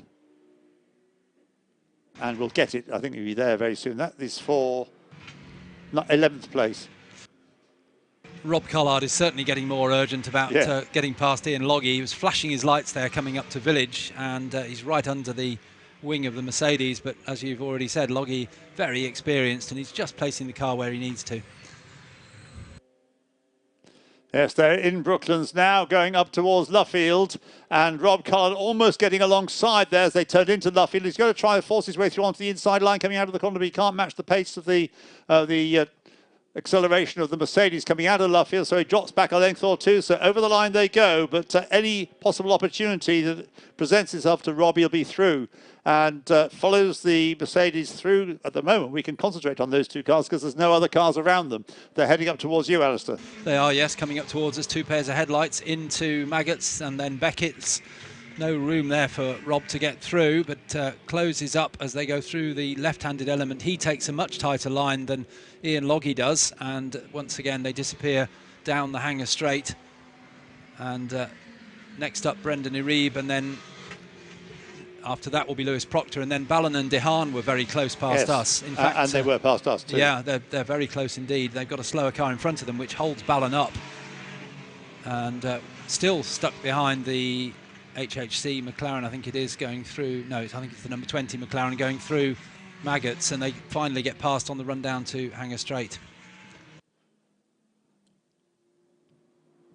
And just looking at the GT4 situation, the 98 non-point scoring Aston Martin leads GT4 in the hands of Alex Toth-Jones at the moment, the one that James Dawlin was driving earlier on. And second, so the effect of that long stint without a pit stop under the safety car doesn't seem to penalise them at all. And second in GT4 is the #42 BMW with Rob Weldon now at the wheel of it. That leads the Pro-Am GT4 category, but it's second, taking the two classes together. And third is Jordan Collard in the 58 McLaren. So at the moment, how far behind it is the 95 or the 95 and 97? They're not that far behind. So Jordan Collard in the 58 McLaren, 95 Conor O'Brien, 97 Daniel Vaughan. They're all running pretty close, about 5 seconds between them. Leaders go through. 47 laps completed, and An hour and 17 minutes to go into Copse Corner. Still the Mercedes just holds off the Lamborghini. Smallest the gap's been though, 0.307 of a second is all it was that time. Brendan Reeve doing a very good job there in third place. But lapping scarcely quicker than Louis. He is still catching them gradually. Lewis Proctor, Adam Ballon, Sam DeHaan, a quarter of a second behind Adam Ballon. Then we've got James Baldwin, number 2 in 7th place, number 2 McLaren. There's Michael Igoe through in 8th place, the number 18. And then the number 11, 2C's McLaren in 9th place, with, at the moment, Al-Faisal Al-Zubair at the wheel. Now, this is a car heading down the pit lane relatively slowly. Oh, it's the number 1 Aston Martin, the delayed car that Alexander West is bringing in.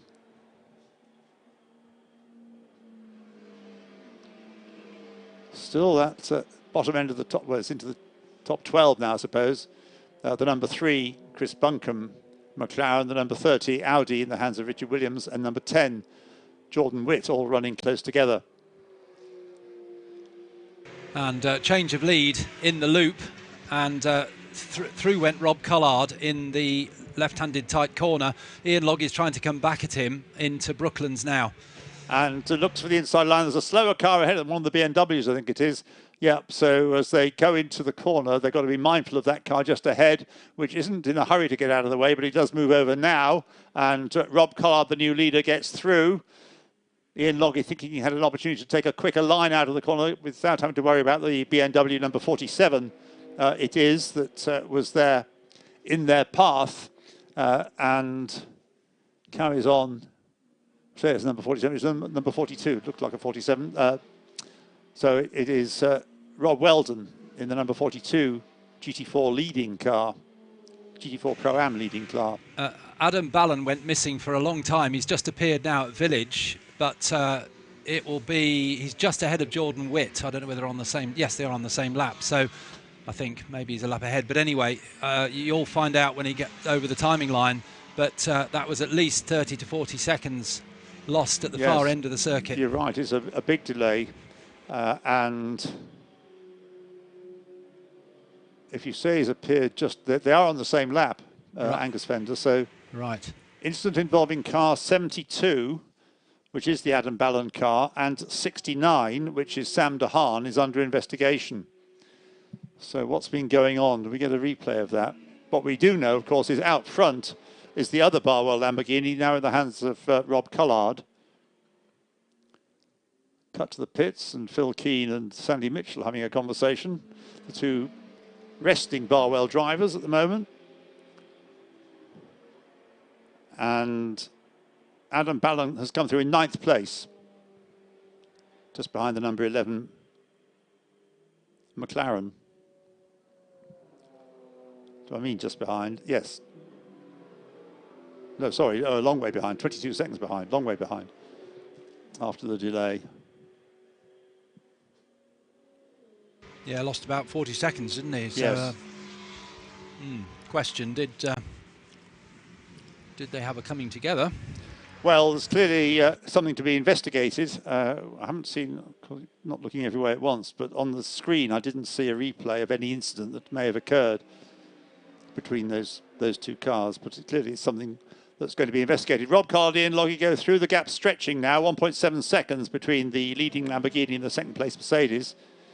And as for Brendan Iribe in 3rd place, that gap's coming down. It's only 8 seconds now between Ian Loggy and Brendan Iribe. Lewis Proctor in 4th place in the 96 McLaren going nicely. And then Sam DeHaan and James Baldwin circulating together. So Sam DeHaan is now effectively in 4th place of the point scorers. But Rob Collard leads. So what does that feed into the Duncan computer? We'll get that steam-driven computer working now. Looks like DeHaan lost about 3 or 4 seconds in that incident. So he lost a little time, but Adam Ballon lost a load of time. Yeah, and one would assume that De Haan was behind Ballon at the point of the incident. Yes. So it does smack of some sort of contact which spun Adam Ballon round. Probably at club. Into which at the moment Sam De Haan is just turning, followed by James Baldwin, whose first full season of motor racing has been very impressive. And I think he's definitely minded to gain a place if he possibly can at the expense. They're with you now, Alistair. Yes, coming up to Village. Baldwin still right behind. Up to the loop, no opportunity there. Angus Fender, incidentally, has passed Adam Ballon, and that's subsequent to the incident. Up to 9th place now, number 9, ahead of 72 Adam Ballon. You've got Baldwin coming down, chasing De Haan into Brooklands, right behind. And going through. Yes, so through goes the number 2 McLaren up into 5th place. So Duncan has to reboot the computer, or redeploy refeed the computer. Because we now have Rob Collard leading. And if they stay that way, I mean, you don't have to do any calculations, do you? Because he's going to win the championship if he wins the race. Yeah, again, the gap only gets larger from what we've just done. So we're now looking at 168 points for Collard and Mitchell, and 151.5 for Sam De Haan and Patrick Kuyala. Incident involving cars numbers 10, that's one of the 2Cs McLarens, the Jordan Mitchell car, and number 30, which is the Audi, Richard Williams at the wheel, currently under investigation. Number 10, Jordan Witt is at the wheel at the moment. The 2 TF Sport Aston Martins, you need glasses on, sunglasses to the colour of those cars.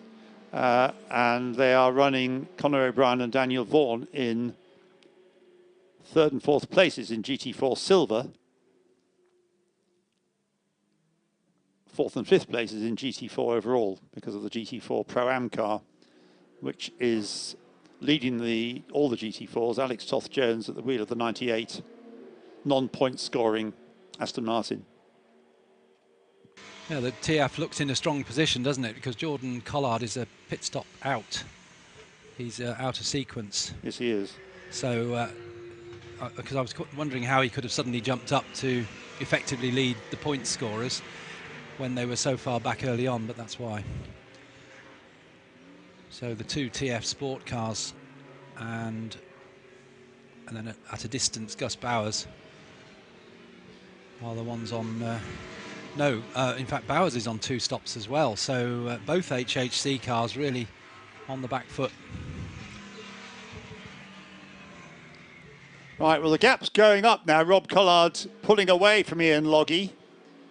The gap's gone up to 3.6 seconds, and it's down to 4.5 seconds between Ian Loggy and Brendan Iribe. The 77 McLaren in 3rd place, going mightily impressively in the hands of Brendan Iribe, but is not going to score any points. Can it do better than 3rd? Yeah, I think there's a real chance, because Ollie Milroy's not a slouch. He's could well enhance that car's chances, but there are, of course, some quick drivers to get into these cars. Patrick Kuyler in the 69 Mercedes. Ollie Wilkinson in the 96 McLaren. And into the number 6 Mercedes, Yama Berman, of course. So it's all finely balanced. So we're coming up towards there's an hour and 8 minutes to go. An hour and 8 minutes remain. Daylight is staying good. Rain staying away. There's Gus Bowers through in the 57 GT4 Silver HHC Motorsport McLaren, running some 10 seconds behind the 2 Aston Martins. which are 4 seconds behind Jordan Collard. Points scored in GT4 across the two Silver and Pro-Am. Rob Weldon is on point scoring in the number 42 BMW, which currently lies second in GT4, if you take the two together. Yeah, Rob Collard's lead going up a second a lap nearly now, 5.2 seconds it is, over Ian Logie.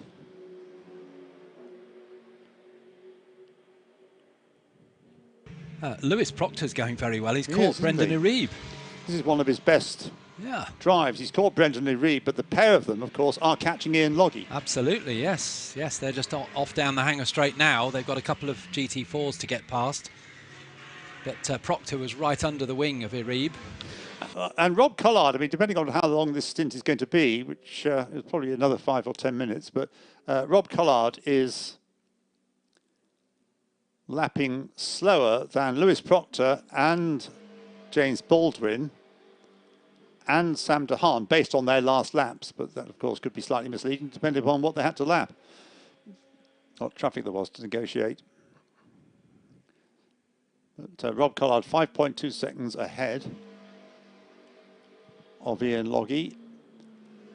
There's Chris Buncombe through in the number 3 McLaren with the Audi of Richard Williams right behind him.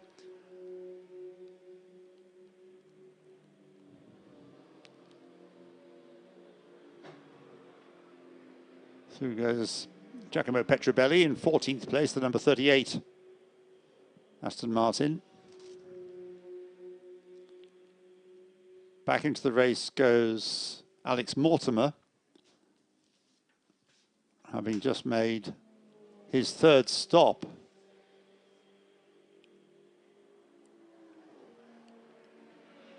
Yeah, so I don't think that car's had a penalty to pay, so that is the first car, I think, to do its 3 mandatory stops. We've got other cars that have done 4 stops, so that's because they've been in and out of the pits for penalty purposes.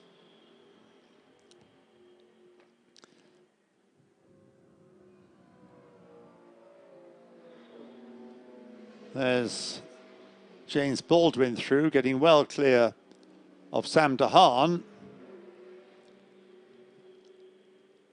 And James Baldwin, what was he, 11 seconds behind Lewis Proctor, who's half a second behind Brendan Uribe. They probably passed you by now on this lap, have they, Alistair? Just gone through, yes, nose to tail, but no change in the order. Down towards Stowe Corner now.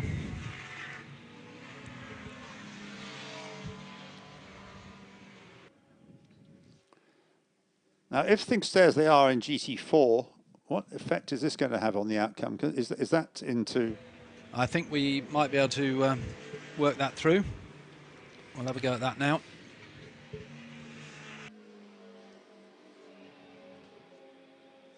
I know we've got Tom Hornsby's sheets here, but I was being lazy and asking if you could do it. I was to keep an eye on what's going on in the race.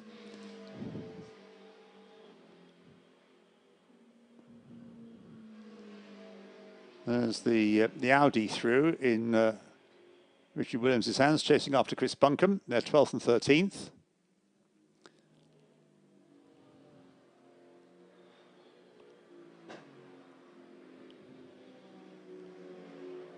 Playing catch-up, Richard Neary in 15th place in the number 8 Mercedes that was going so well earlier on. The two TF Sport Aston Martins circulating together in GT4. Running 3rd and 4th in GT4 Silver, 4th and 5th in GT4 overall. Leader through, Rob Collard, 54 laps completed. There is the 2nd place, number 6 Mercedes. And there's the 77th, 3rd placed McLaren.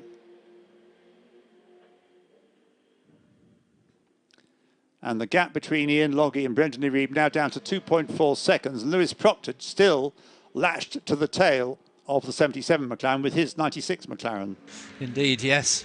On the GT4 championship positions, it is rather irrelevant at the moment because we're still a pit stop out. Yes. But if we say that Jordan Collard is second in the point scorers, Yes.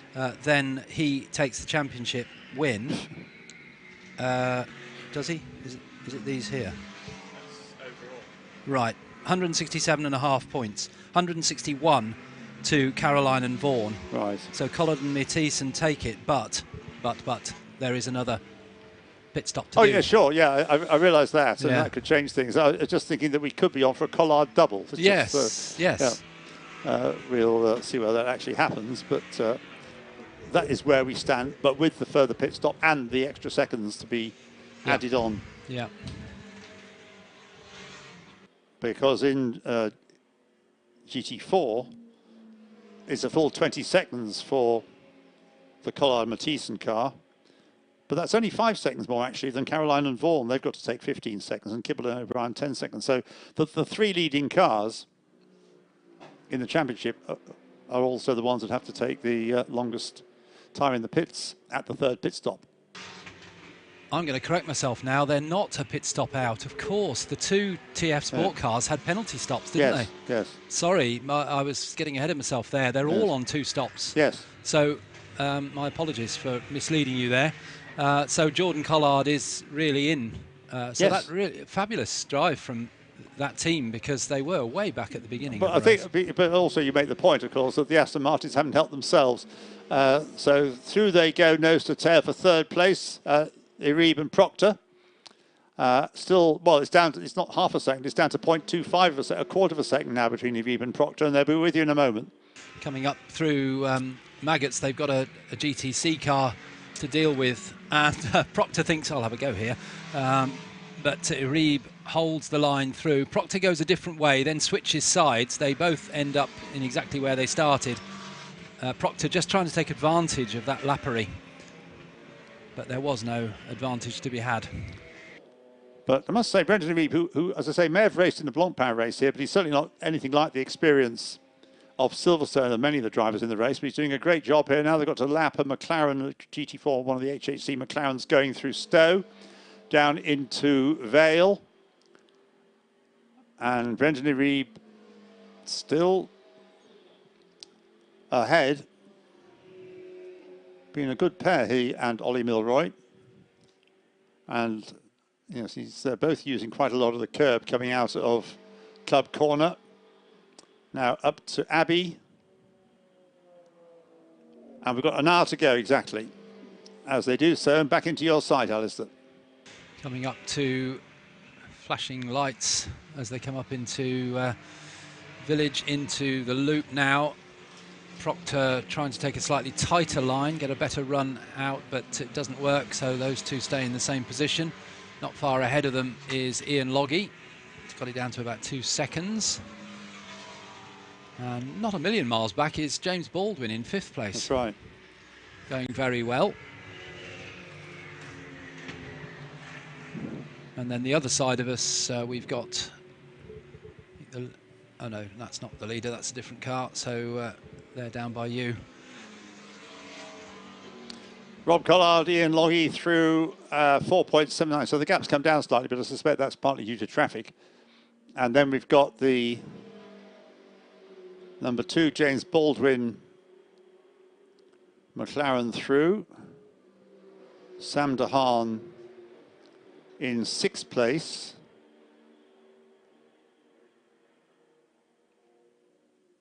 Running a bit on his own at the moment. 8.5 seconds behind James Baldwin, but well clear of the number 11 non-point scoring 2Cs McLaren. Currently in the hands of Al Faisal Al Zubair.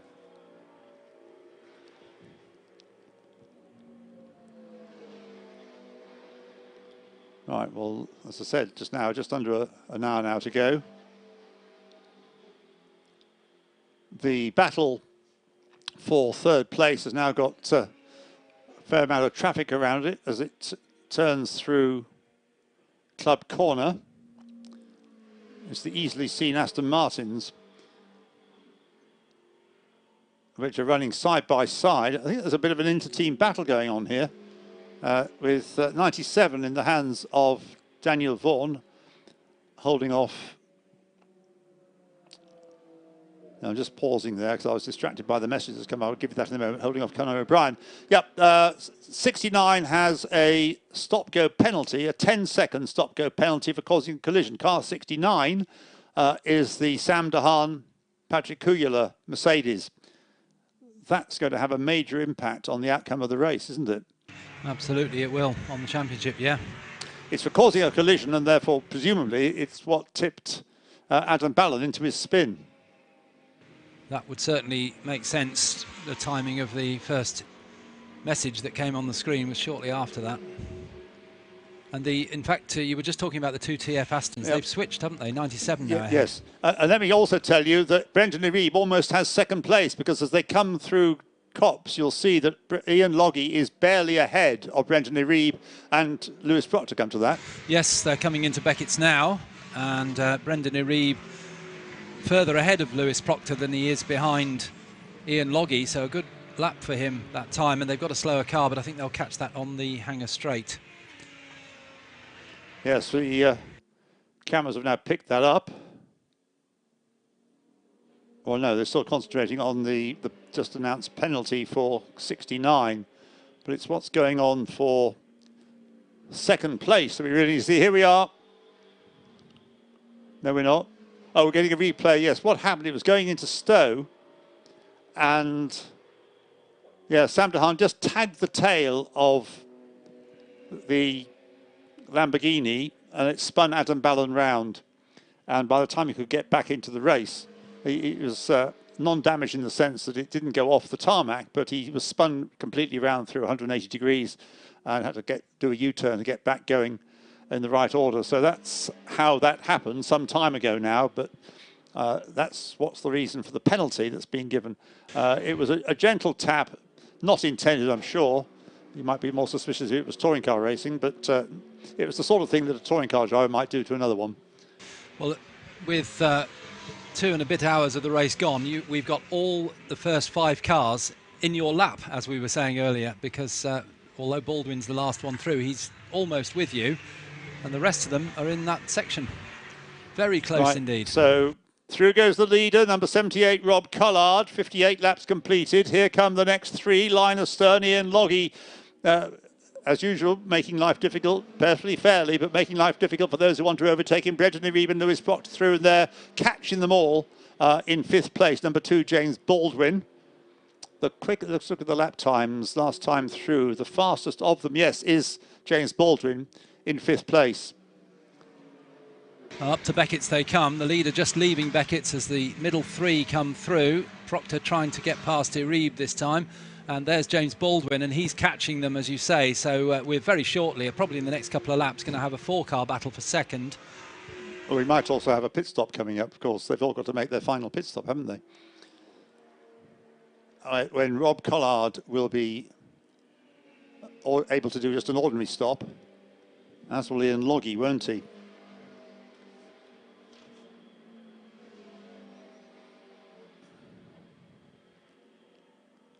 Yeah, the one who's got to make the slightly longer stop is the number 69 Mercedes, which is some way back from that car, 13 seconds behind it.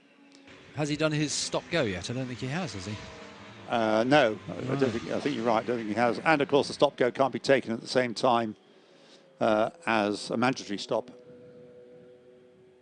Here they come again.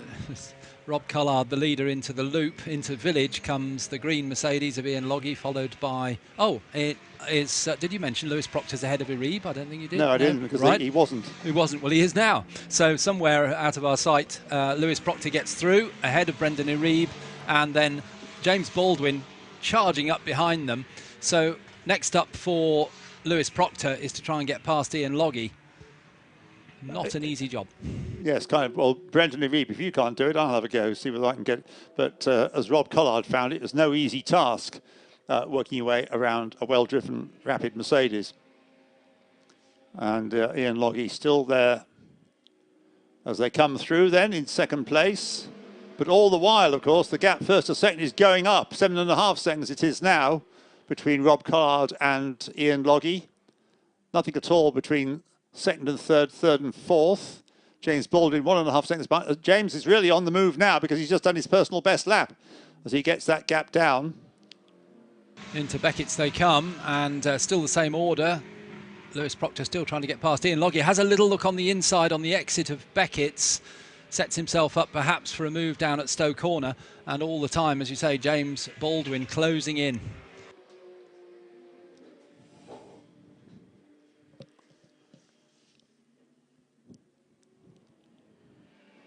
Michael Igoe through here in 8th place in the number 18 Lamborghini. And that fight for second place, just turning through Club Corner, still it is the green now, taking a tight line. Lewis Proctor as he came through the second part of Club, but wasn't quite able to get level with the Mercedes. So it is still the Mercedes in second place, the McLaren in third, McLaren in fourth, through Abbey.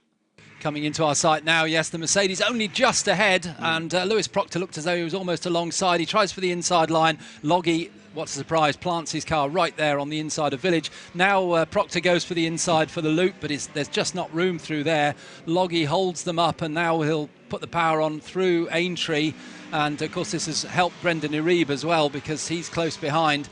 Now, Logie goes very early to the inside of the Wellington Straight, ready for Brooklands. Yes, down Wellington Straight they come. I don't know whether Iribe's going to make it. No, he's not. He's going to tuck in behind the orange McLaren. So it is still the green Mercedes from the orange McLaren from the black.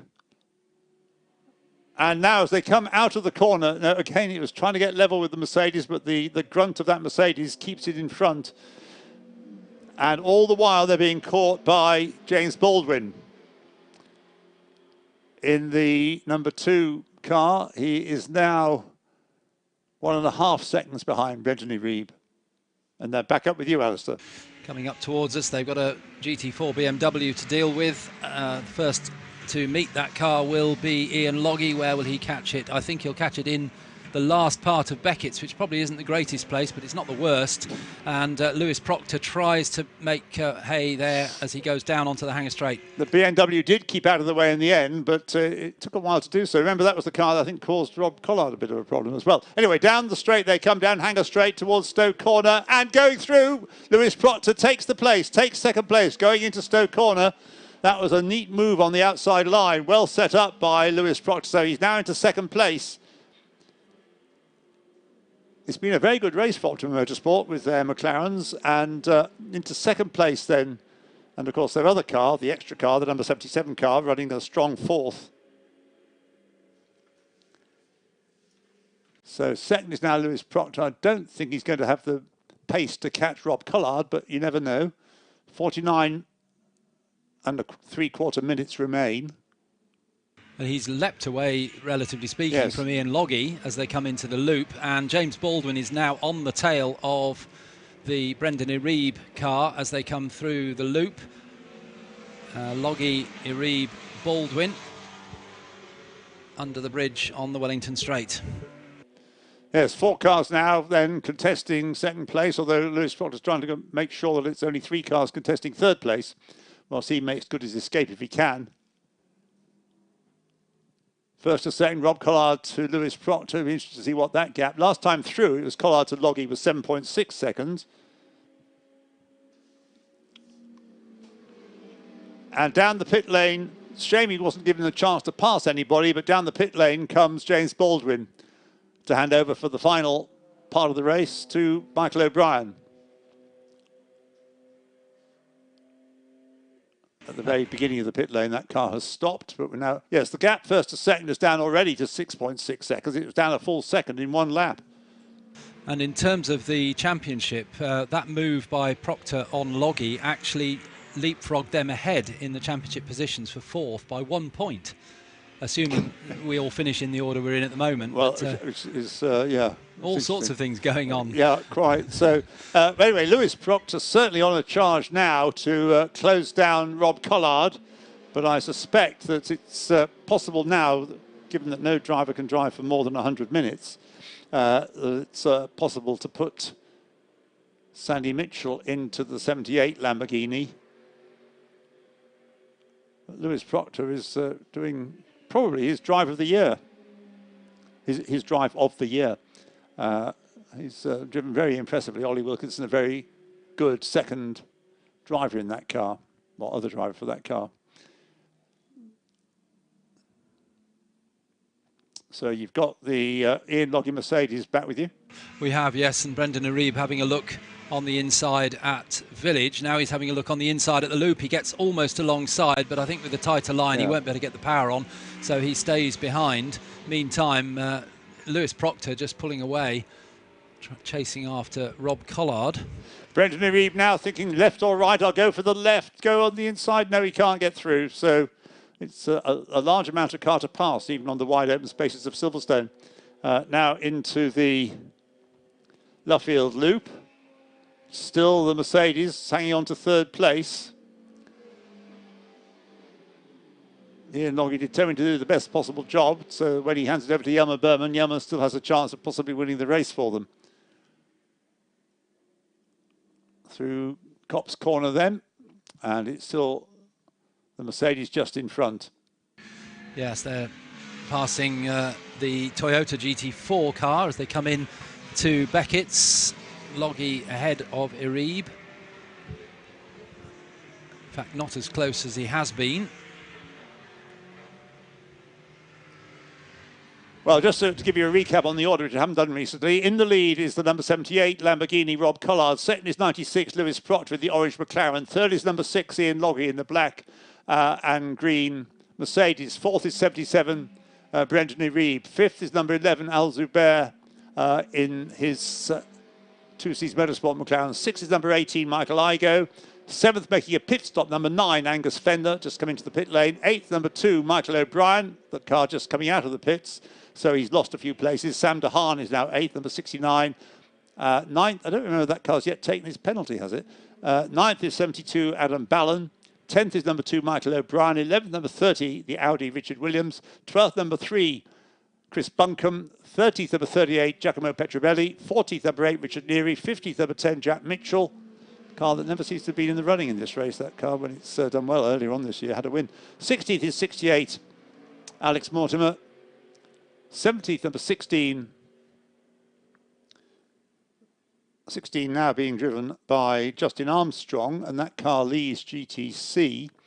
18th is number 13 John Dillon's Ferrari, second in GTC. 19th, number 15 Laurent Demus, third in GTC. Number 15, 20th is number 42 Rob Weldon, leading GT4 from Jordan Collard, who leads the GT4 silver category. 22nd is Daniel Vaughan. 23rd is the other Aston Martin, Conor O'Brien, third in GT4 silver. Then Gus Bowes is 24th, number 57. James Dorlin, back in 98, is 25th. 26th is 43 Ben Hurst. 27th is 23 the Toyota in the hands of Sam Smelt. And Charlie Hollings, number 20, is 28th. Will Moore and the Mustang is laps behind, 29th. And 30th is Lucky Carer, back behind the wheel of the number 24 Ferrari. And this is live, side by side. They've just gone past you, Alistair, haven't they, for third place. Coming down towards Stowe Corner. It is still just Ian Logie. And he's going for the inside. Yes, thought about it, Brendan Arib, but decided not to force the issue that much. And so tucks back in behind the green Mercedes as the fight continues for third place. And Michael Igoe is in to hand over to Andrea Caldarelli for the final time. Angus Fender is in to hand the number 9 McLaren over to Dean McDonald.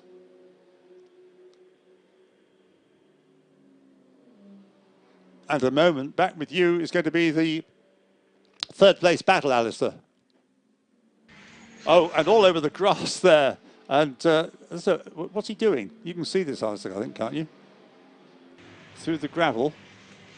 Yes, Arib went straight on at Village by the looks of it. So that puts Logie into a secure, an unchallenged third. Yeah, who will go through past Arib? There goes the number 2 car. So that's a lap down, isn't it? Because it's been in the pit. So it's Michael O'Brien. So Arib goes through now, still in 4th place. Al Zubair is the next car, so he's not that far behind. And yeah, that was straight on at Village. I don't think there's any gravel there, is there? I think it's just... No, he found some gravel a bit later as he cut bits of that sequence of corners. Yeah. So anyway, Michael Igoe handing over to Andrea Caldarelli, getting a replay now. That he ran wide coming into Farm, and then at Village he was all over the gravel.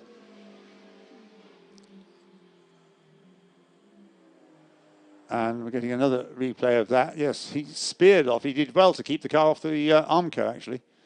But then got onto the gravel, which was capable of arresting or slowing the process of the car, but not stopping it. And he was able to drive over that and back into the race. He's lost time, but not a place. But he's now only coming into the pits. So 11 McLaren has come into the pits, and so is the next car along in 6th place, the number 18 Lamborghini. And Sam DeHaan has made his 3rd stop. He's in 6th place, but that was the penalty stop I think he's taken. The 10-second penalty. So, yes, he's in 6th place, but well back now. Whereas out front, Rob Collard is being caught by Lewis Proctor. The gap is now down to 2 seconds, isn't it? So I think they're with you, or they've just left you. Yes, they have. They're just coming under the bridge now. And in fact, yes, suddenly Rob Collard is under pressure from Lewis Proctor. And they're just coming into Brooklands. Yeah, well, we've got the other Barwell Lamborghini in the pits at the moment. And although they both came in for their first pit stop under the safety car at the very start of the race, I doubt whether a planned pit stop is going to involve... Yeah, coming into the pits is not the Lamborghini, but the McLaren. So... into the pits goes Lewis Proctor. Didn't quite get the chance to take the lead. And he will be handing over to Ollie Wilkinson. They could still be winners of the race, though. Oh, and they're pushing now. That was, I suspect, Barwell getting their 72 car out of the way to accommodate the Rob Collard Lamborghini when it gets to the end of this lap. He's just going down towards Stowe Corner now, Rob Collard. Yes, we saw them pushing the green car slightly up the pit lane. It's still in the pits, and they wanted to make sure it was out of the way for its teammate when it comes in, which could well be at the end of this lap. It'll obviously clear the pits before 72 will clear the pits before 78 has to. So it doesn't matter if they park one behind the other.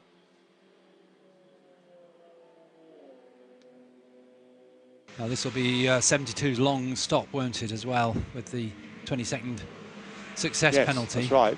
So yeah, they're probably as well just to make sure, just in case Rob Collard gets back in time. He's just coming up to Village now. The 78 Rob Collard.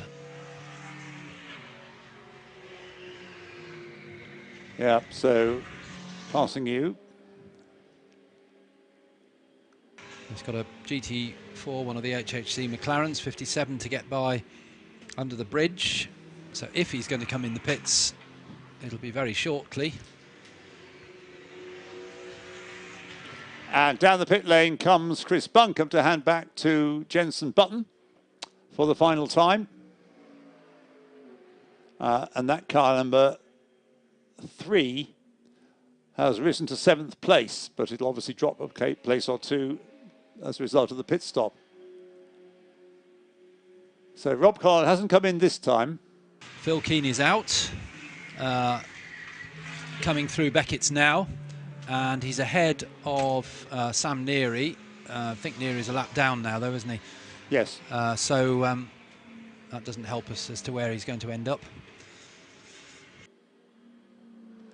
Right, which one's that? It's the car getting, the number 13 car getting into difficulties. That's the John Dillon, Phil Quaife Ferrari, but I think it's got going again.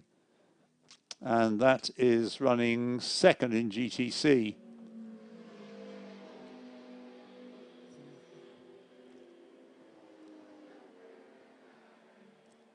So Rob Collard from Ian Loggy yet to make his 3rd stop.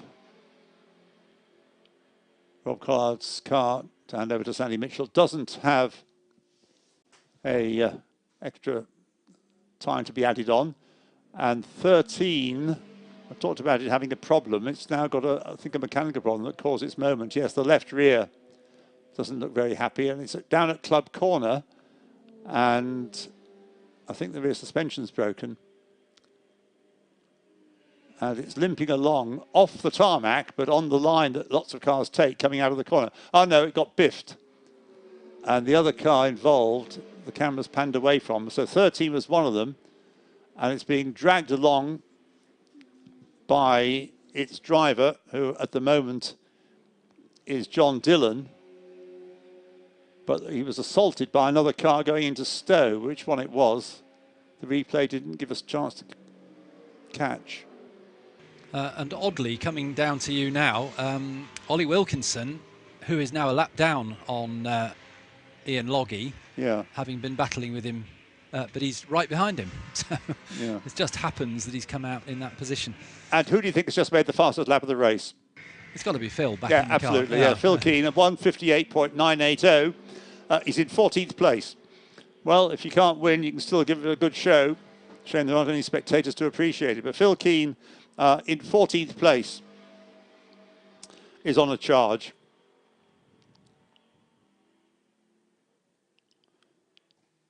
So the lead that Rob Collard has now over Ian Logie, 15 seconds. Remember, for a large part of this stint, the Mercedes was leading the Lamborghini. And Brendan Iribe, after his moment, is in 3rd place, but 10 seconds behind Ian Logie.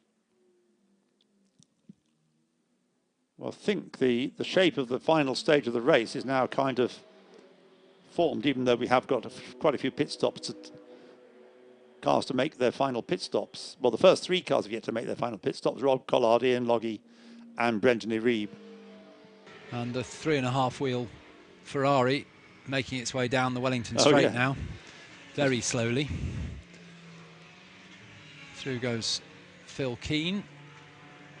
It's certainly worthy of the white flag, I would have thought, that car. It's getting the white flag on the on the straight.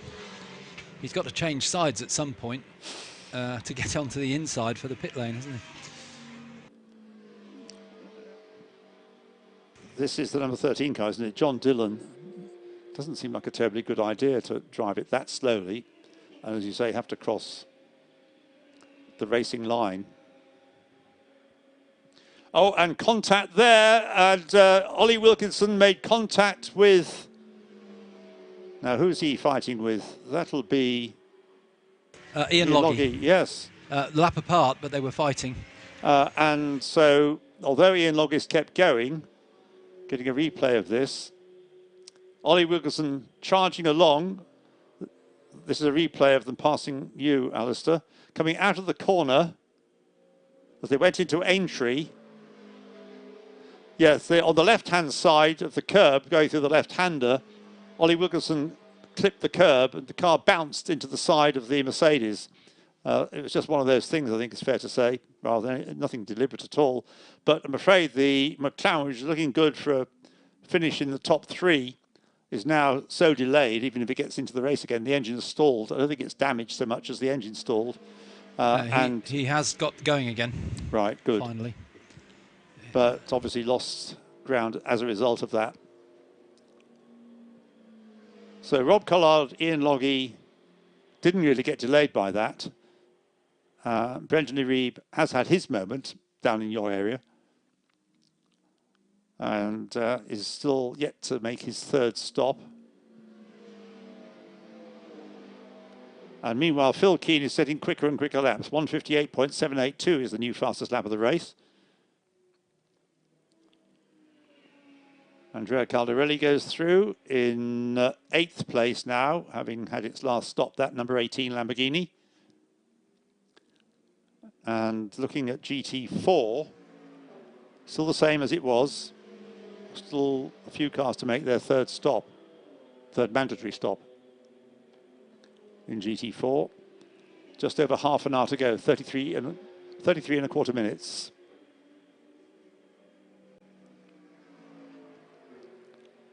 And Rob Collard surely must be coming in, I would have thought, this time. And you've got Ian Logie and Michael O'Brien together, but I think O'Brien's a pit stop ahead, isn't he? So they're not actually... Michael O'Brien and who, sorry? Ian Logie. Yes, he is. Yeah. Michael O'Brien is a pit stop ahead. Yeah, right. Yeah. Okay. So that incident between Ollie Wilkinson and Ian Logie is under investigation. Also, an incident between cars 13 and 38. That was the one at Stowe. So the two cars, I think 38's been in one or two incidents. It was Petrobelli driving it, and that car's retired over at Stowe. Giacomo Petrobelli, number 38, Aston Martin. And 13, John Dillon, is dragging his car back to the pits. I don't think he's made it yet. I haven't seen the car limping as far as the pits. But anyway, he's got damage too.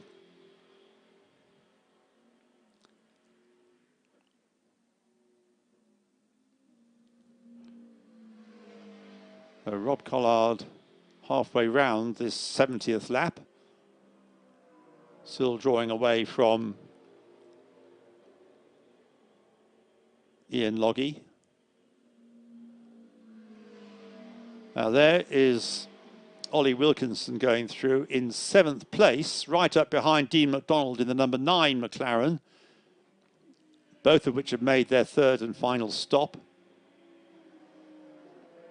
As has Michael O'Brien. I'm not sure that Ollie Wilkinson's going to regain that many more places, actually, in the just over half an hour that remains. Phil Keane has got past Sennan Fielding for 11th place, so his next target, about 6 or 7 seconds up the road, is Jack Mitchell. Yeah.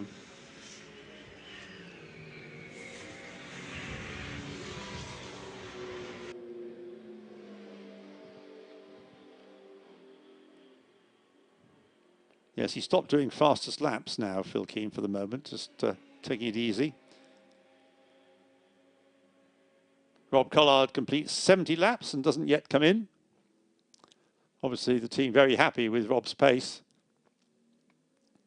He's really settled into driving a GT car now.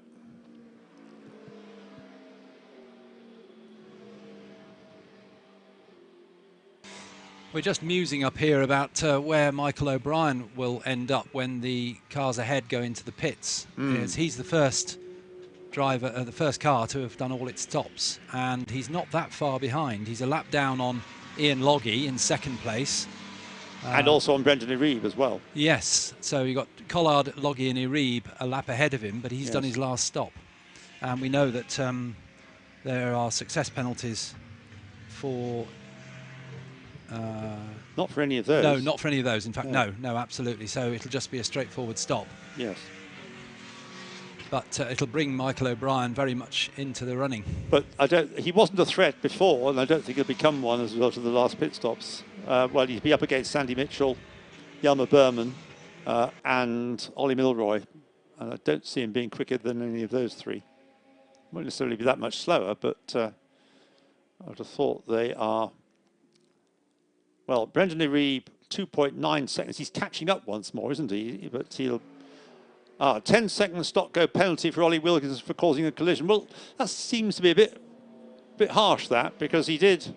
Yes, it was his car that caused the collision, but it was a serious attempt to overtake, and he just got it slightly wrong by clipping the curb and bouncing the car across into the other one. The incident involving cars 13 and 38 will be investigated after the race, no doubt, because it won't affect the outcome of this race, in that both cars are now retirements. No, it's quite harsh on Wilkinson because it was him that lost out. Well, I don't think that's necessarily the reason for... you know, if you suffer a more penalty yourself, I think it's more that it wasn't anything... It wasn't deliberate. It was just... it was caused by him clipping the curb on the left, which bounced the car. He wasn't intended to drive into it. Anyway, down the pit lane comes Ian Logie, and right behind him, Brendan Iribe. So those two cars fighting over 2nd place are in the pits together.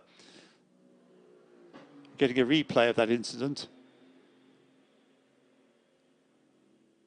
Yeah, that's a bit harsh, that is. Have a match of the day discussion about that. I'm not saying he didn't cause the collision, but he didn't do it anything like deliberately. it was a serious place to try and overtake as well, particularly given how difficult that Mercedes is to overtake. Anyway, the lead that Rob Collard has was 21 seconds as these nearest opponents came into the pit lane. Coming into the pits now is Ollie Wilkinson to take his penalty. Doing it straight away, yep. The GT4 battle is in the pits. Well, Jordan Collard, 58, is in. Yes. So we'll start to see that very close race shake out. As talking about Jordan Collard, Dad Rob Collard goes through once again on the Wellington Straight now. And Michael O'Brien, I think this is coming through the loop. Difficult to tell in the fading light against the other car. Yes, it is Michael. So he's coming down the Wellington Straight, and we've got Loggy and Irib still in the pits. All right, well... So we'll see where... Leader in the pits. Into the pits is Rob Collard then. But... to gain a place, Michael O'Brien would have to do a lap, nearly 2 laps, wouldn't he? Because wherever he is now, he's got to do another lap before he could possibly be able to pass Rob Collard. Or, as it will now be, Sandy Mitchell.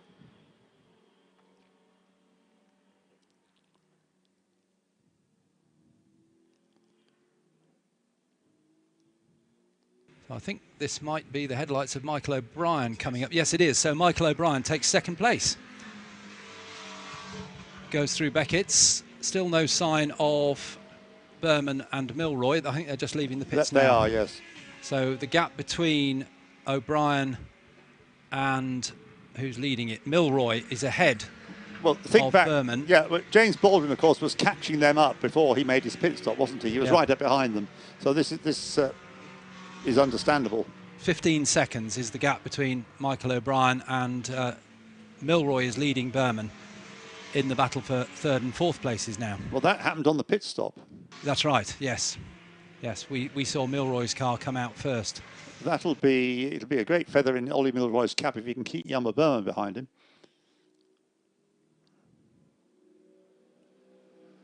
Through goes 69, which is now Patrick Kuyula in 8th place. He'll obviously hammer that car as much as he possibly can.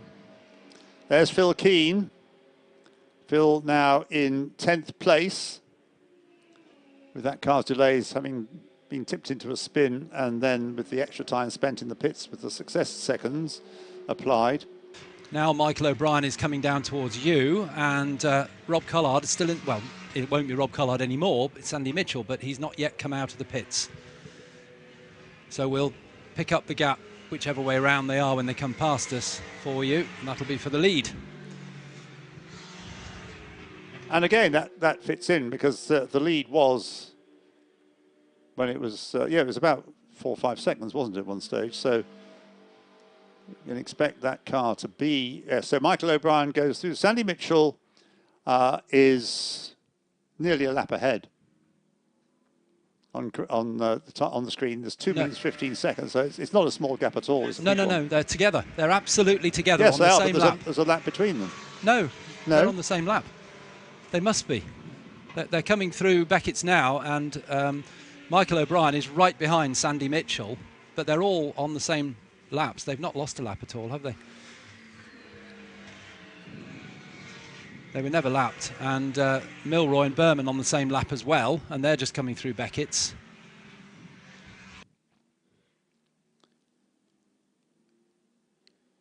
Well, in that case, how did the Lamborghini lose that time?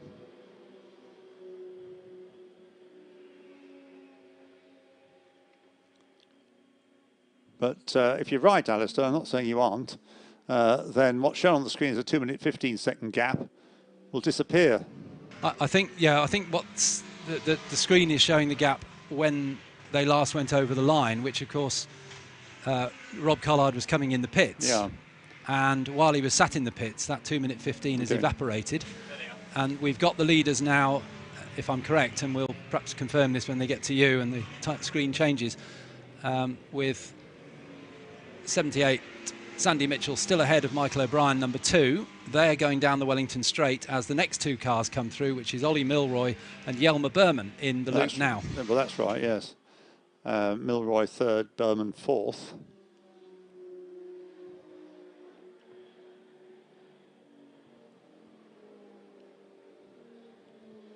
Just looking to see where the... there it is, Sandy Mitchell, and there's Michael O'Brien, and the gap is 1.8 seconds. So you're right, yes, they are on the same lap, and it's 1.8 seconds between them. Sandy Mitchell leading Michael O'Brien, those 2 through, 78 from 2. Ollie Milroy in 3rd place is 13 seconds behind Michael O'Brien, and Yelmer Berman is just under a second behind Ollie Milroy. And then the other one of interest is Patrick Kuyala, but I don't think there's really little chance of salvaging the championship now for them, I think. And Alistair, even if Sandy Mitchell is passed by Michael O'Brien, he will still win the championship, won't he? I believe so, yes, because the points difference, but we can put that in as a possibility. We'll put Michael taking maximum points with James Baldwin. I'm just looking at the Tom Hornsby, how do you work this out? So if we have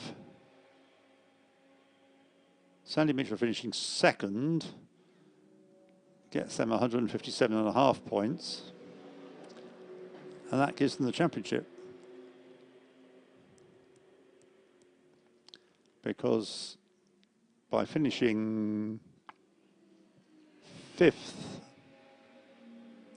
6th, 7th, 8th, but let's say about 5th, it's 151 points.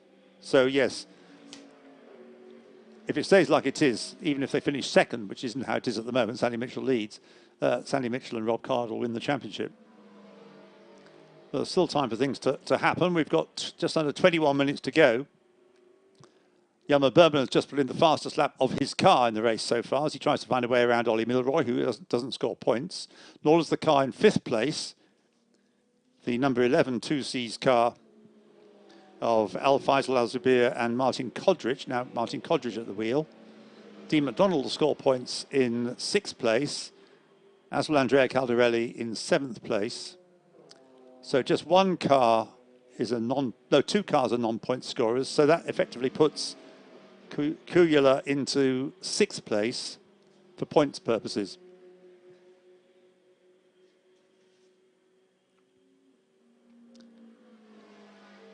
Okay, we've done that without the point scorers, and the points positions would be 157.5 to Collard and Mitchell, and 148.5 to Dehaan and Kuyala. If they finish where they are at the moment. Yeah, absolutely, if they finish as they are now. Yeah.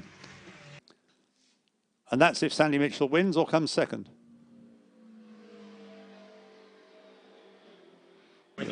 That was us saying if O'Brien wins.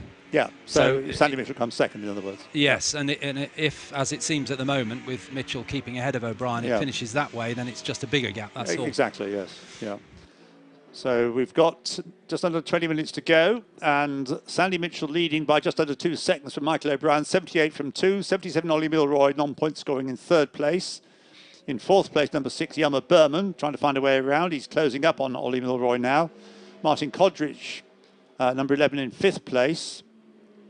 And 6 is Dean McDonald, number 9. 7th is 18, Andrea Caldarelli. 8th is 69, Patrick Kuyala. 9th is 72, Phil Keane, who is 11.3 seconds behind Patrick Kuyala, catching him gradually, not hand over fist, but is catching him. And so that could help Barwell's chances with their other car. If Phil Keane can catch Patrick Kuyala.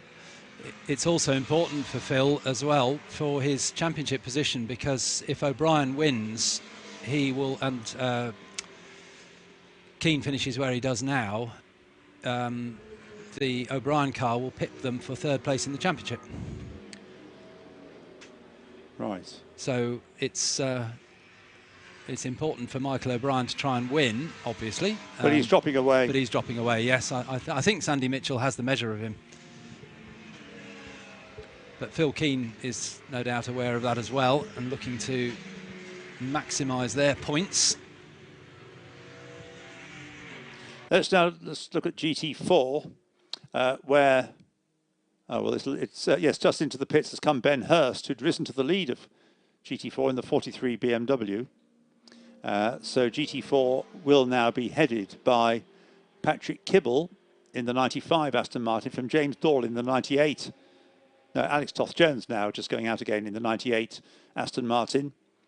Andrew Gordon-Colebrook in the 42. The BMWs have had a good, quiet race. They got on with the job and have risen up the order, as the McLarens in particular have run into difficulties of one sort or another.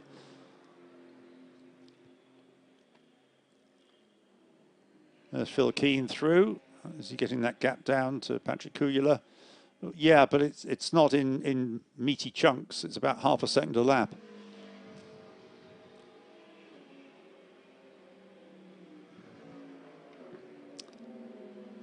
Now, Senan Fielding catching Jack Mitchell. That number 10 2Cs car really has had a pretty, by its normal standards, dismal race. It's in 10th place and is being caught by the Audi of Senan Fielding.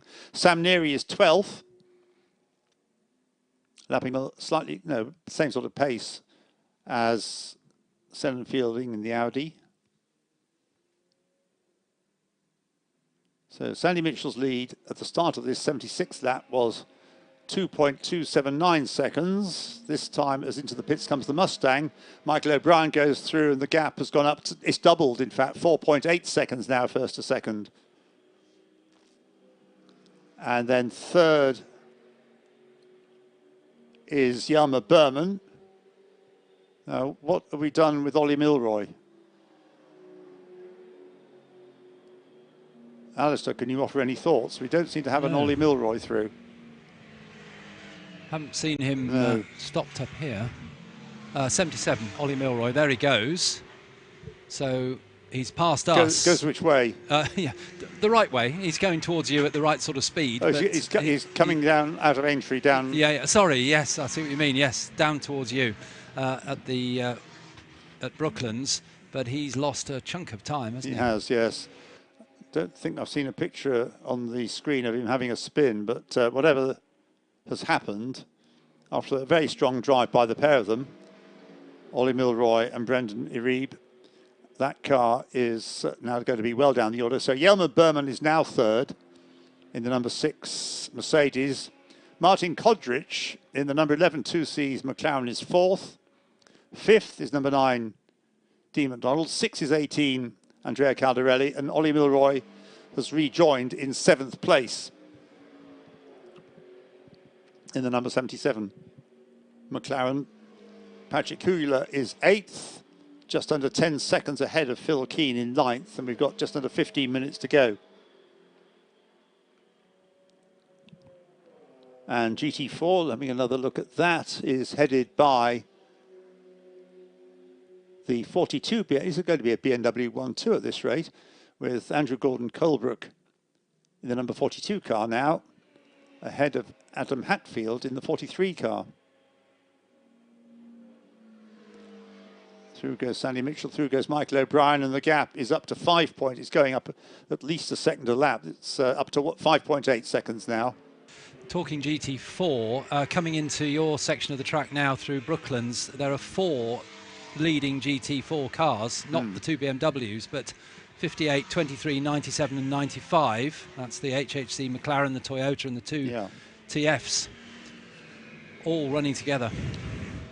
Yes, it's probably even premature to start working out the outcome of the championship there, but into the pits comes the Toyota. So there were 4, but there's now 3 in that group.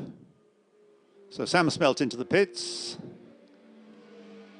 And of the TF Aston Martins, 97 Jamie Caroline is ahead of 95 Patrick Kibble. But Caroline has caught up with the 58 HHC McLaren, hasn't he? That was quite a big, well, relatively 4-second gap before the pit stops. Yeah, so they are first and second. No, the BMWs, of course, score points, don't they? Because they're both in for the championship. So they're third and fourth in GT4, those two, Patrick Mathieson and Jamie Caroline. Can we feed that into the computer now? We'll do. Yeah, actually, the second of the BMWs is dropping down because it's in the pits. Okay. Just coming out. I think it was on an out lap. So there's one BMW. Yes, I think we're in the GT4s. Net leading Gordon Colebrook, Matisse and Caroline and Kibble. Yes. So we'll throw those into the computer and see what it says.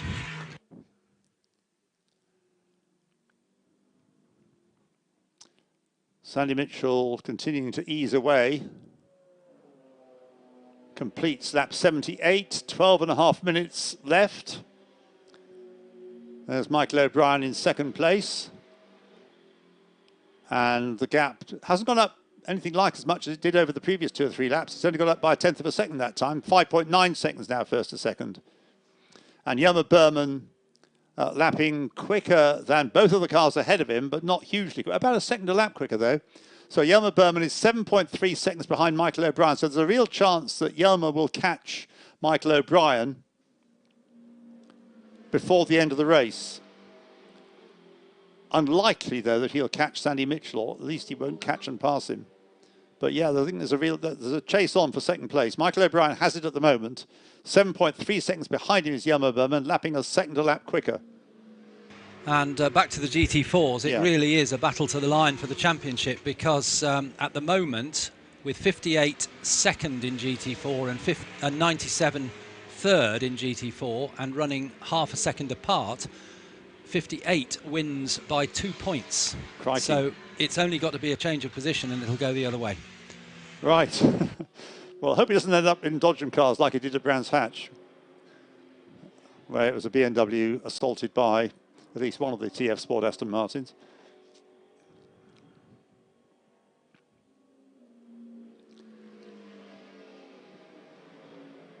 Sennan Fielding closing up on Jack Mitchell for 10th place. And Ollie Wilkinson chasing up. Sam Neary is 12th. Just a second and a half behind those other two, which are coming up towards Beckett's now. Jack Mitchell, Sennan Fielding and Sam Neary. Yes, through Beckett's, line astern. And we were watching the other side as well with the Yelmer Berman catching Michael O'Brien for second overall. Getting ever closer. And the GT4 lead battle is in your area as well now, with the BMW running at around the same pace as Matisse. Right, first to second, 7.79 seconds. There's the third place, Yelmer Berman in the green Mercedes, number 6. The gap is down to 4.7 seconds between Michael O'Brien and Yelmer Berman. It could well happen that. Their lap times, yes, still Yelmer is the quickest of the three of them. Can he catch the leader? Well, he's 12.5 seconds behind Sandy Mitchell, Yelmer Berman. And we have just under 10 minutes.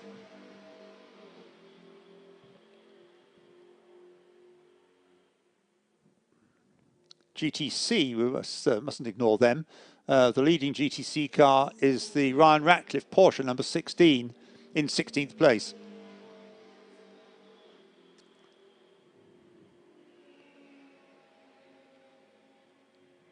So Yelmer Berman still closing up. There's 77 through. Ollie Milroy in 7th place after whatever the spin was that dropped him away. Patrick Kujula, Phil Keane down to 7.5 seconds.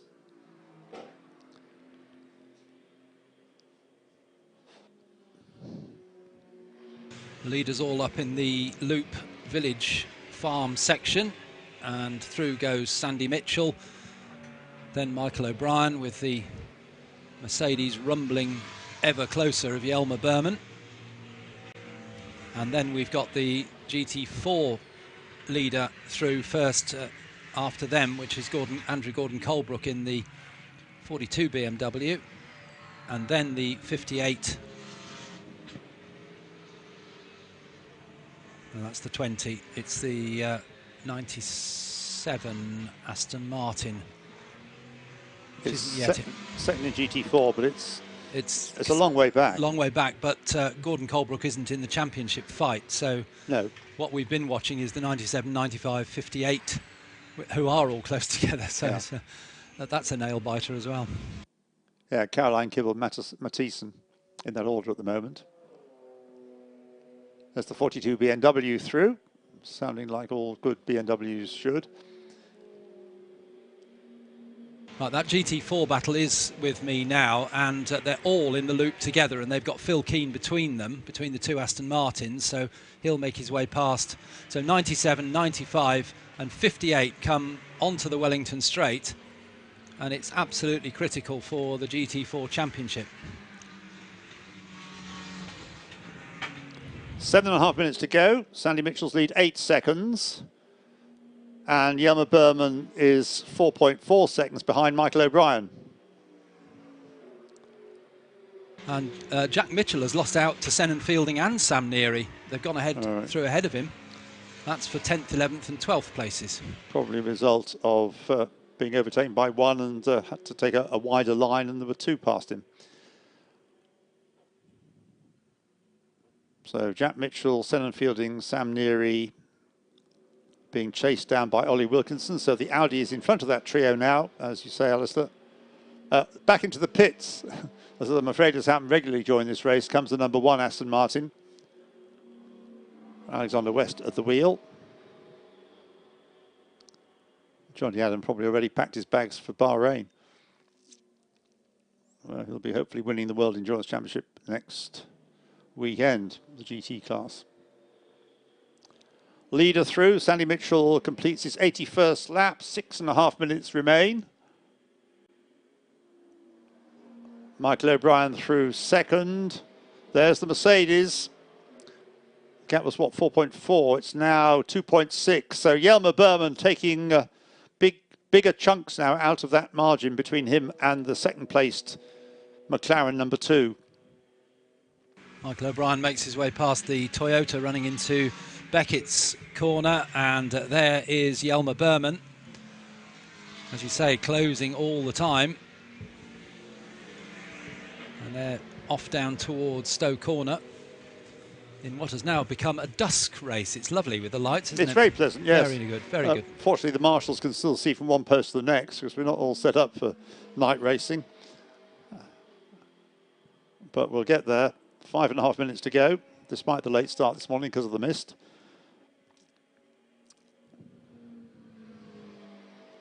There's 77, Ollie Milroy through, now just racing for a place, 7th place, being chased by Patrick Kujala, but he's lapping slower. So I think the momentum has gone out of the prospects of winning the championship for Sam DeHaan and Patrick Kujala, who came to Silverstone this weekend in the lead of the championship, but it's not been the best day for them. Still Senan Fielding just ahead of Sam Neary. And still Ollie Wilkinson is chasing after them, and he runs in 13th place, but Jenson Button in the number 3. McLaren in 14th place. 4.5 minutes to go. Michael O'Brien's hanging on, but the gap closing, but only 4.5 minutes, as you say. I wonder if he can hold on. Sandy Mitchell completes 82 laps. There are the two fighting over second place, but the Mercedes getting ever closer. Michael O'Brien now 9 seconds behind Sandy Mitchell, just under a second ahead of Jelmer Berman. I think it's inevitable that Jelmer Berman will take second place the way things are looking. Into Beckett's they come, and going through, they got another GT3 car in front of them. Hopefully will move over on the Hangar Straight.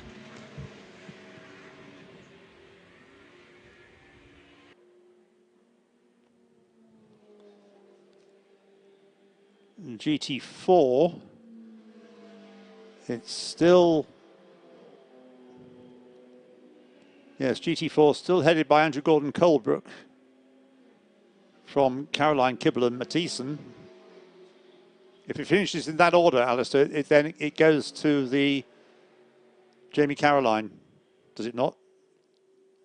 And Daniel Vaughan, car number 97. Yes, by 2 points. Yeah. If it finishes in the order it is now, which is unchanged from when we did that calculation Yes, a few minutes ago. So yeah, it's the same. The McLaren fourth in the class, the Matthiessen car. That's right. Yep. Yeah, just loses out by 2 points.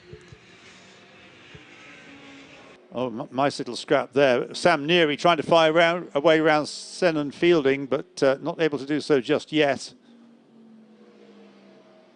Well, with 2 3/4 minutes, Michael O'Brien now has Yelmer Berman right behind him. So will Michael bring out any of his historic Formula Ford experience to try and keep back the Mercedes? But you don't race historic Formula Ford in the dusk, do you? So through their nose to tail as they come through Luffield and into Woodcote. So Michael O'Brien still has second place just, but Yelmer Berman's going to make a bid to take the place. Michael O'Brien moves to the right, then moves to the left gently, so as not to appear guilty of too much weaving. And as they go through the corner, the Mercedes almost overlapping the McLaren as they head up towards you now, Alistair. Coming up towards us, the Mercedes still behind, Michael O'Brien hanging on. Now the front brakes glowing red as they came into Beckett's, and through they go. They've got 2 GT4 cars in front of them, but I think they'll catch them on the hanger straight. So once again they head off out of our sight with Michael O'Brien just hanging on to second. Yes, we're not actually seeing that battle on the screen, which surprises me, but it'd be good if we could. More focus on Jenson Button.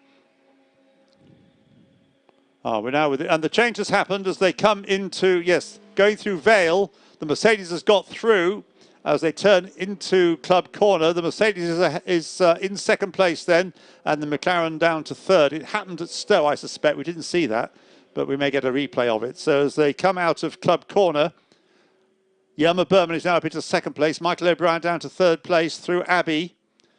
I'll keep an eye on the screen just to see whether we do get a replay of the passing manoeuvre, but I think it must have been at Stowe Corner. Yeah, up to Village now, and confirmed that Berman ahead of O'Brien as they come through the loop with just one more lap to go, I suppose. So penultimate lap. A very relaxed looking shot of a very relaxed looking Rob Cullard's reclining in the pits. His car turning through Club. Sorry, turning through Luffield. And coming up to complete the penultimate lap with 22 seconds on the clock. Sandy Mitchell goes on to his final lap. Yelmer Berman in pursuit, having got that second place. The gap between Sandy Mitchell and Yelmer Berman, 9 seconds. Obviously, it's not going to be, unless Sandy makes a mistake. A bit of light flashing going on to warn a GT4 McLaren. He's about to lap it. It's happening in front of you, Alistair. It is, yeah, just through Beckett's there. He'll catch that, get that McLaren on the straight. And Berman and O'Brien through Beckett's as well. Head off down towards Stowe. And through Stowe Corner goes Sandy Mitchell, who with Rob Collard, they've enjoyed an excellent season. Rob, his first year in a GT car. Sandy Mitchell spent several seasons, although he's only 20 years old. Half Rob's age, so one say. But they've been a well-matched pair, and Rob has learnt a lot about GT racing and endurance racing, and has, I think probably Silverstone could be said to owe him one after that horrific accident he was involved in touring cars a few years ago at Beckett's. Phil Keane has clawed back to 9th place. Yes, Alistair. I was just going to say that Sandy Mitchell now coming through the loop. He's passing the 2, or he's passed one of them. I think he'll get the other on the Wellington Straight. The 2 TF Aston Martins, which have done such a great job, work together in this race, although they have had their penalties. But I think it's taken them possibly to the Drivers' Championship in GT4. And you've got the leader into Brooklands now. Yes, he's just turning through Luffield for the final time. So the 2020 Intelligent Money British GT Championship is going to be won in a few seconds, and it is won now as he crosses the line by Sandy Mitchell and Rob Collard in the Barwell Lamborghini Huracan. After a very impressive season, an impressive performance today by both Rob, who led in the early stages, of course, or very early stages from the start, after the two of them had shared pole position. with their lap times. Yelmer Berman takes second place, 7.6 seconds. He never gave up, Yelmer Berman, in his attempts to try and catch the leader. He had to, first of all, catch and pass it shortly before the end. Michael O'Brien, who's taken the flag in third place in the number 2. McLaren shared with James Baldwin. Yelmer Berman, of course, with number 6, Ian Loggy, in second place. In fourth place, it is now the number 11, 2 Seeds Motorsport McLaren of Al Faisal Al Zubair and Martin Kodrich. A really understated but effective performance by those two. In fifth place, another of the 2 Seeds McLarens, the number 9 car, driven by Dean McDonald and Angus Fender. In sixth place, number 18, the WPI Motorsport Lamborghini Countach, Lamborghini Huracan of Andrea Caldarelli and Michael Igo. In seventh place, number 77, which looked on course for place in the top 3 after a very good drive, but in the end finishing after a delay, spin by Ollie Milroy, number 77, finishing 7th with Brendan Lee, who really did drive some very good stints, the American driver. And behind him, in 8th place, disappointed not to have been able to carry the championship fight right the way through to the end, but penalised en route, I'm afraid. Sam DeHaan, number 69, with Patrick Kugula. In 9th place, always up against it, Phil Keane and Adam Ballon, who was delayed after being tipped into a spin, finishing in 9th place. And in 10th place, number 30, Selon Fielding, in the Audi with Richard Williams. And in the GT4 category, the number 42 BMW was first of all the GT4s, winning the Pro-Am part of GT4. Number 42, driven by, which I think had a lot to do with it, Rob Weldon, sharing the car with Andrew Gordon-Colebrook. Second in GT4, first in GT4 Silver, Jamie Caroline, with Daniel Vaughan, which we subject to confirmation in the moment from Alistair, will give them second place, first place, I mean, in the championship.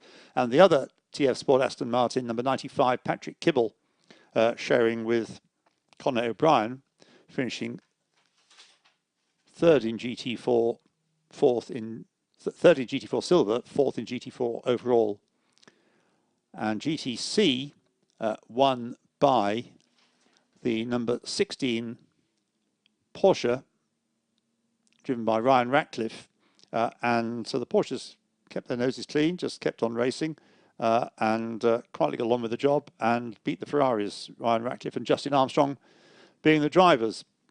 Alistair, have you got any statistics in addition to pass on to us? No, just looking at the GT4, because that was the close one, and with the finishing order as it was, 170 points to Caroline and Vaughan to take the championship, and 158.5 to Collard and Mathieson for second, and 152.5 for O'Brien and Kibble for third.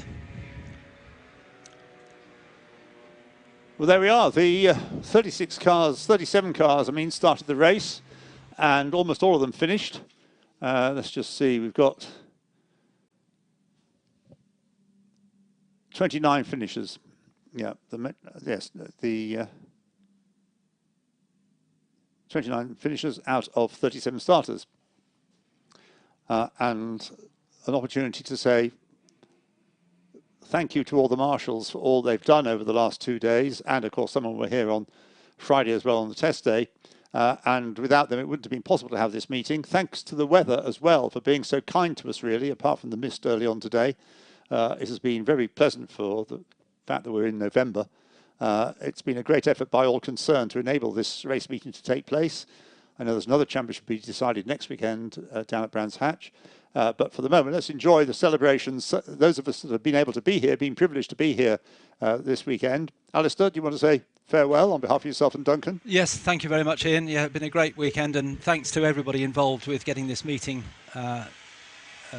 authorised, if that's the right word. And it's been a great event. And a fitting conclusion to the Intelligent Money British GT Championship. There's something rather pleasant about finishing, as you were saying during the end of the race, that as it gets dusky, it's rather nice. We can't go into full darkness, obviously, but it happens quite quickly. So I think the presentations are going to take place in the dark. But as the light fades over Silverstone, it'd be nice in a way to think we could carry on for another 12 hours. Wouldn't it? Yes. Yes. Thanks very much to everyone, okay. And see you next year. Yeah, cheers, Alistair. Thanks very much indeed. And to Duncan for all the computering that he was doing. And there we are. That's it. The presentation will take place in the pit lane, just outside race control. And we'll leave that to happen. And I'm sure some marshals will gather around. Others will be happily heading towards some lunch, late lunch, early tea, early dinner, whatever. But it's been impossible to run it without their support. Lots of happy, smiling faces. We've got the results of this race to be rewarded, as well as the results of the season's championship.